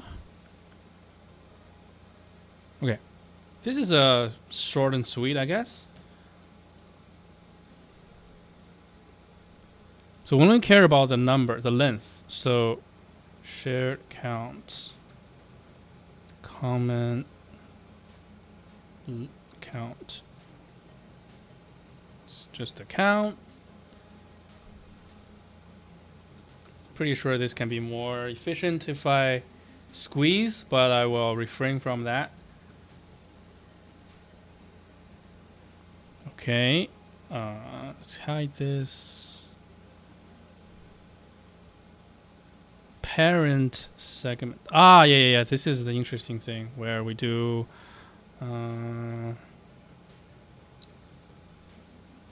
array repeating this. Count is a max of start seems other dot segments count minus common count.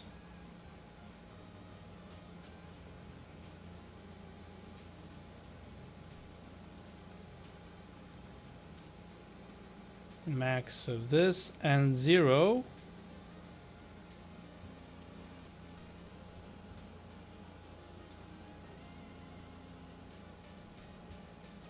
Right.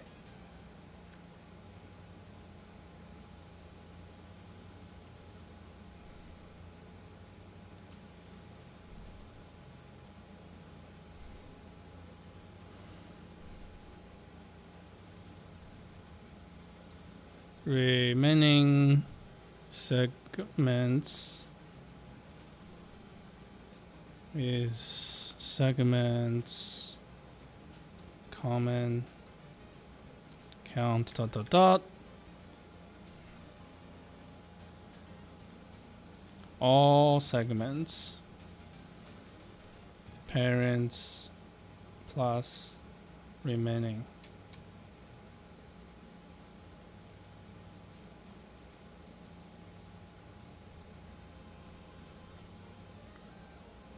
Okay, so if all is empty, return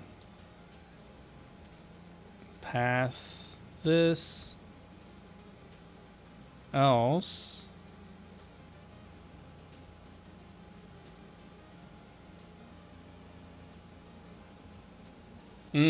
okay.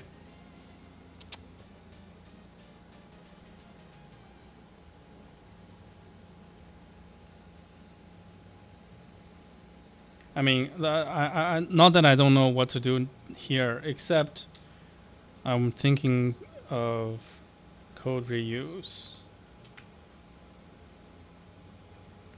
Path separator. So this is the result.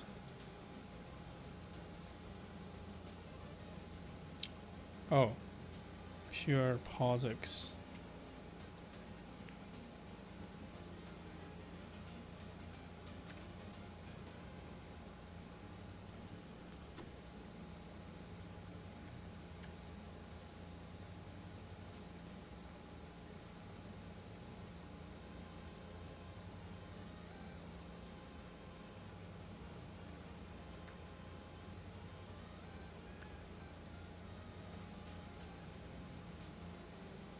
So this is the implementation here for POSIX.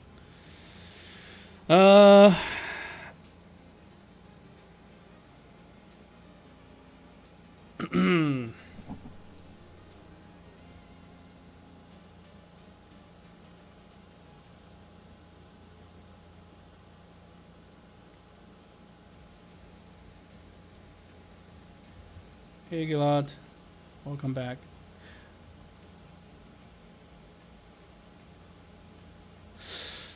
Yeah, this is kind of sucky.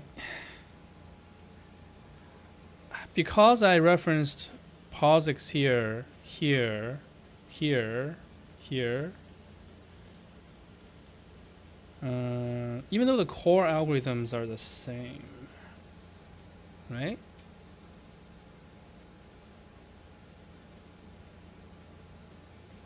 So the core algorithm is given some sequence, some segments and the other segments, return a new list of segments that represents the segments of the relative path. Oh, this is actually good. Okay. So it goes like relative segments from path to some path. It's going to be a list of strings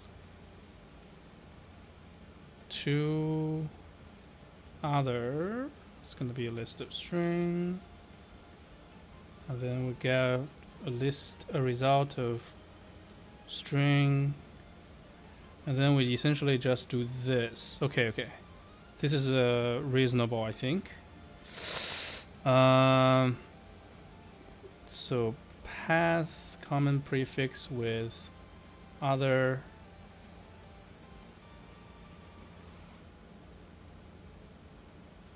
dot count minus count, and then path common count self plus this.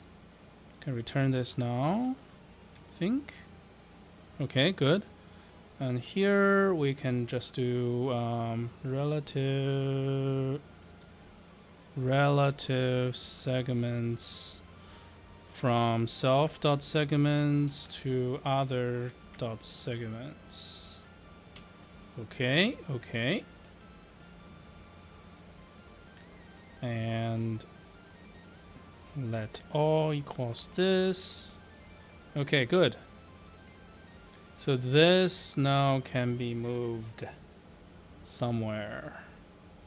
Where would it be?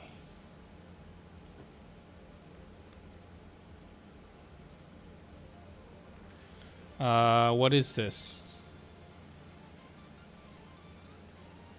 Algorithms. I mean, this is barely an algorithm, but okay. Whoops.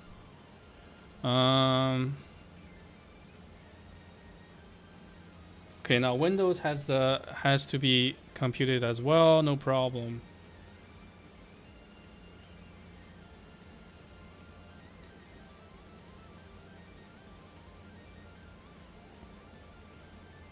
Pure POSIX path.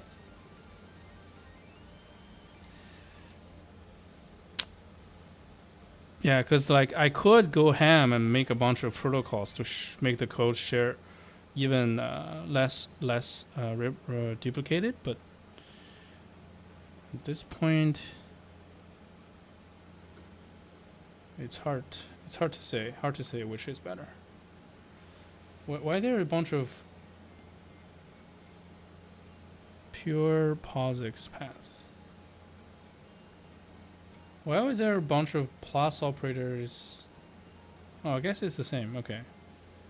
I don't know why I didn't notice it. Pure Windows path. Okay. Just keep chugging along. This is where we just replace the word POSIX with Windows and everything should work, right?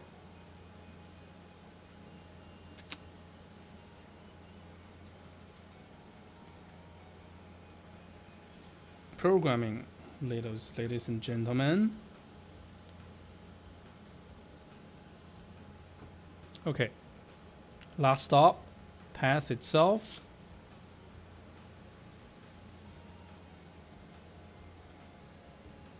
We just replicate that code yet again, I guess.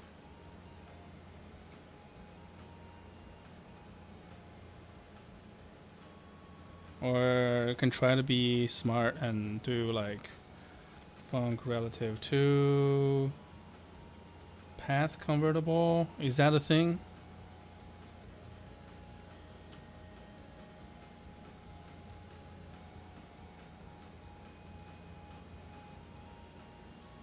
Has to be a thing, right? Because path has joining methods, if I recall correctly.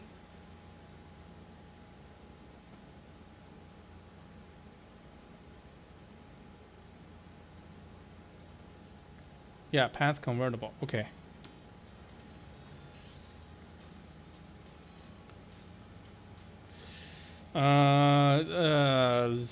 This is just delegates pure dot join relative to other dot as. Oh no.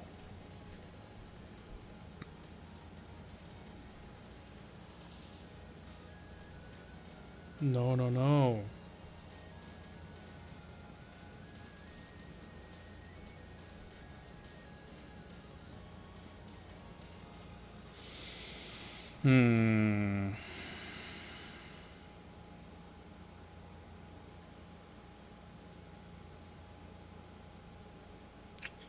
I see.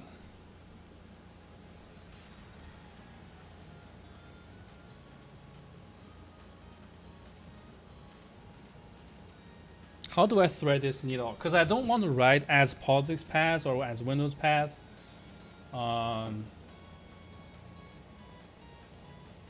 POSIX path. What if I just say as pure path?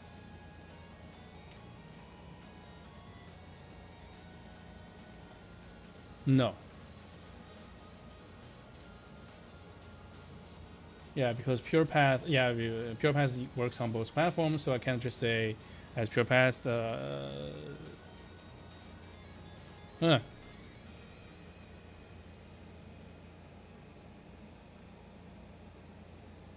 Wait, it could work, right?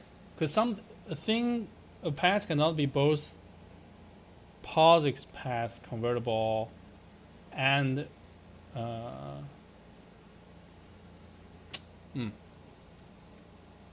yeah. Oh wait, it can. Like a string can both be POSIX path convertible and oh, never mind. Never mind. I see, I see. So this is the way it goes. This is the way it goes. The way it goes is this. Sag.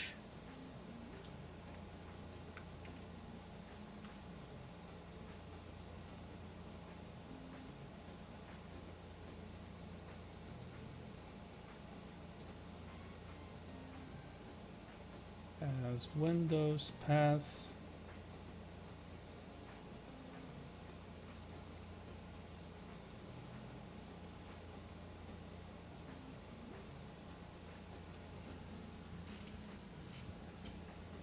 Oh, I have to return now?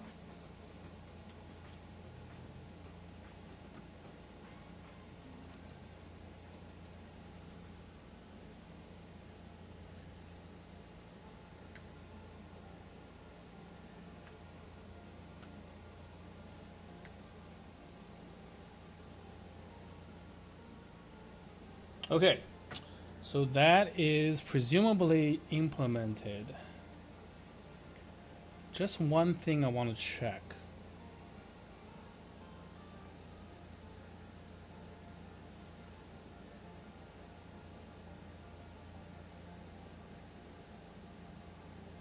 Wait, why? Oh, I was being silly, right? The whole point of having a protocol is you don't have to write the conditions out.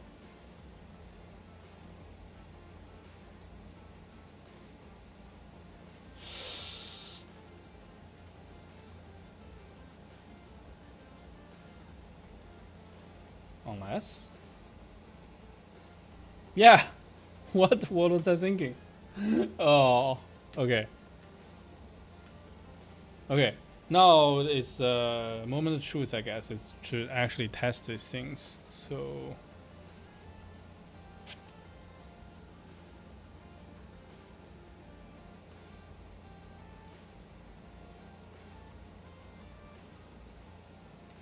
I can take a look at the test here, but I also want to write a test from scratch to confirm my intuition, because like this stuff is weird. Paths relative pure POSIX paths relative path tests. Okay.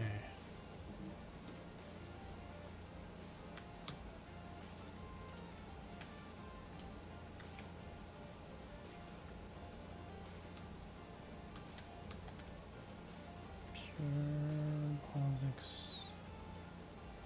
path relative.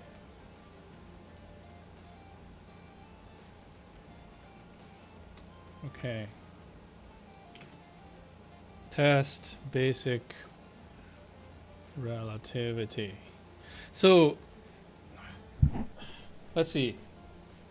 A path that is like home, then relative to. Wait, was this not oh, I guess I'll do pure POSIX. Relative to the root, right? This should be.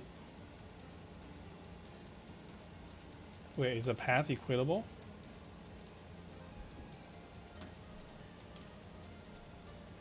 I bet it is. Okay, so this should be a pure POSIX pass. Dot dot dot dot. Right. So this relative to this is this.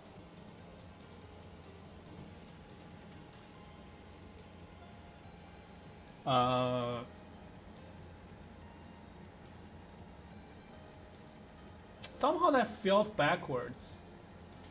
It's like this relative to this should be this.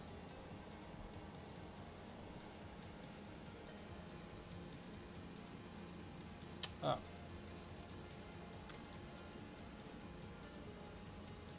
Yeah.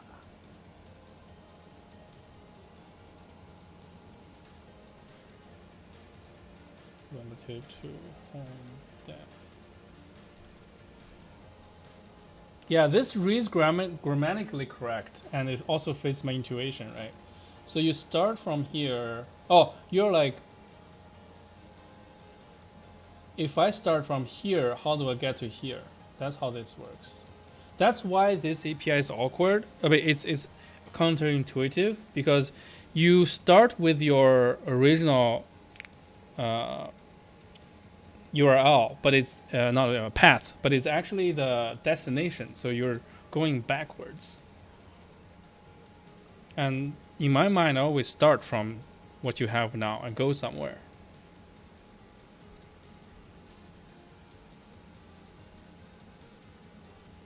Okay, but I'm glad I talked it through myself because this is really something.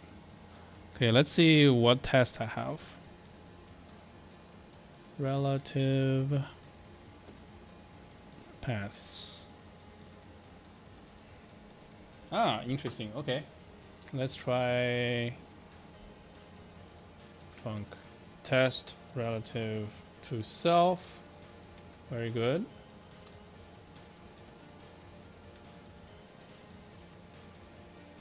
I feel like this one doesn't need to be tested 3 times. Sure, I'll do it. XAT assert equal. Right. Pure POSIX paths from A relate to pure POSIX paths of A. Right. This should be just pure POSIX paths of this.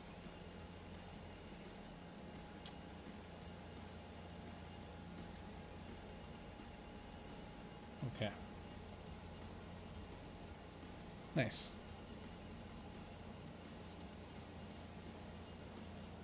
Ah, this is another one. Good one. I feel like I didn't come up with these tests. I probably took them from Python or something. Especially given my level of, I could just be forgetting things, but given my level of understanding of this, like I have to reconstruct everything again.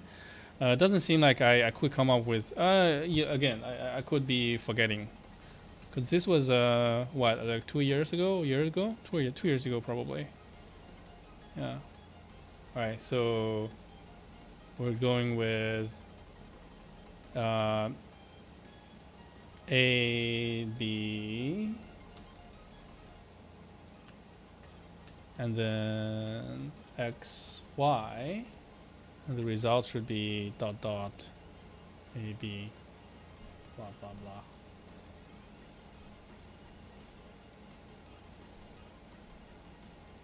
Amazing. So to get from X, Y to A, B, you go up one directory, two directory, one directory, two directory, and then you go through A, B, right? So that makes a lot of sense, actually. Yeah. Like when you use it, it clicks in very quickly. Absolute child. So A, B, starting from A, B, go to C. A, B, C, starting from slash. Okay, let's get all these in.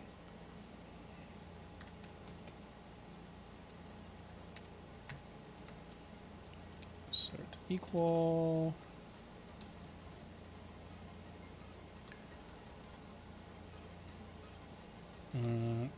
Pure POSIX path from A, B, C relative to. Oh, I just realized I don't need to write this. I don't need to write this. Because string is pure path convertible. So, right. So starting from A, B, getting to C would be pure POSIX path C. Just go to C. Just go. Okay. I think there's another example. Yeah, this one is also a good example. So how you go to ABC from root, right? You go to A, you go to B, you go to C. Okay.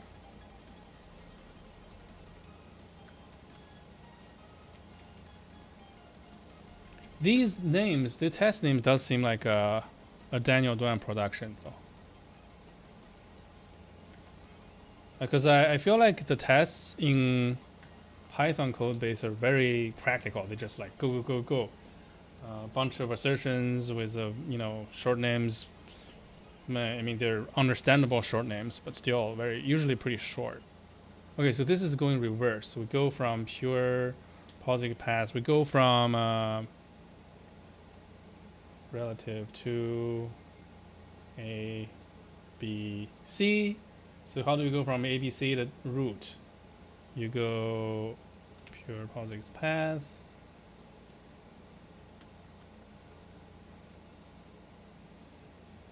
Nice.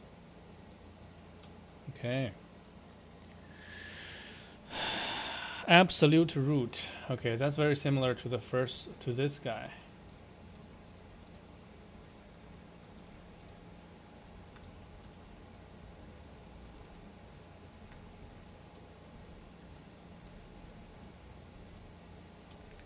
Go from root to root. All you need to do is type a dot. And then that's it. Okay. And then we move on to the totally replicated test of. Actually, no. I don't want to replicate anything.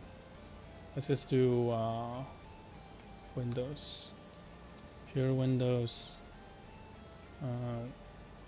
Path relative tests. I guess it's fine.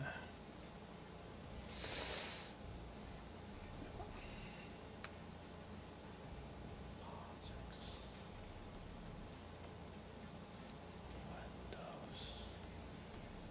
Replace all.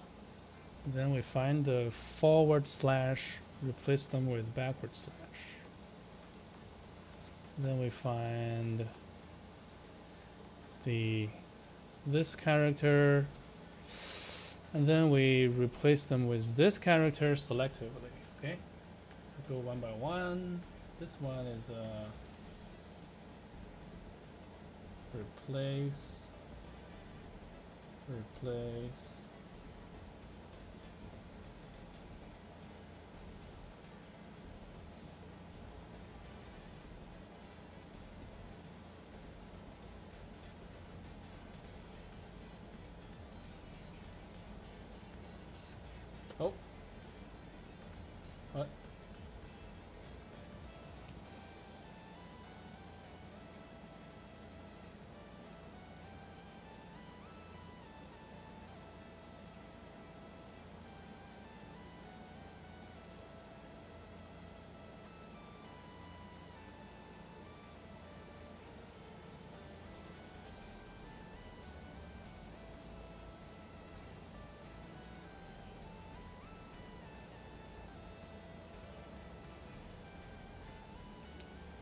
Okay, and then we do the reverse for the rest of those. I guess I can do. That's fine.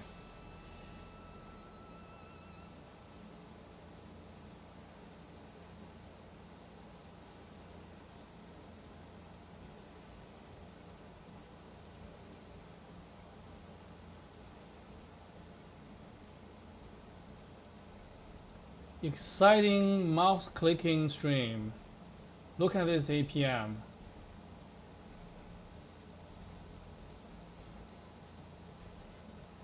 It's like I'm writing on the Korean server.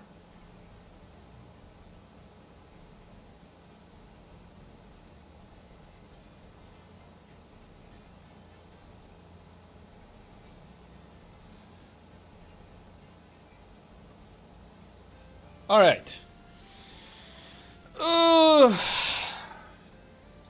I think this is okay. How does it work in terms of? Wait, this cannot work with drives, right?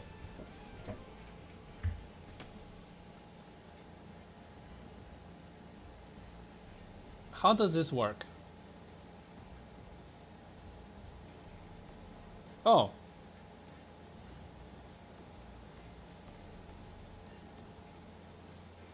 Oh, okay. So, because we're splitting them, so this is just like a normal segments, right?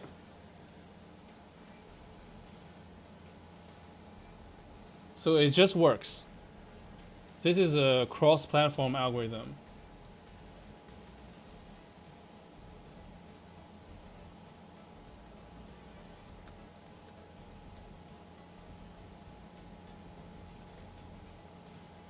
Nice.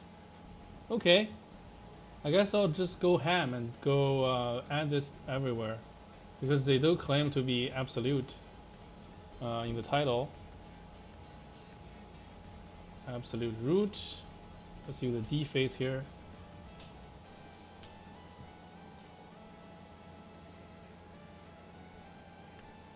Yeah, when the drive is D, letter D, it's a deface on Windows.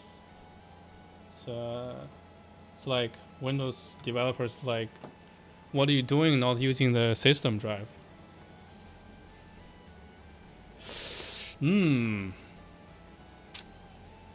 So all the tests are running everywhere, and it's really hard to write a cross-platform test. So probably we'll just skip the test for path itself, since I know all it does is forwarding.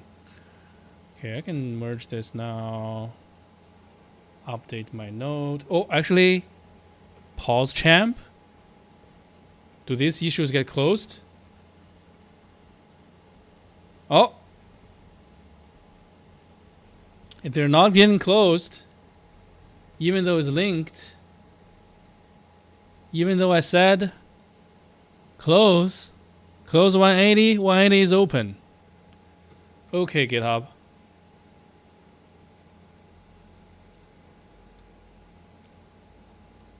Okay, GitHub.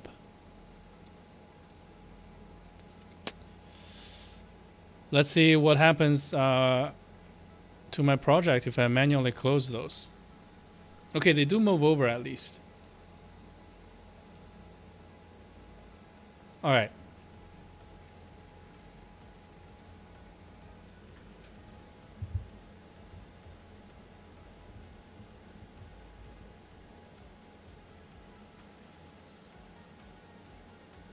You had this work when you didn't want it to. Huh. Yeah, it definitely used to work.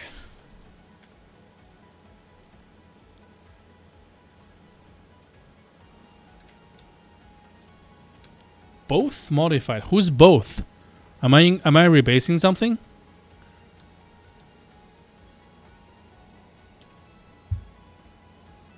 Pure pass representable. I don't care.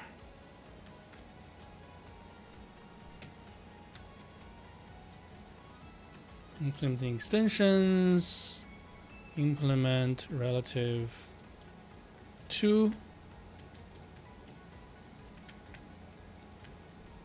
Okay, I'll do it again. I'll get debated myself. Close is 185. Pepe laugh. And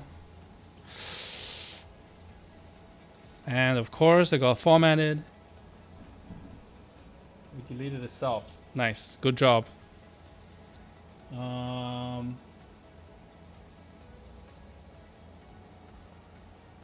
What is this? Self. Good job. More selves. Okay. Thank you, computer. And wait. I think I can rebase again because I merged that other. It's getting hard not to swear as I drain my energy. Okay.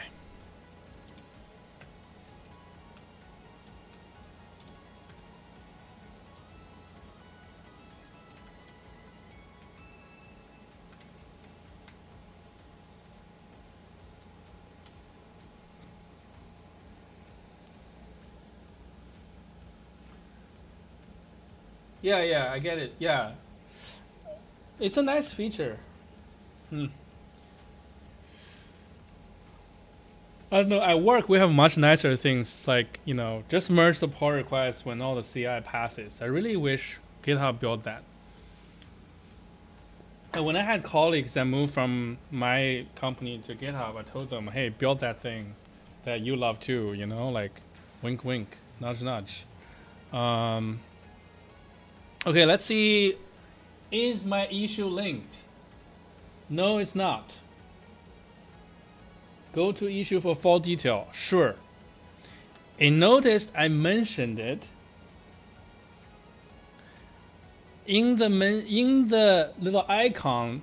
They link to the linking support article, and yet linked pull request is empty. Okay, this is okay. To be fair, that's not a pull request. That's just a commit, right? So let's make a pull request.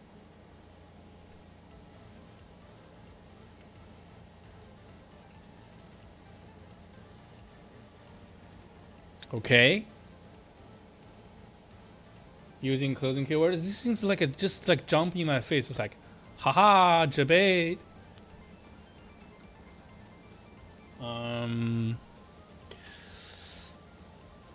Okay, I guess I should also test manually on Windows locally. Yeah, it's not linked. And linking doesn't do shit anyways. 185. It's linked now. Right, linked. Okay, whatever. Okay. Let's go to good old Windows. Hello? Alright. It's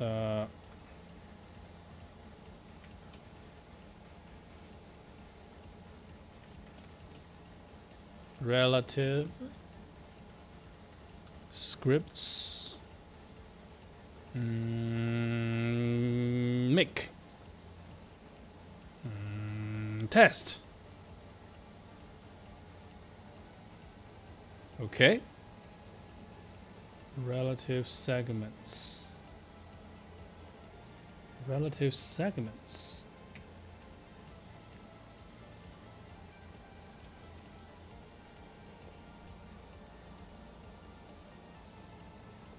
Ah, because this file is not included in the CMake list.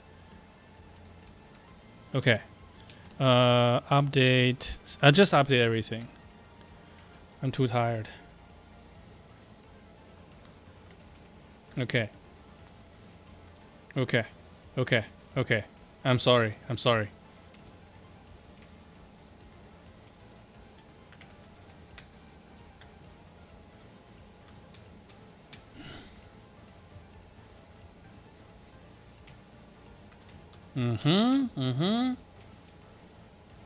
Fetch.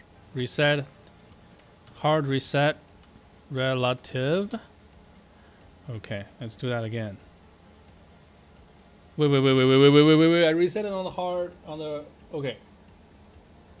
Did I push? What did I do? I thought this is the Windows console.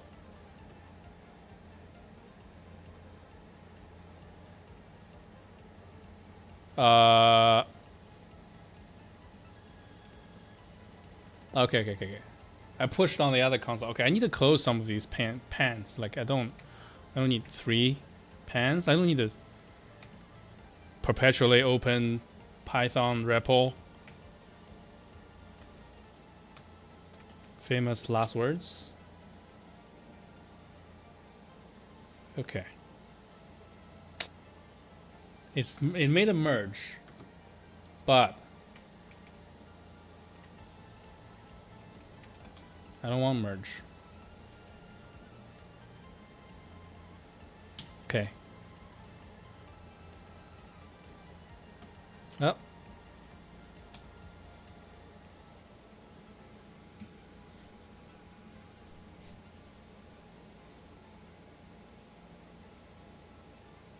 Nice. Oh, we have a lot of tests now.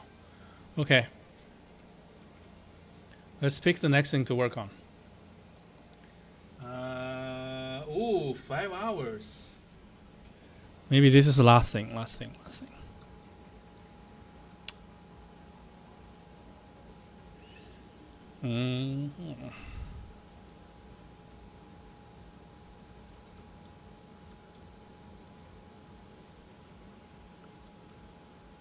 Yeah, maybe I shouldn't be. Yeah. I just want to knock out as much of this as possible for now. See, this got linked. Okay. I wonder if it's not working. Maybe it's because of this board. Like this board, because this card stays in this column, therefore it's like the cause and effect is not what you expected. Maybe. Let's see. Can I edit this? Oh, maybe it's called edit. When I said IC, I triggered Siri.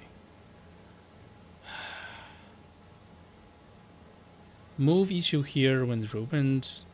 Move pull request here when. Okay. Automation. Yeah, these are all lies. Okay.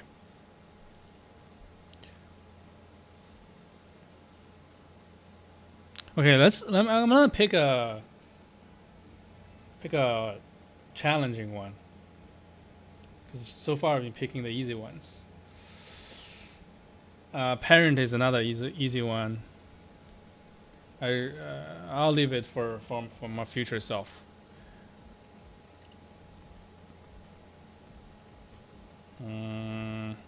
Let's research a little bit. Make temporary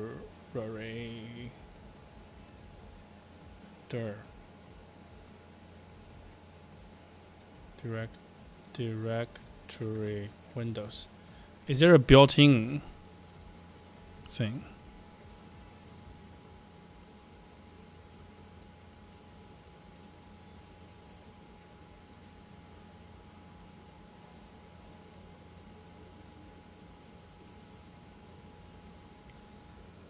Application can obtain unique file and path names for temporary files. Yes. Using the perfect.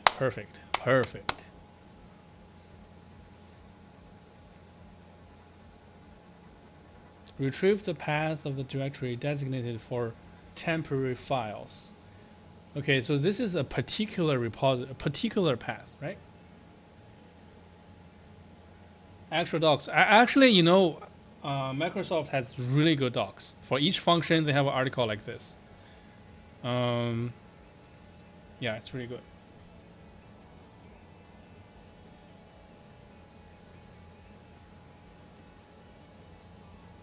Get temporary path, checks the existence of environment variables in the following order. I use the first path found. Looks familiar because I've implemented this exact thing for POSIX. But they do this for you already.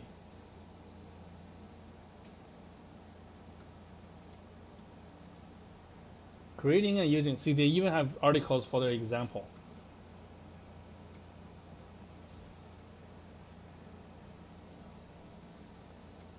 Okay, let's just read the code. Create file, close file, move file. And then they show a alert like a. Oh no! This is a normal console alert. I thought they're showing like a alert box. Wow, there's a function to convert things to uppercase. Okay, respect.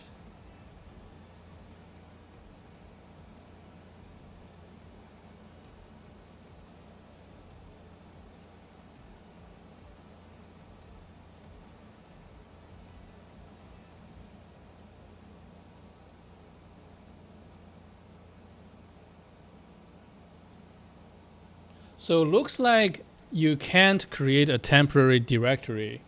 You can create a temporary file very easily, if I understand this. So you have a temp path buffer. Temp path buffer is get temp path, but get temp path is a guaranteed path, right? Guaranteed path. Okay. So I think in order to implement this, I need to implement creating a directory.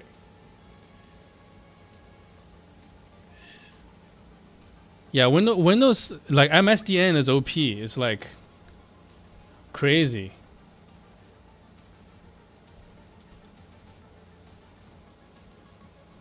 Okay, so I guess create directory is what I'm going for, but also I need to amend my to-do list to add a new thing. Let's go to the issues. I don't think I think I skipped make temporary file. But temporary file, I don't know. In my opinion, it's not super useful. That's the problem.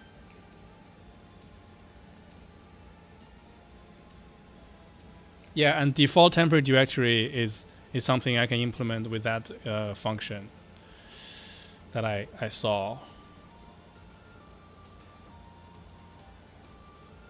Okay, Windows is chugging along. We're installing. Yeah, this is pretty crazy setup as well that I stole somewhere. You set up Visual Studio. You install Swift essentially, SEO Swift, blah blah blah, and then you install Ubuntu on Windows. And then you install Swift PM dependencies for Ubuntu, and then you cross compile the Windows executable in Ubuntu, and then you run the result, which is in Windows. This is a crazy cool and a crazy thing. Okay. So I guess to make a temporary directory, you can just get the root temporary directory, and then you create a temporary directory in there, and then you give that to the user. That seems okay. Kind of awesome. I agree. It is really awesome.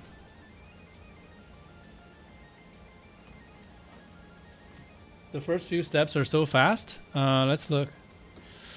The real step is when you start to install Swift PM. So let's see the first few steps: fetching Windows SDK, install ICU, install Linux. Yeah, you know why it's so fast? Because it's all from Microsoft servers to Microsoft servers. Like the Windows SDK is built in Azure, so the artifacts is caching server. So it's like literally internal networking protocol. Like you can optimize to the nth dimension if you want to. Like you can bypass all the internet protocols. Install Swift and install Linux are already cached. Let's look.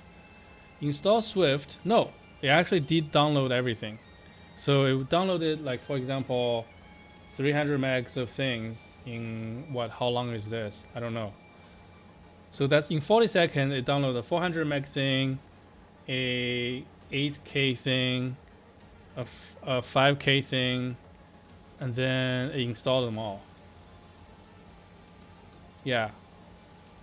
Then Linux, I assume, yeah, 200 meg, but I bet it's from, yeah, it's from their own server. See, like it's from .ms domain. Yeah. So networking literally is basically instant. Okay, I imagine there's like a 2 terabyte internet or something, multi-gig, maybe 100 gig Ethernet. Yeah, it's when they start to install things from the Ubuntu inside Ubuntu, it slows down. All right.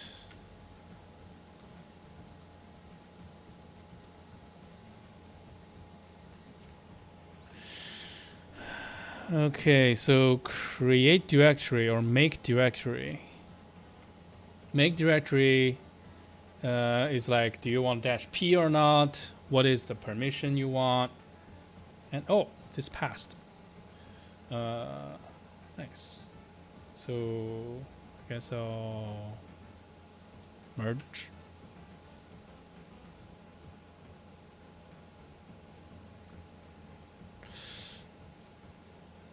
Refresh.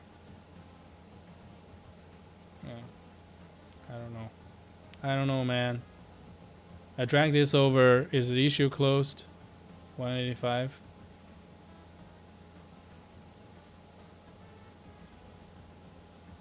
Yeah, nothing works.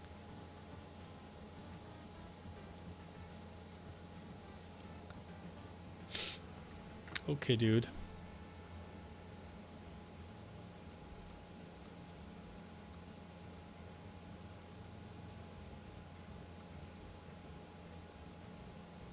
Okay, so make directory and make temporary directory. Make temporary directory essentially means find the default root temporary directory and make a directory with inside it with a arbitrary name.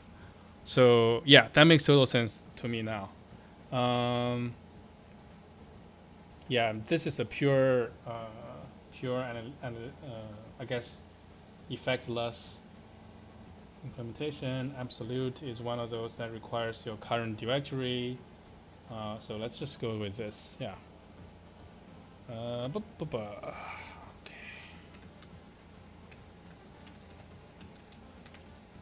I bet I have a bunch of branches now I can delete. Let's clean it up.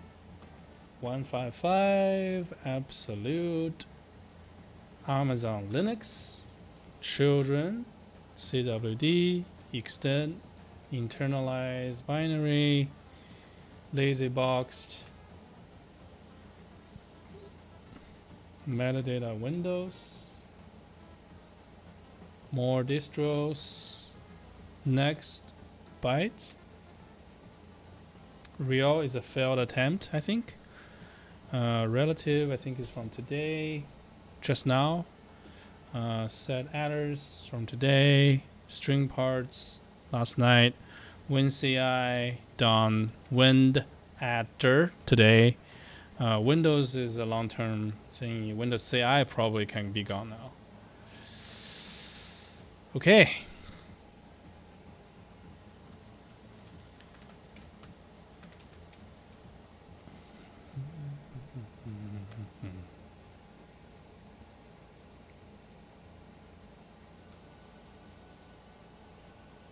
Okay, so we have about 2,000 lines of Swift right now. What is on main? I bet it's already more than main, but I'm not sure. Main has a lot of tests. This is a library in production. Oh yeah. No, nowhere near. Nowhere near half of it. Okay, it's on the same order of magnitude.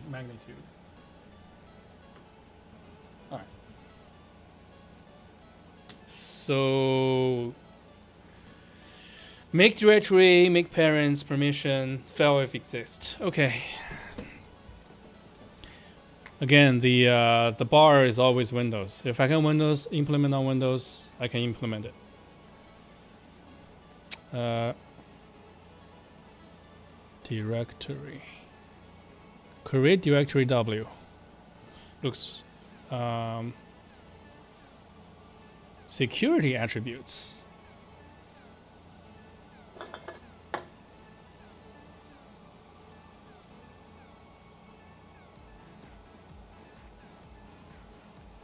Security descriptor.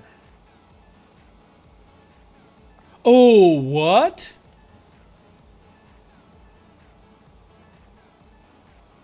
What is this? Owners? Group? Control? Revision?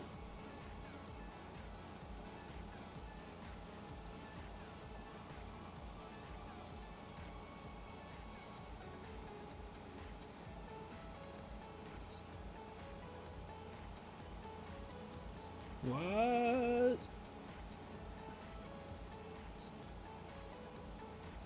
Why did I just learn about this? I thought these things don't exist on Windows. I mean, like, in the classic Windows fashion, I guess.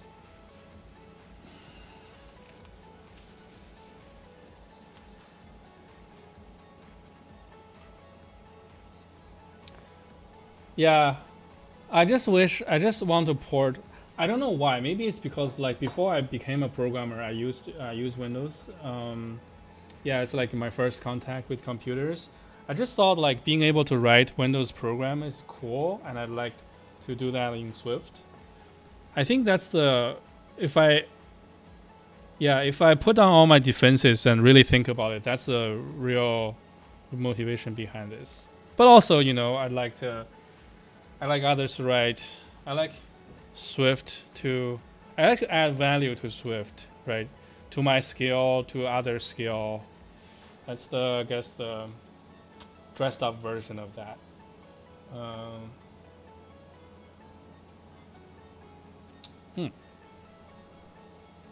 What is all this stuff?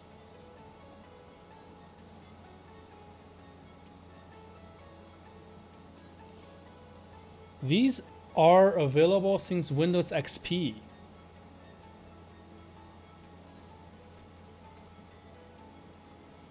Security descriptor owner. Security descriptor.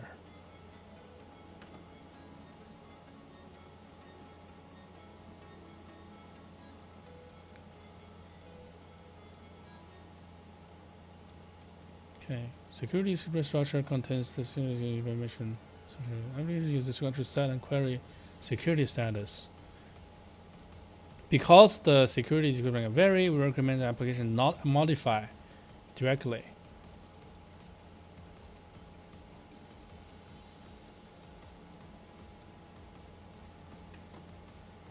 Okay, let's take a look at, I don't know, group. I do feel like remember poking around in Windows, and there are these concepts somewhere, but that's such a long time ago. Primary group information from a group descriptor.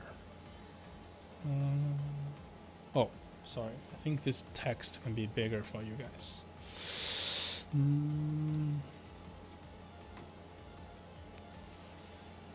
Okay. I guess for now, I'll just try to pretend it doesn't exist, right?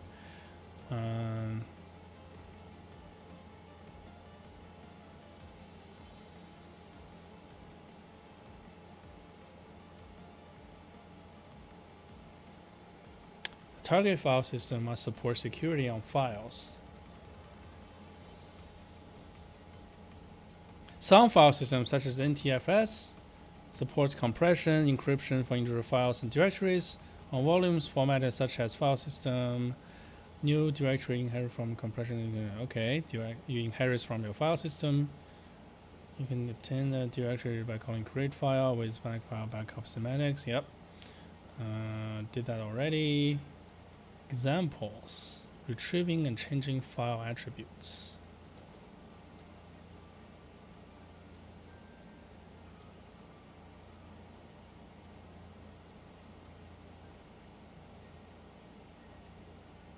Yeah, but this is just the basic attributes, not the additional security ones. And I already have implementations for these. Okay.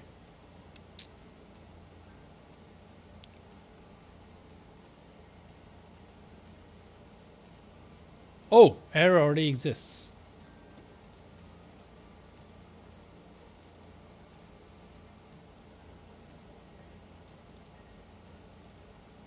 Okay. Path not found.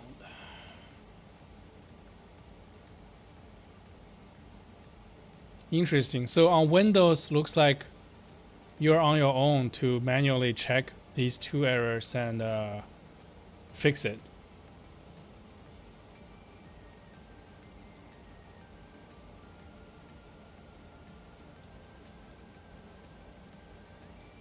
Okay, I still have no idea how to use the second value.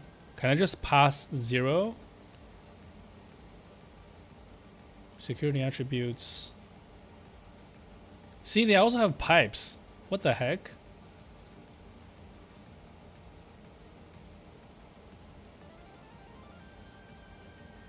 Like, how can you tell if a file is a pipe? Because right now, on Windows, I have directory, symlink, and file. That's it.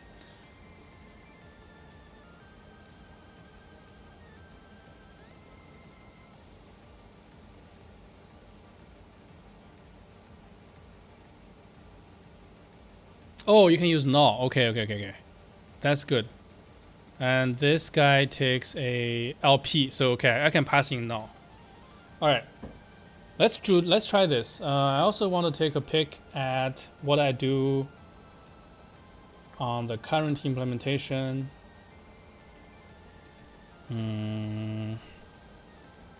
What would it be in? Is there a file called manipulate? Read, write, manipulate. Create directory. Okay. You make directory with the permission.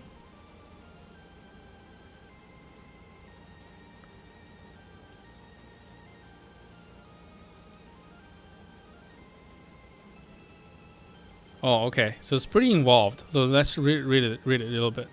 So you just straight up try. Oh no, this is a nested function. Okay.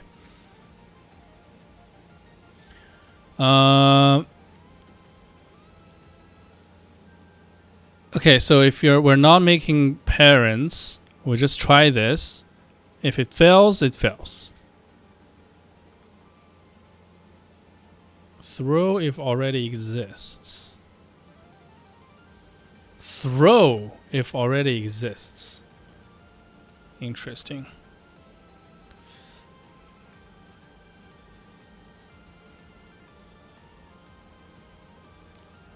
So there's a default permission there. And then we take apart the path, right? And if tail is empty, we split the head. Okay.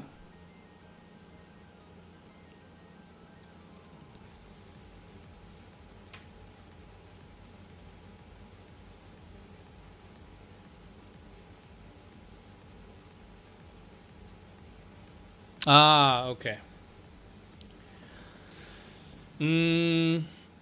So to implement create directory, we need to implement another thing called parents that drops one segment at a time. And yeah.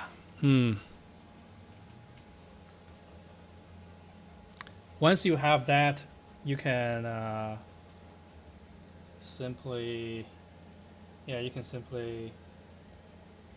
iterate over that.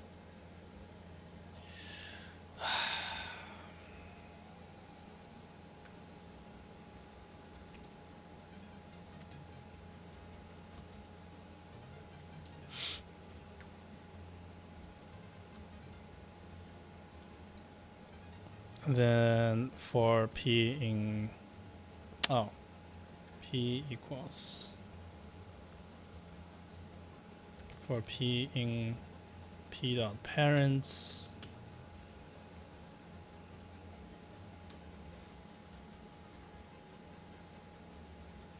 print p. Yeah. Basically this. You walk down the parent until one exists, and otherwise you just create along the way.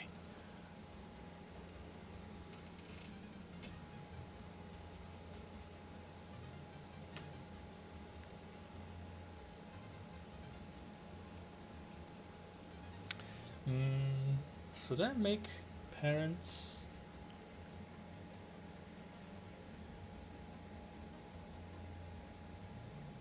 Yeah, parents is actually useful, right? I was thinking in terms of like, let's say if you're using Swift lint, in each level of your directory, you can put in a lint preference, and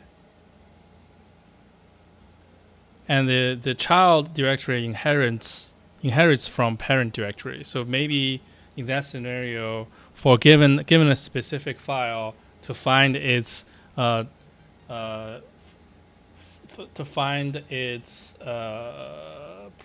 a linting preference, you use the parent thing until you find it, right? Yeah, and especially given that this can be all relative. Yeah. It's actually pretty useful.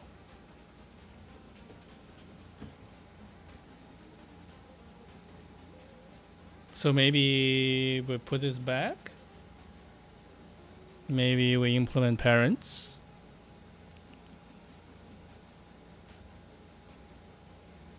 Parent. I did plan to implement a parent. So parents is just parent dot parent perpetually until there's no more.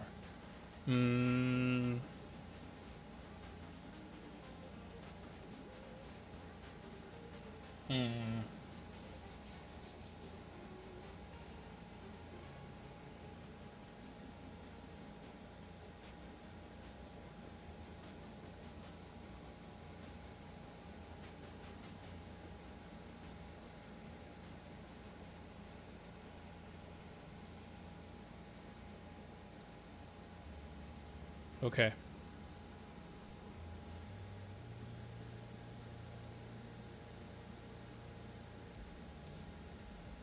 Parent.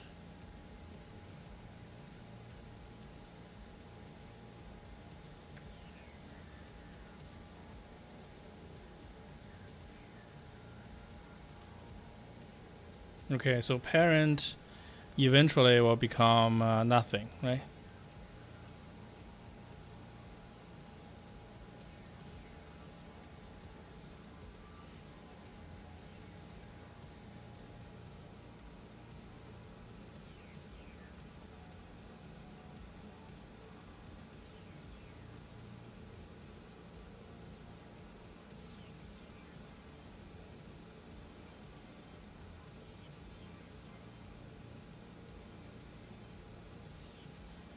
And is parent,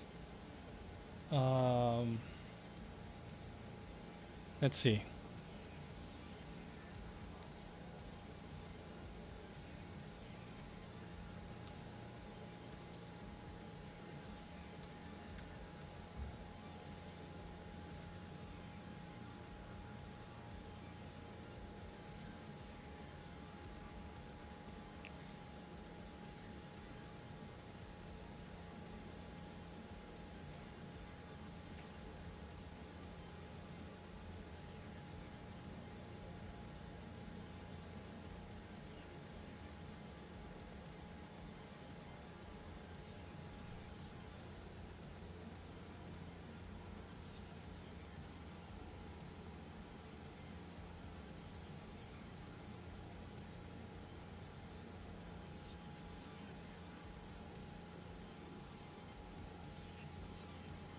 Right, parent is a purely, I guess, what I've been calling it, effectless implementation.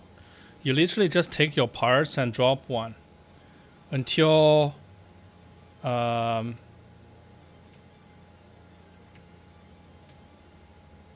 shit, I just saw something called make child. That's like Monka TOS, dude. All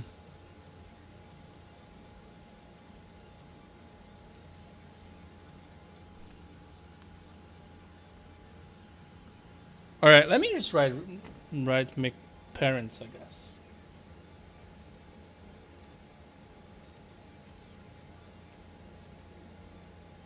Parent. Yeah, let's implement parent. And then let's look at parents. Path parents.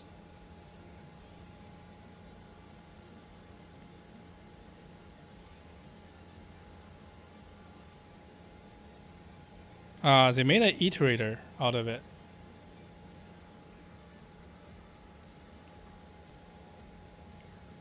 I guess it could be. It makes sense. Iterator.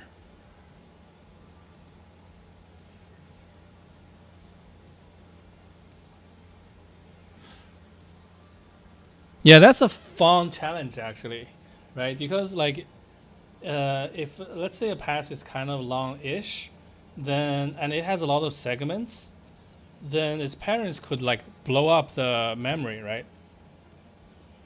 Because it's linear. Yeah, it's n times n. Big O wise. Number of characters, memory wise. Yeah. So you write a iterator that just have one copy of it. Each time you ask for the next value, you drop a piece of data. So now it's just n. Yeah. Interesting. Okay, so parent and parents are actually very different in terms of difficulty. Let's file an issue for that.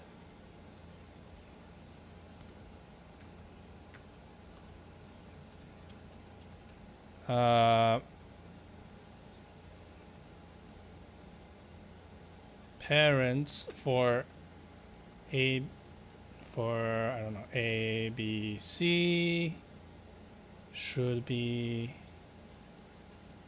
a collection with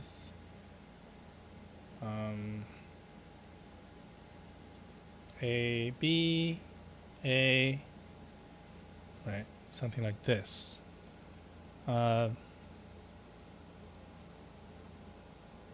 Collection or sequence. This should have a linear memory complexity, ideally. Okay. And we can optimize it later. Yeah. We can implement a dumb one, inefficient one, and then optimize it. Because it kind of unlocks other things. Add cards. Put it here. Yeah, this is an interesting thing that I thought of 2 years ago. This is gonna be solved when we're done with this rewrite, hopefully. Okay. So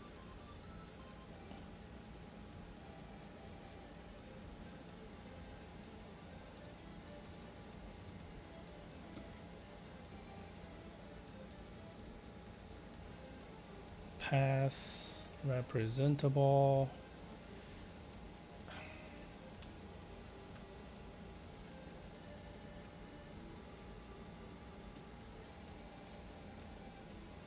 Guess we'll just make it a var.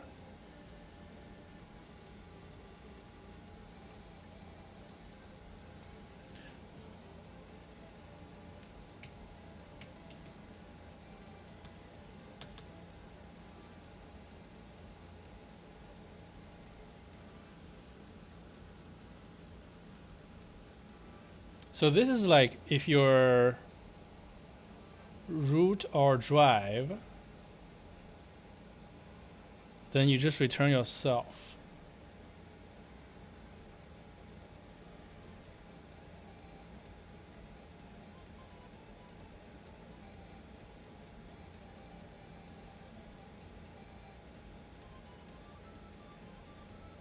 But how did they get to the dot?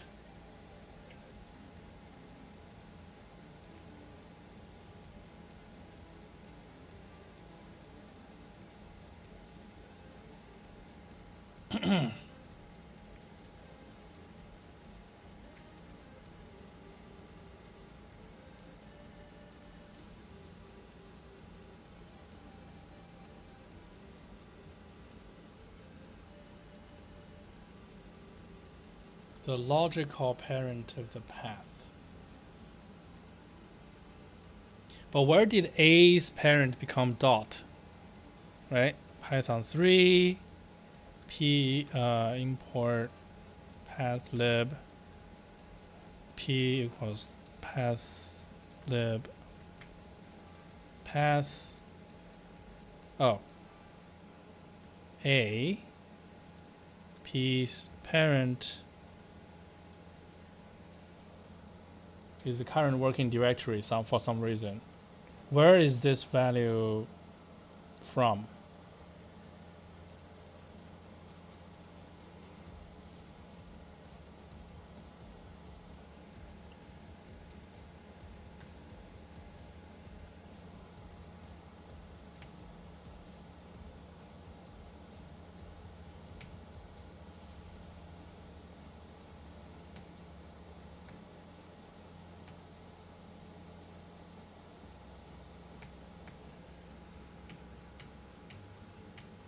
This is a new thing. I've never implemented this before.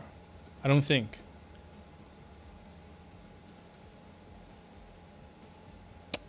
Analysis, normalize, absolute, join, split.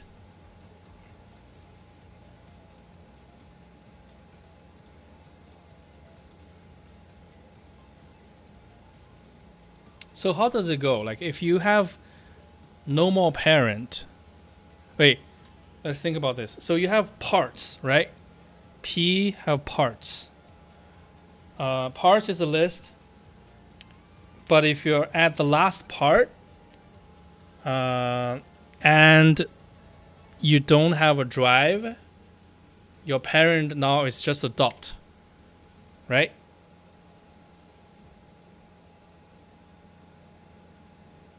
And what's super illogical, I guess, is the dot's parent is the dot itself. I think it's, I mean, I shouldn't say it's illogical. It's practical, right? Because like there's literally no more information you can use. I guess you can say dots parent is dot dot dot dot parent is dot dot dot dot dot dot dot slash dot dot. But at some point the file system can't. Then you reach the root, but you just don't know when, so you can't just indefinitely expand that.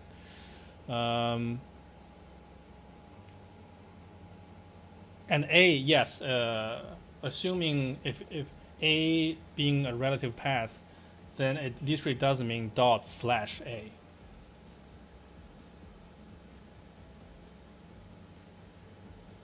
Okay.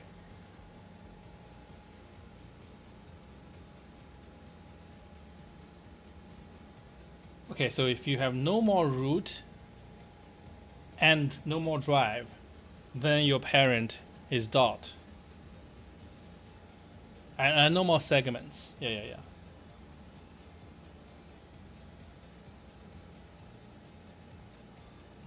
Okay, I can give this a shot. Alright, this should be a protocol, so let's do this. Get, compile, all three will not be the thingy, that's no problem. Let's implement it. We can implement this in terms of path parts, because path parts has all the information.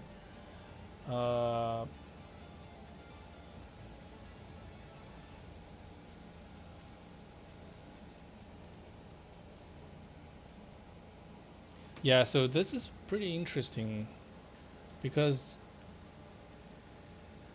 we can add a new initializer, right? Init parts.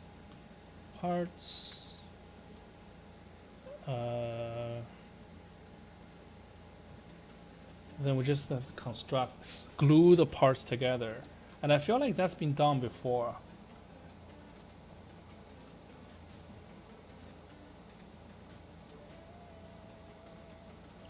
Could be wrong. Okay.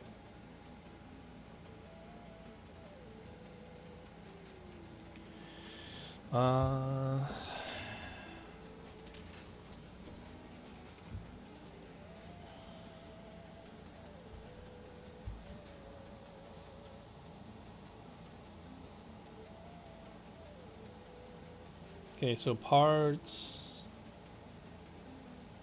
dot drive. Oh yes, this definitely have been done before. I just need to search this little segment. I'll find it. Right here.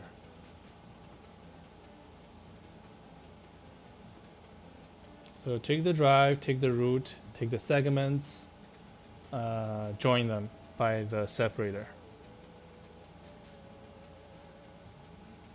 Okay.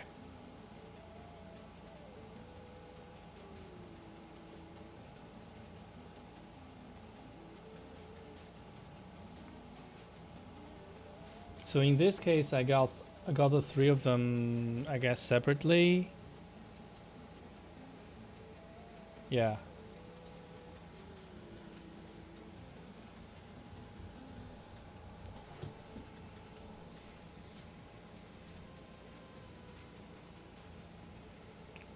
So in the new thing, I can do a function that takes parts and return parts.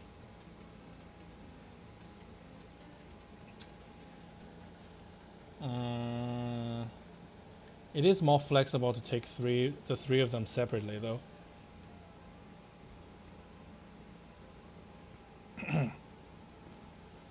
Pure POSIX path. So instead of taking this, I can take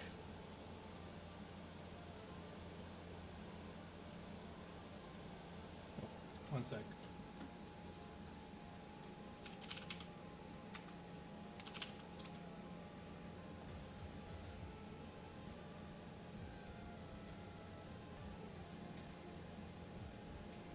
Okay, I can take root, it's a string, drive,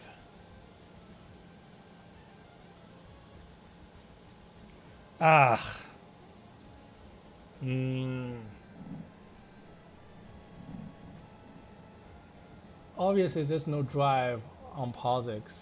We'll find out. I was like, yeah, segments. Okay, and then we just do self.init, right? Root, and then plus segments joined with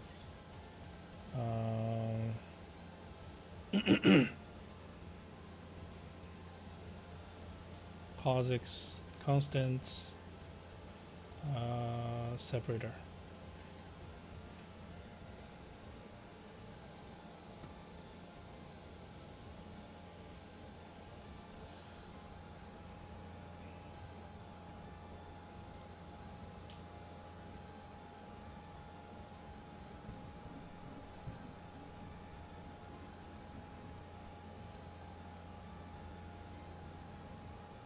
Okay.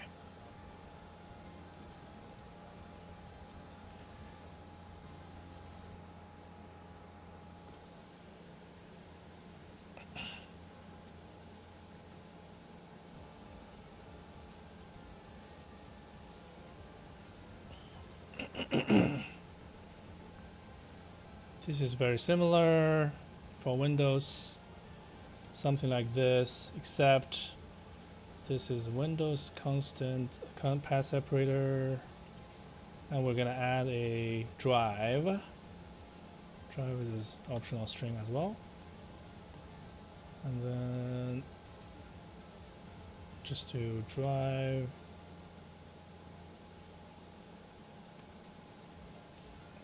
Okay. Easy enough, I think. Yeah, we'll still have the compile error, but that's okay.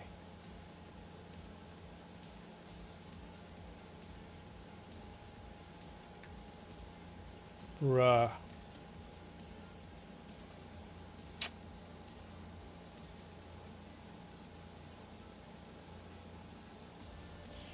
Okay, so down here, I feel like I can use my new thingy. Windows Sure.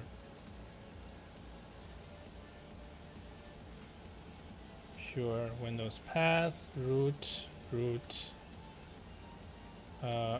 Wait. Drive root segments, and return this instead. Reduce abstract. Do not repeat yourself. Okay.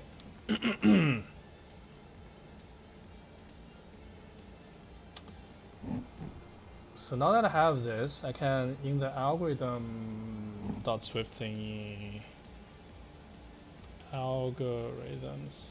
It's not really algorithms. It's just shared logic. That's okay.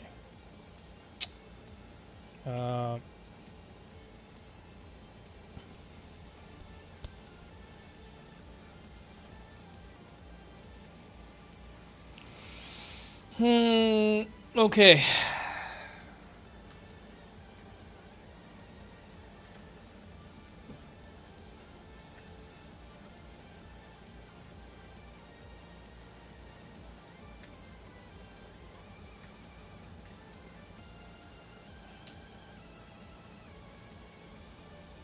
I can scope this under parts.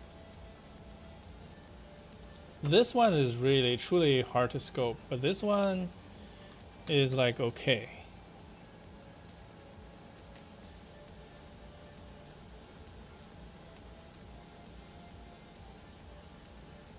Yeah.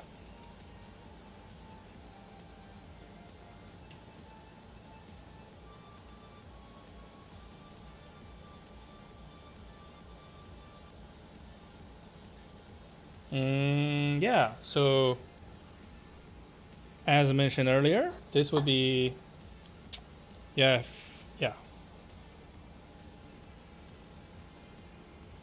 If segments is not empty,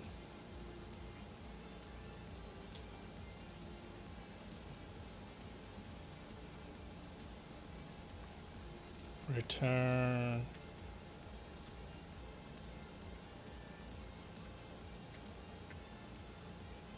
it. Does part not have an initializer?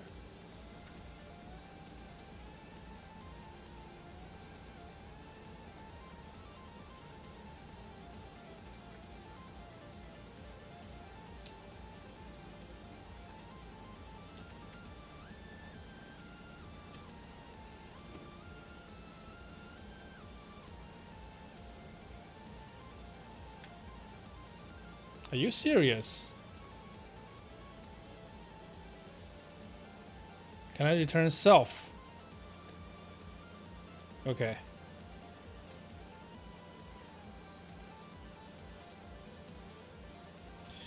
Okay. If it is empty, then if drive is not nil or root is not nil, return self. Oh, yeah. Drive, root. Yeah. Otherwise, let's see, drive and root, both drive and root is nil, right? Segment is nil. So now is when we return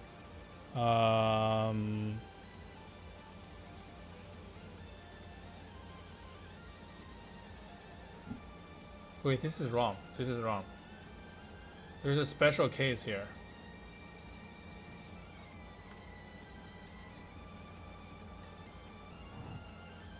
So this condition should be segment account if not.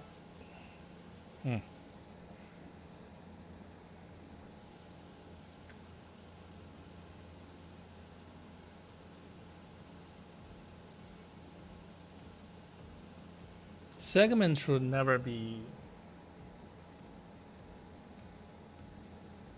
Well, segment can be 0. Yeah. So if this is true,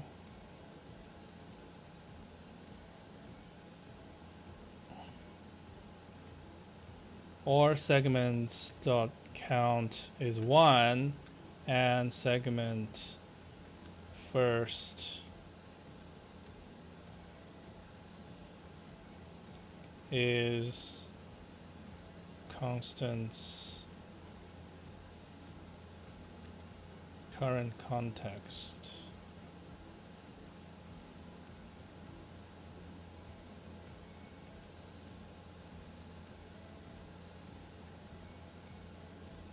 Oh my, I just want to use this. Can I just write this?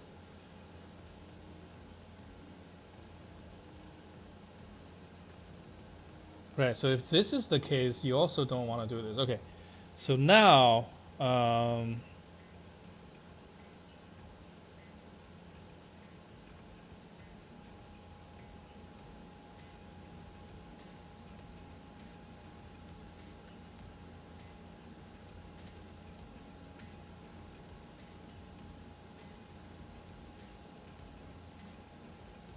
that's all, right?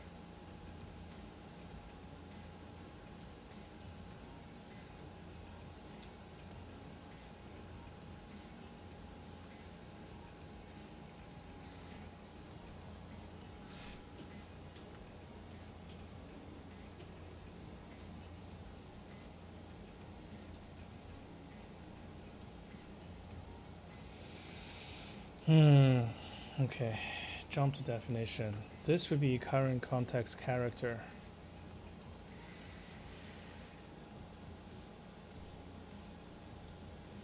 Okay. Then current context should be a string. And Windows constants. Okay. So now I get to use that.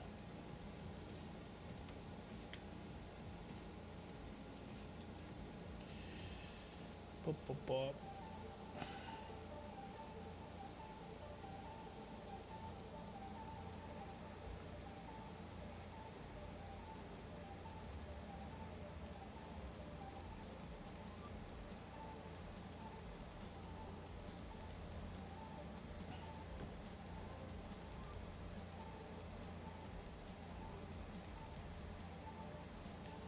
Okay, so now I can go to pure Windows path and implement parent.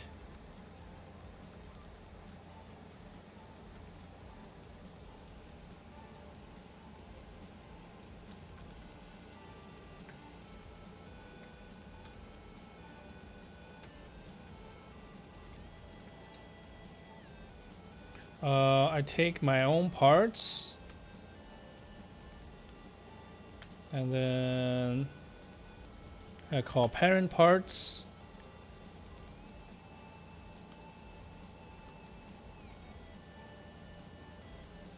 And then I make a new version.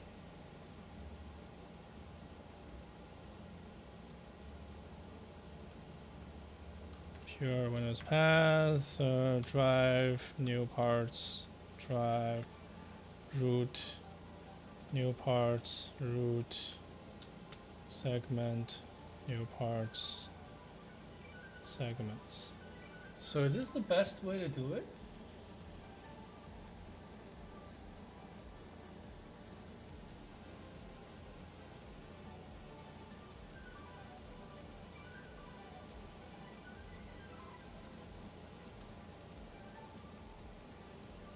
Okay.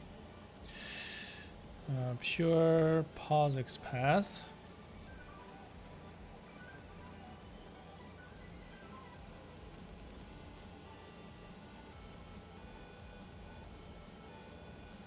And then just don't mention drive, I guess.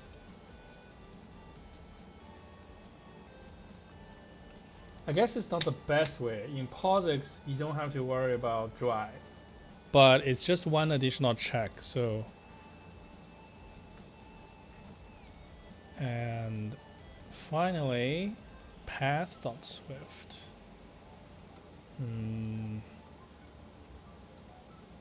This parent public. Oh, why? This should be public. Public path is path from pure.parent, right? Okay. Everything's good.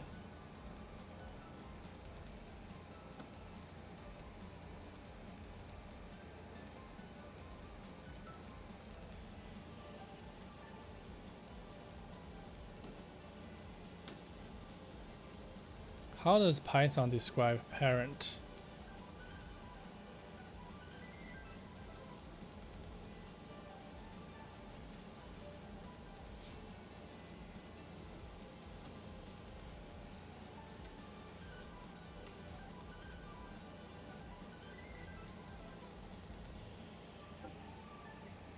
The logical parent of the path. You cannot go past an anchor on an empty path.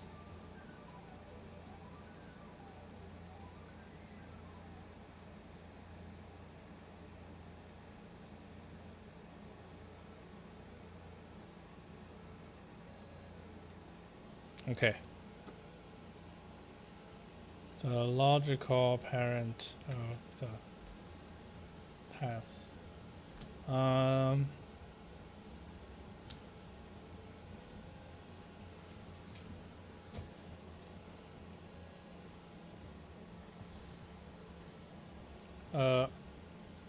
Root the anchor of the parent of an anchor is, oh, did I even implement anchor?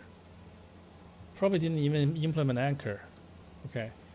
The parent of an anchor is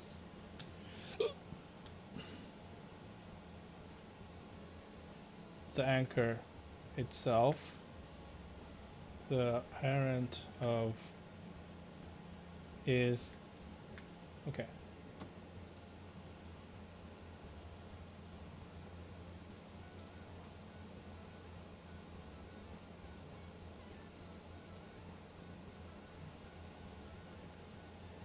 The parent of A, B, C is A, B. Okay. Put some normal stuff in there as well. Okay, so this is the documentation for everybody. And then let's write some tests.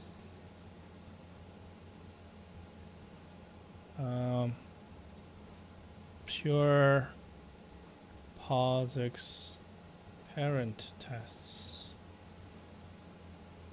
Import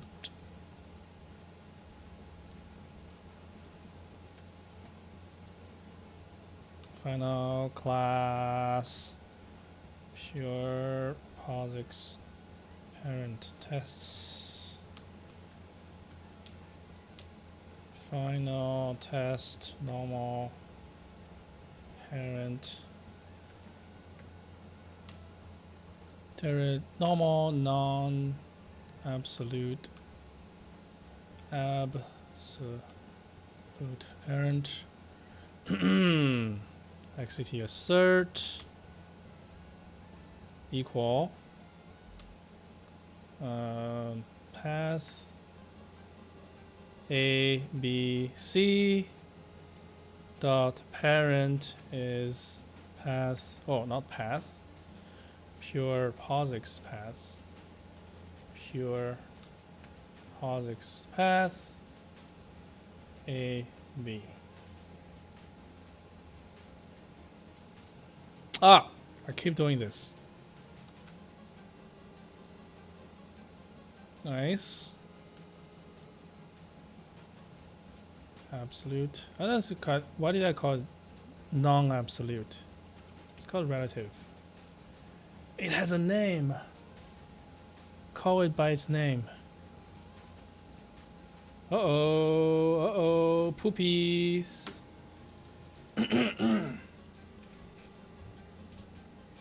Okay, we've got a failed case. let's walk over that. Path parts. So in that case, I thought we would first go here, right? We have a route, sure. But segment is not empty.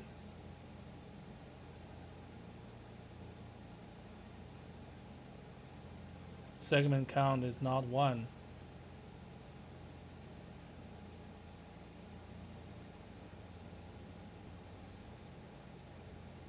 What?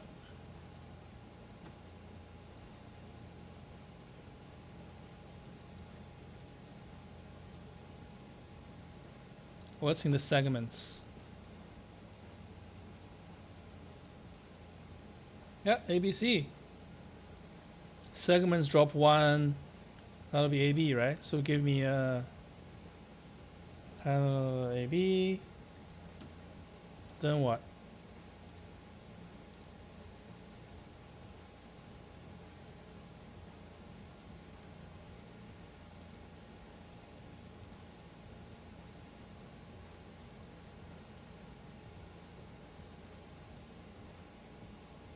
So the bug is in init, right? It has to be in init.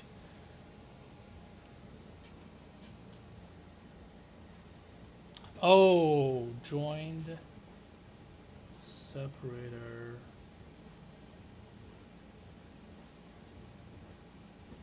What?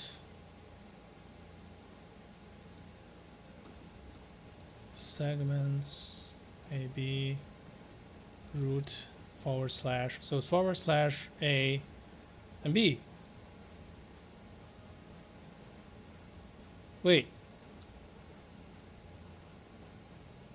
This is getting called again?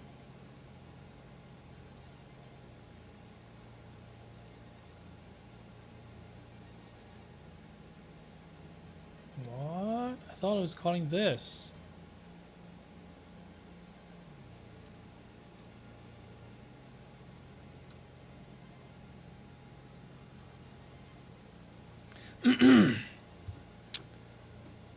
Oh, right. Let's do it this way. Self segments, okay. New parts AB / AB. Let's go to init.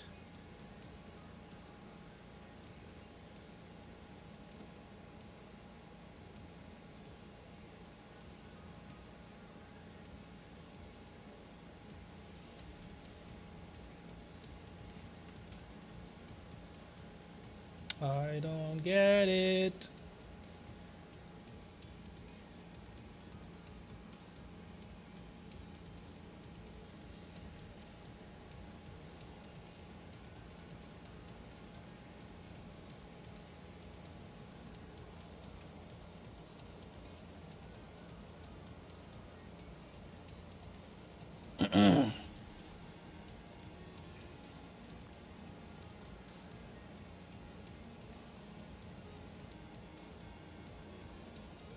Oh, ha.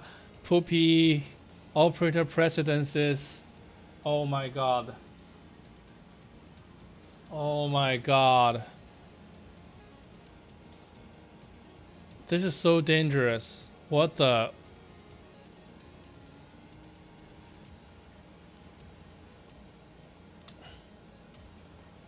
Oh my god. Let's close everything. Oh my god. Terrible. Bad Swift. Okay.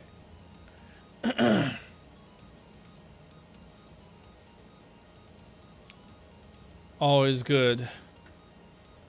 As the Swift core team intended. Okay.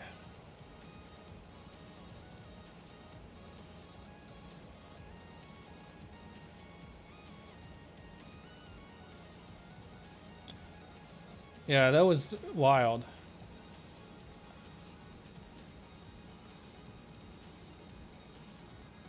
Yeah.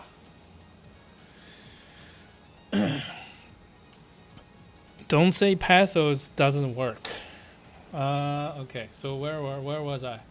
So we have relative paths, we have absolute paths.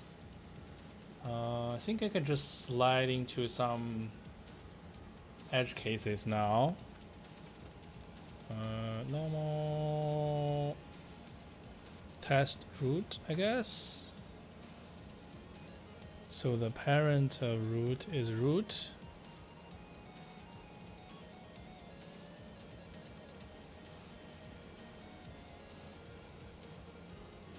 Test. Let's try parent being root, and then I'll also test root itself.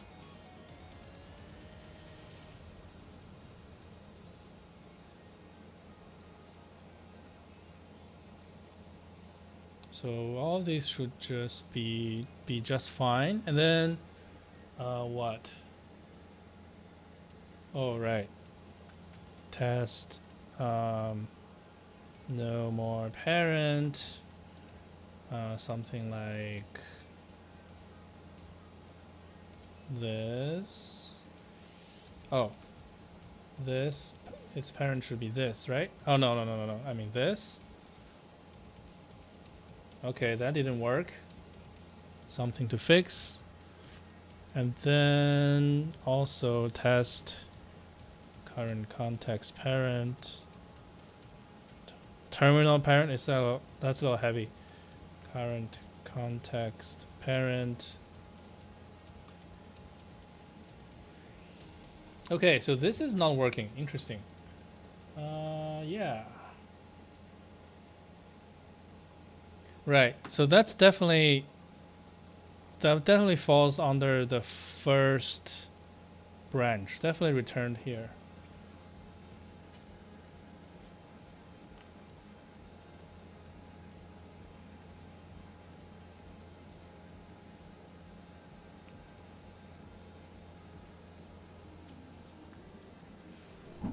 Okay, so this case is like the segment is not empty. It does have one segment.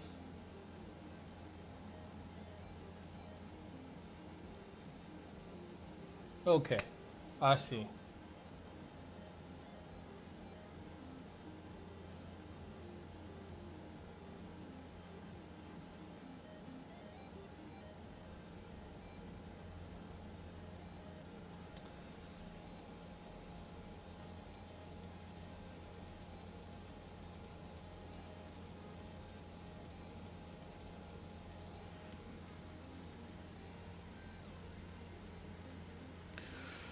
Uh,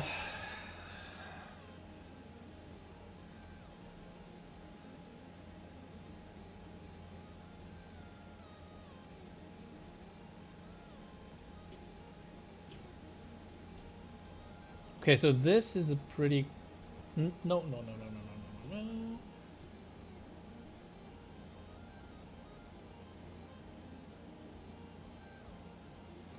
Segments. What would happen if I do this?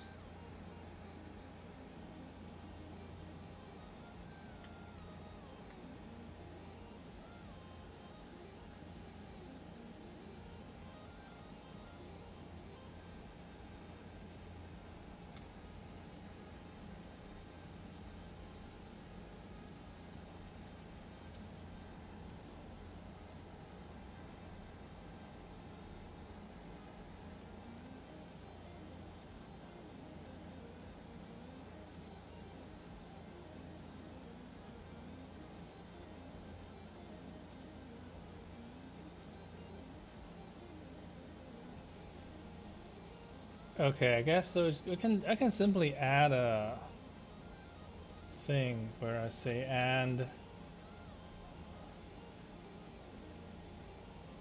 I don't know.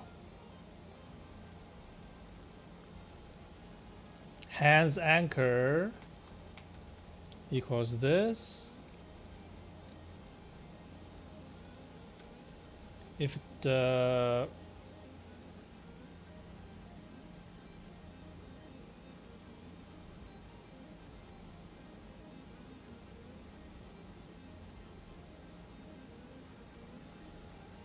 Hands anchor. No, that's not right.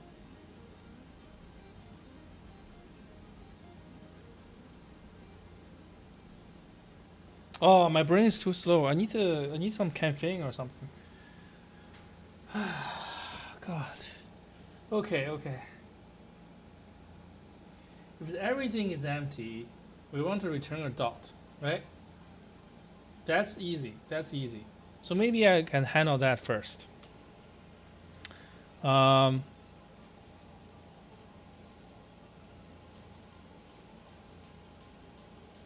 So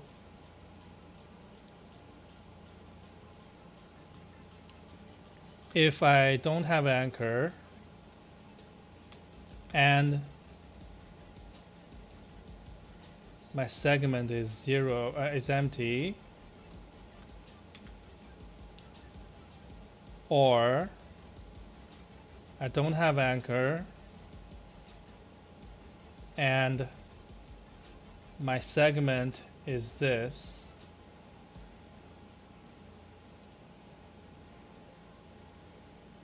in both of these cases I do this.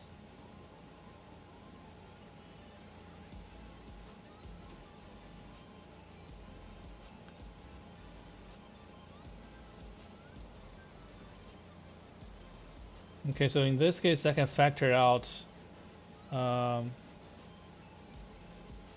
anchor end part, hopefully.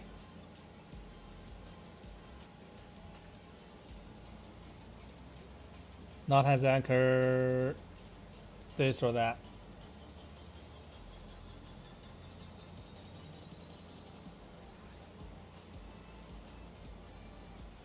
Okay.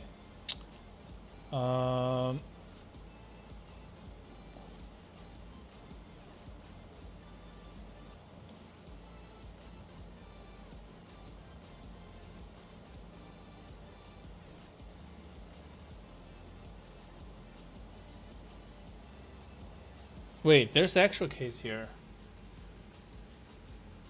The segment. Okay, so this needs to go first. If the segment is solely just a dot, then we return the dot itself. Actually, this is just self.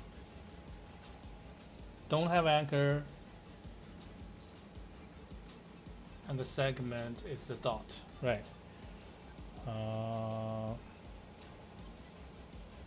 No, I'm gonna do this because I'm gonna add a new case here. Segments dot count is 1 or less than or equal to 1. I just dropped the last segment.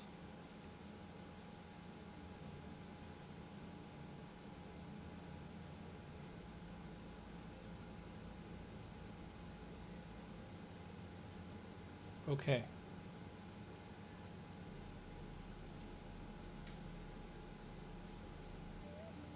This is only when I don't have anchors, right?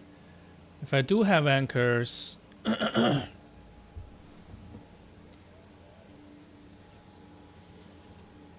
does this handle all of, yeah, this covers don't have anchor, I have 1 or less segments. Okay, so now I need to handle the rest. Okay. So if hands anchor,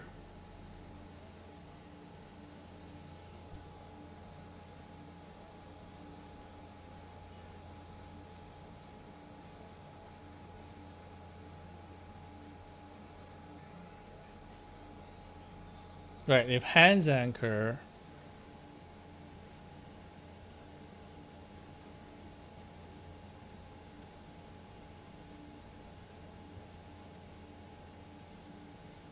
then the segment can keep dropping, right? Can drop to 0. And I think array can just keep dropping. Okay.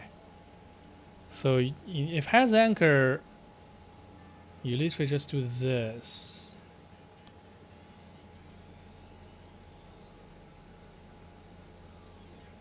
Wait, can I just do this for the remainder of the cases?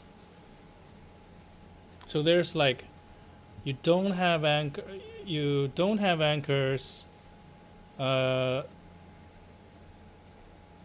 Don't have anchors. So you will get your old stuff, and then you drop, until you have one segments. Then you hit the first condition, right?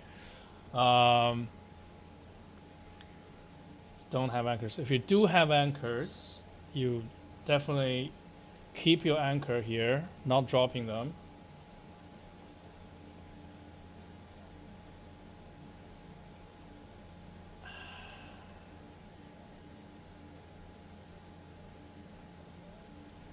And then you drop your segments until they're 0. Okay, I like that. That means this variable doesn't need to be defined, not necessarily, but it does provide some clarity. And do this. So that means drive is this is actually clearer.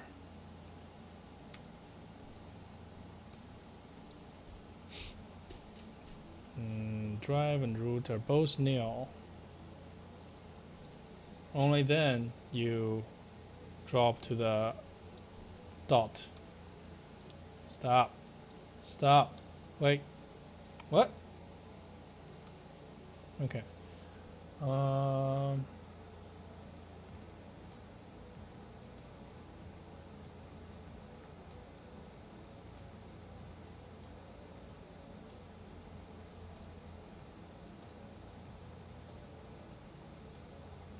Okay. Oh, all the tests passed.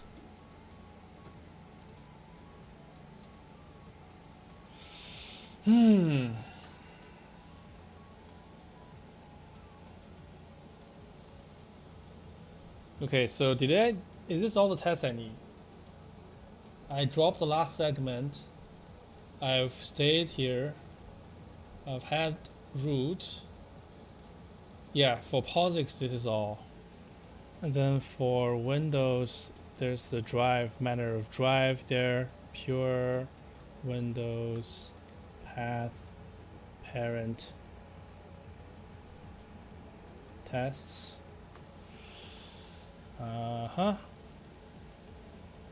Find the word POSIX, replace it with Windows.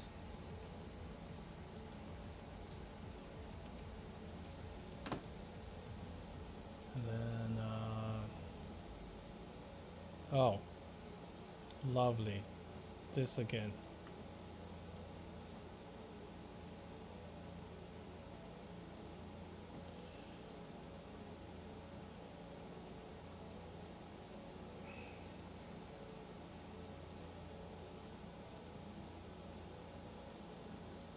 I think in this case, multi-cursor with mouse is legitimately faster than any other methods.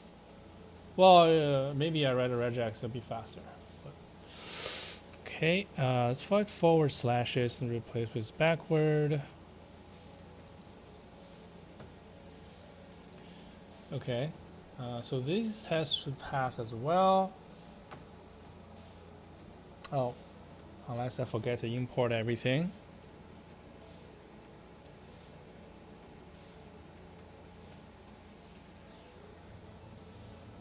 And then we need to deal with the drive root combination test. Yeah, this one is okay. So absolute parent should be this. And this should give me this. Right.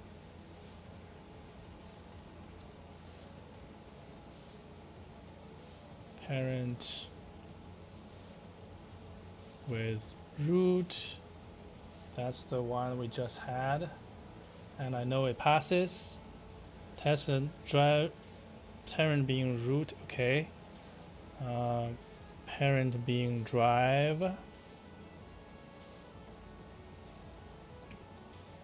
Is C colon, so that should work.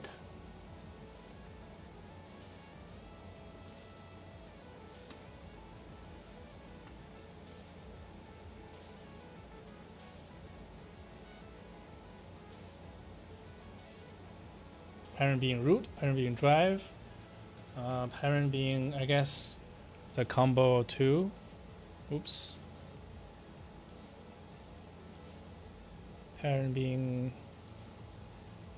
anchor.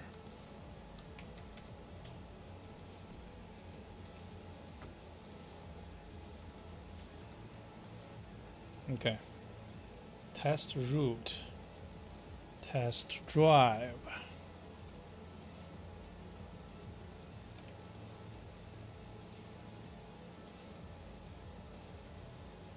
And then test anchor.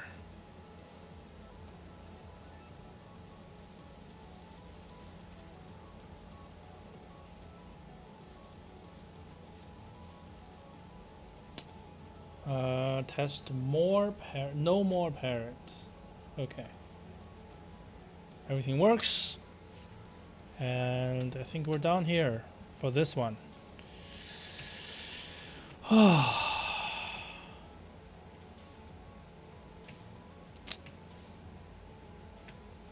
Alright, see, I end up having a new tab for Python anyways.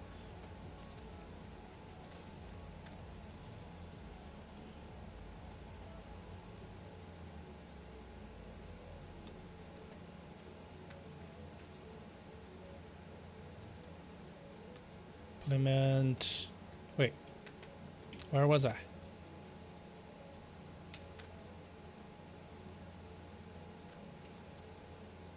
Implement path.parent. Wait, is that it? That can't be. Path.swift. Does this thing has a parent? Yes, it does. Okay, that's it. Origin head, then pull, check out parent. Oh, code gen, forgot. Code gen, guarantee there's a bunch of stuff.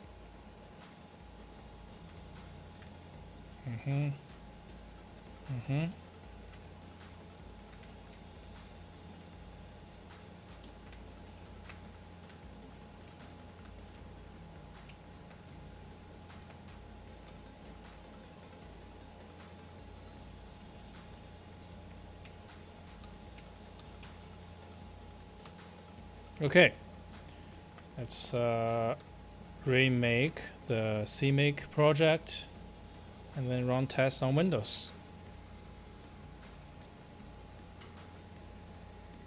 Oh, things built. Good sign, good sign.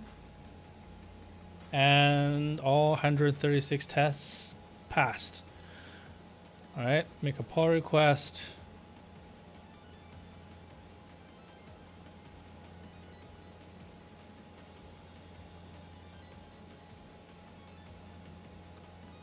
Okay, I think I'm gonna end stream here. And I probably will keep working, but I want to eat something. Then, yeah. Okay.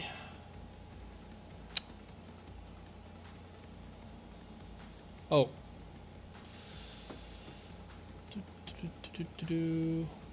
We did something. We made this board today, and then we implement a few things. I do feel like I'm less productive than I imagined.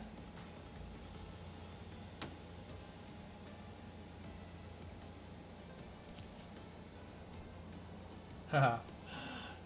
Cloud, thank you so much for being here. It means a lot to me. Yeah, go eat. That's what I'm gonna do. Okay, Guess I'll say I stream on Twitch. So if you watch this not on Twitch, consider follow me there, Daniel_Doan. If you're watching this on YouTube, consider give the video a like and subscribe to my channel. See you next time.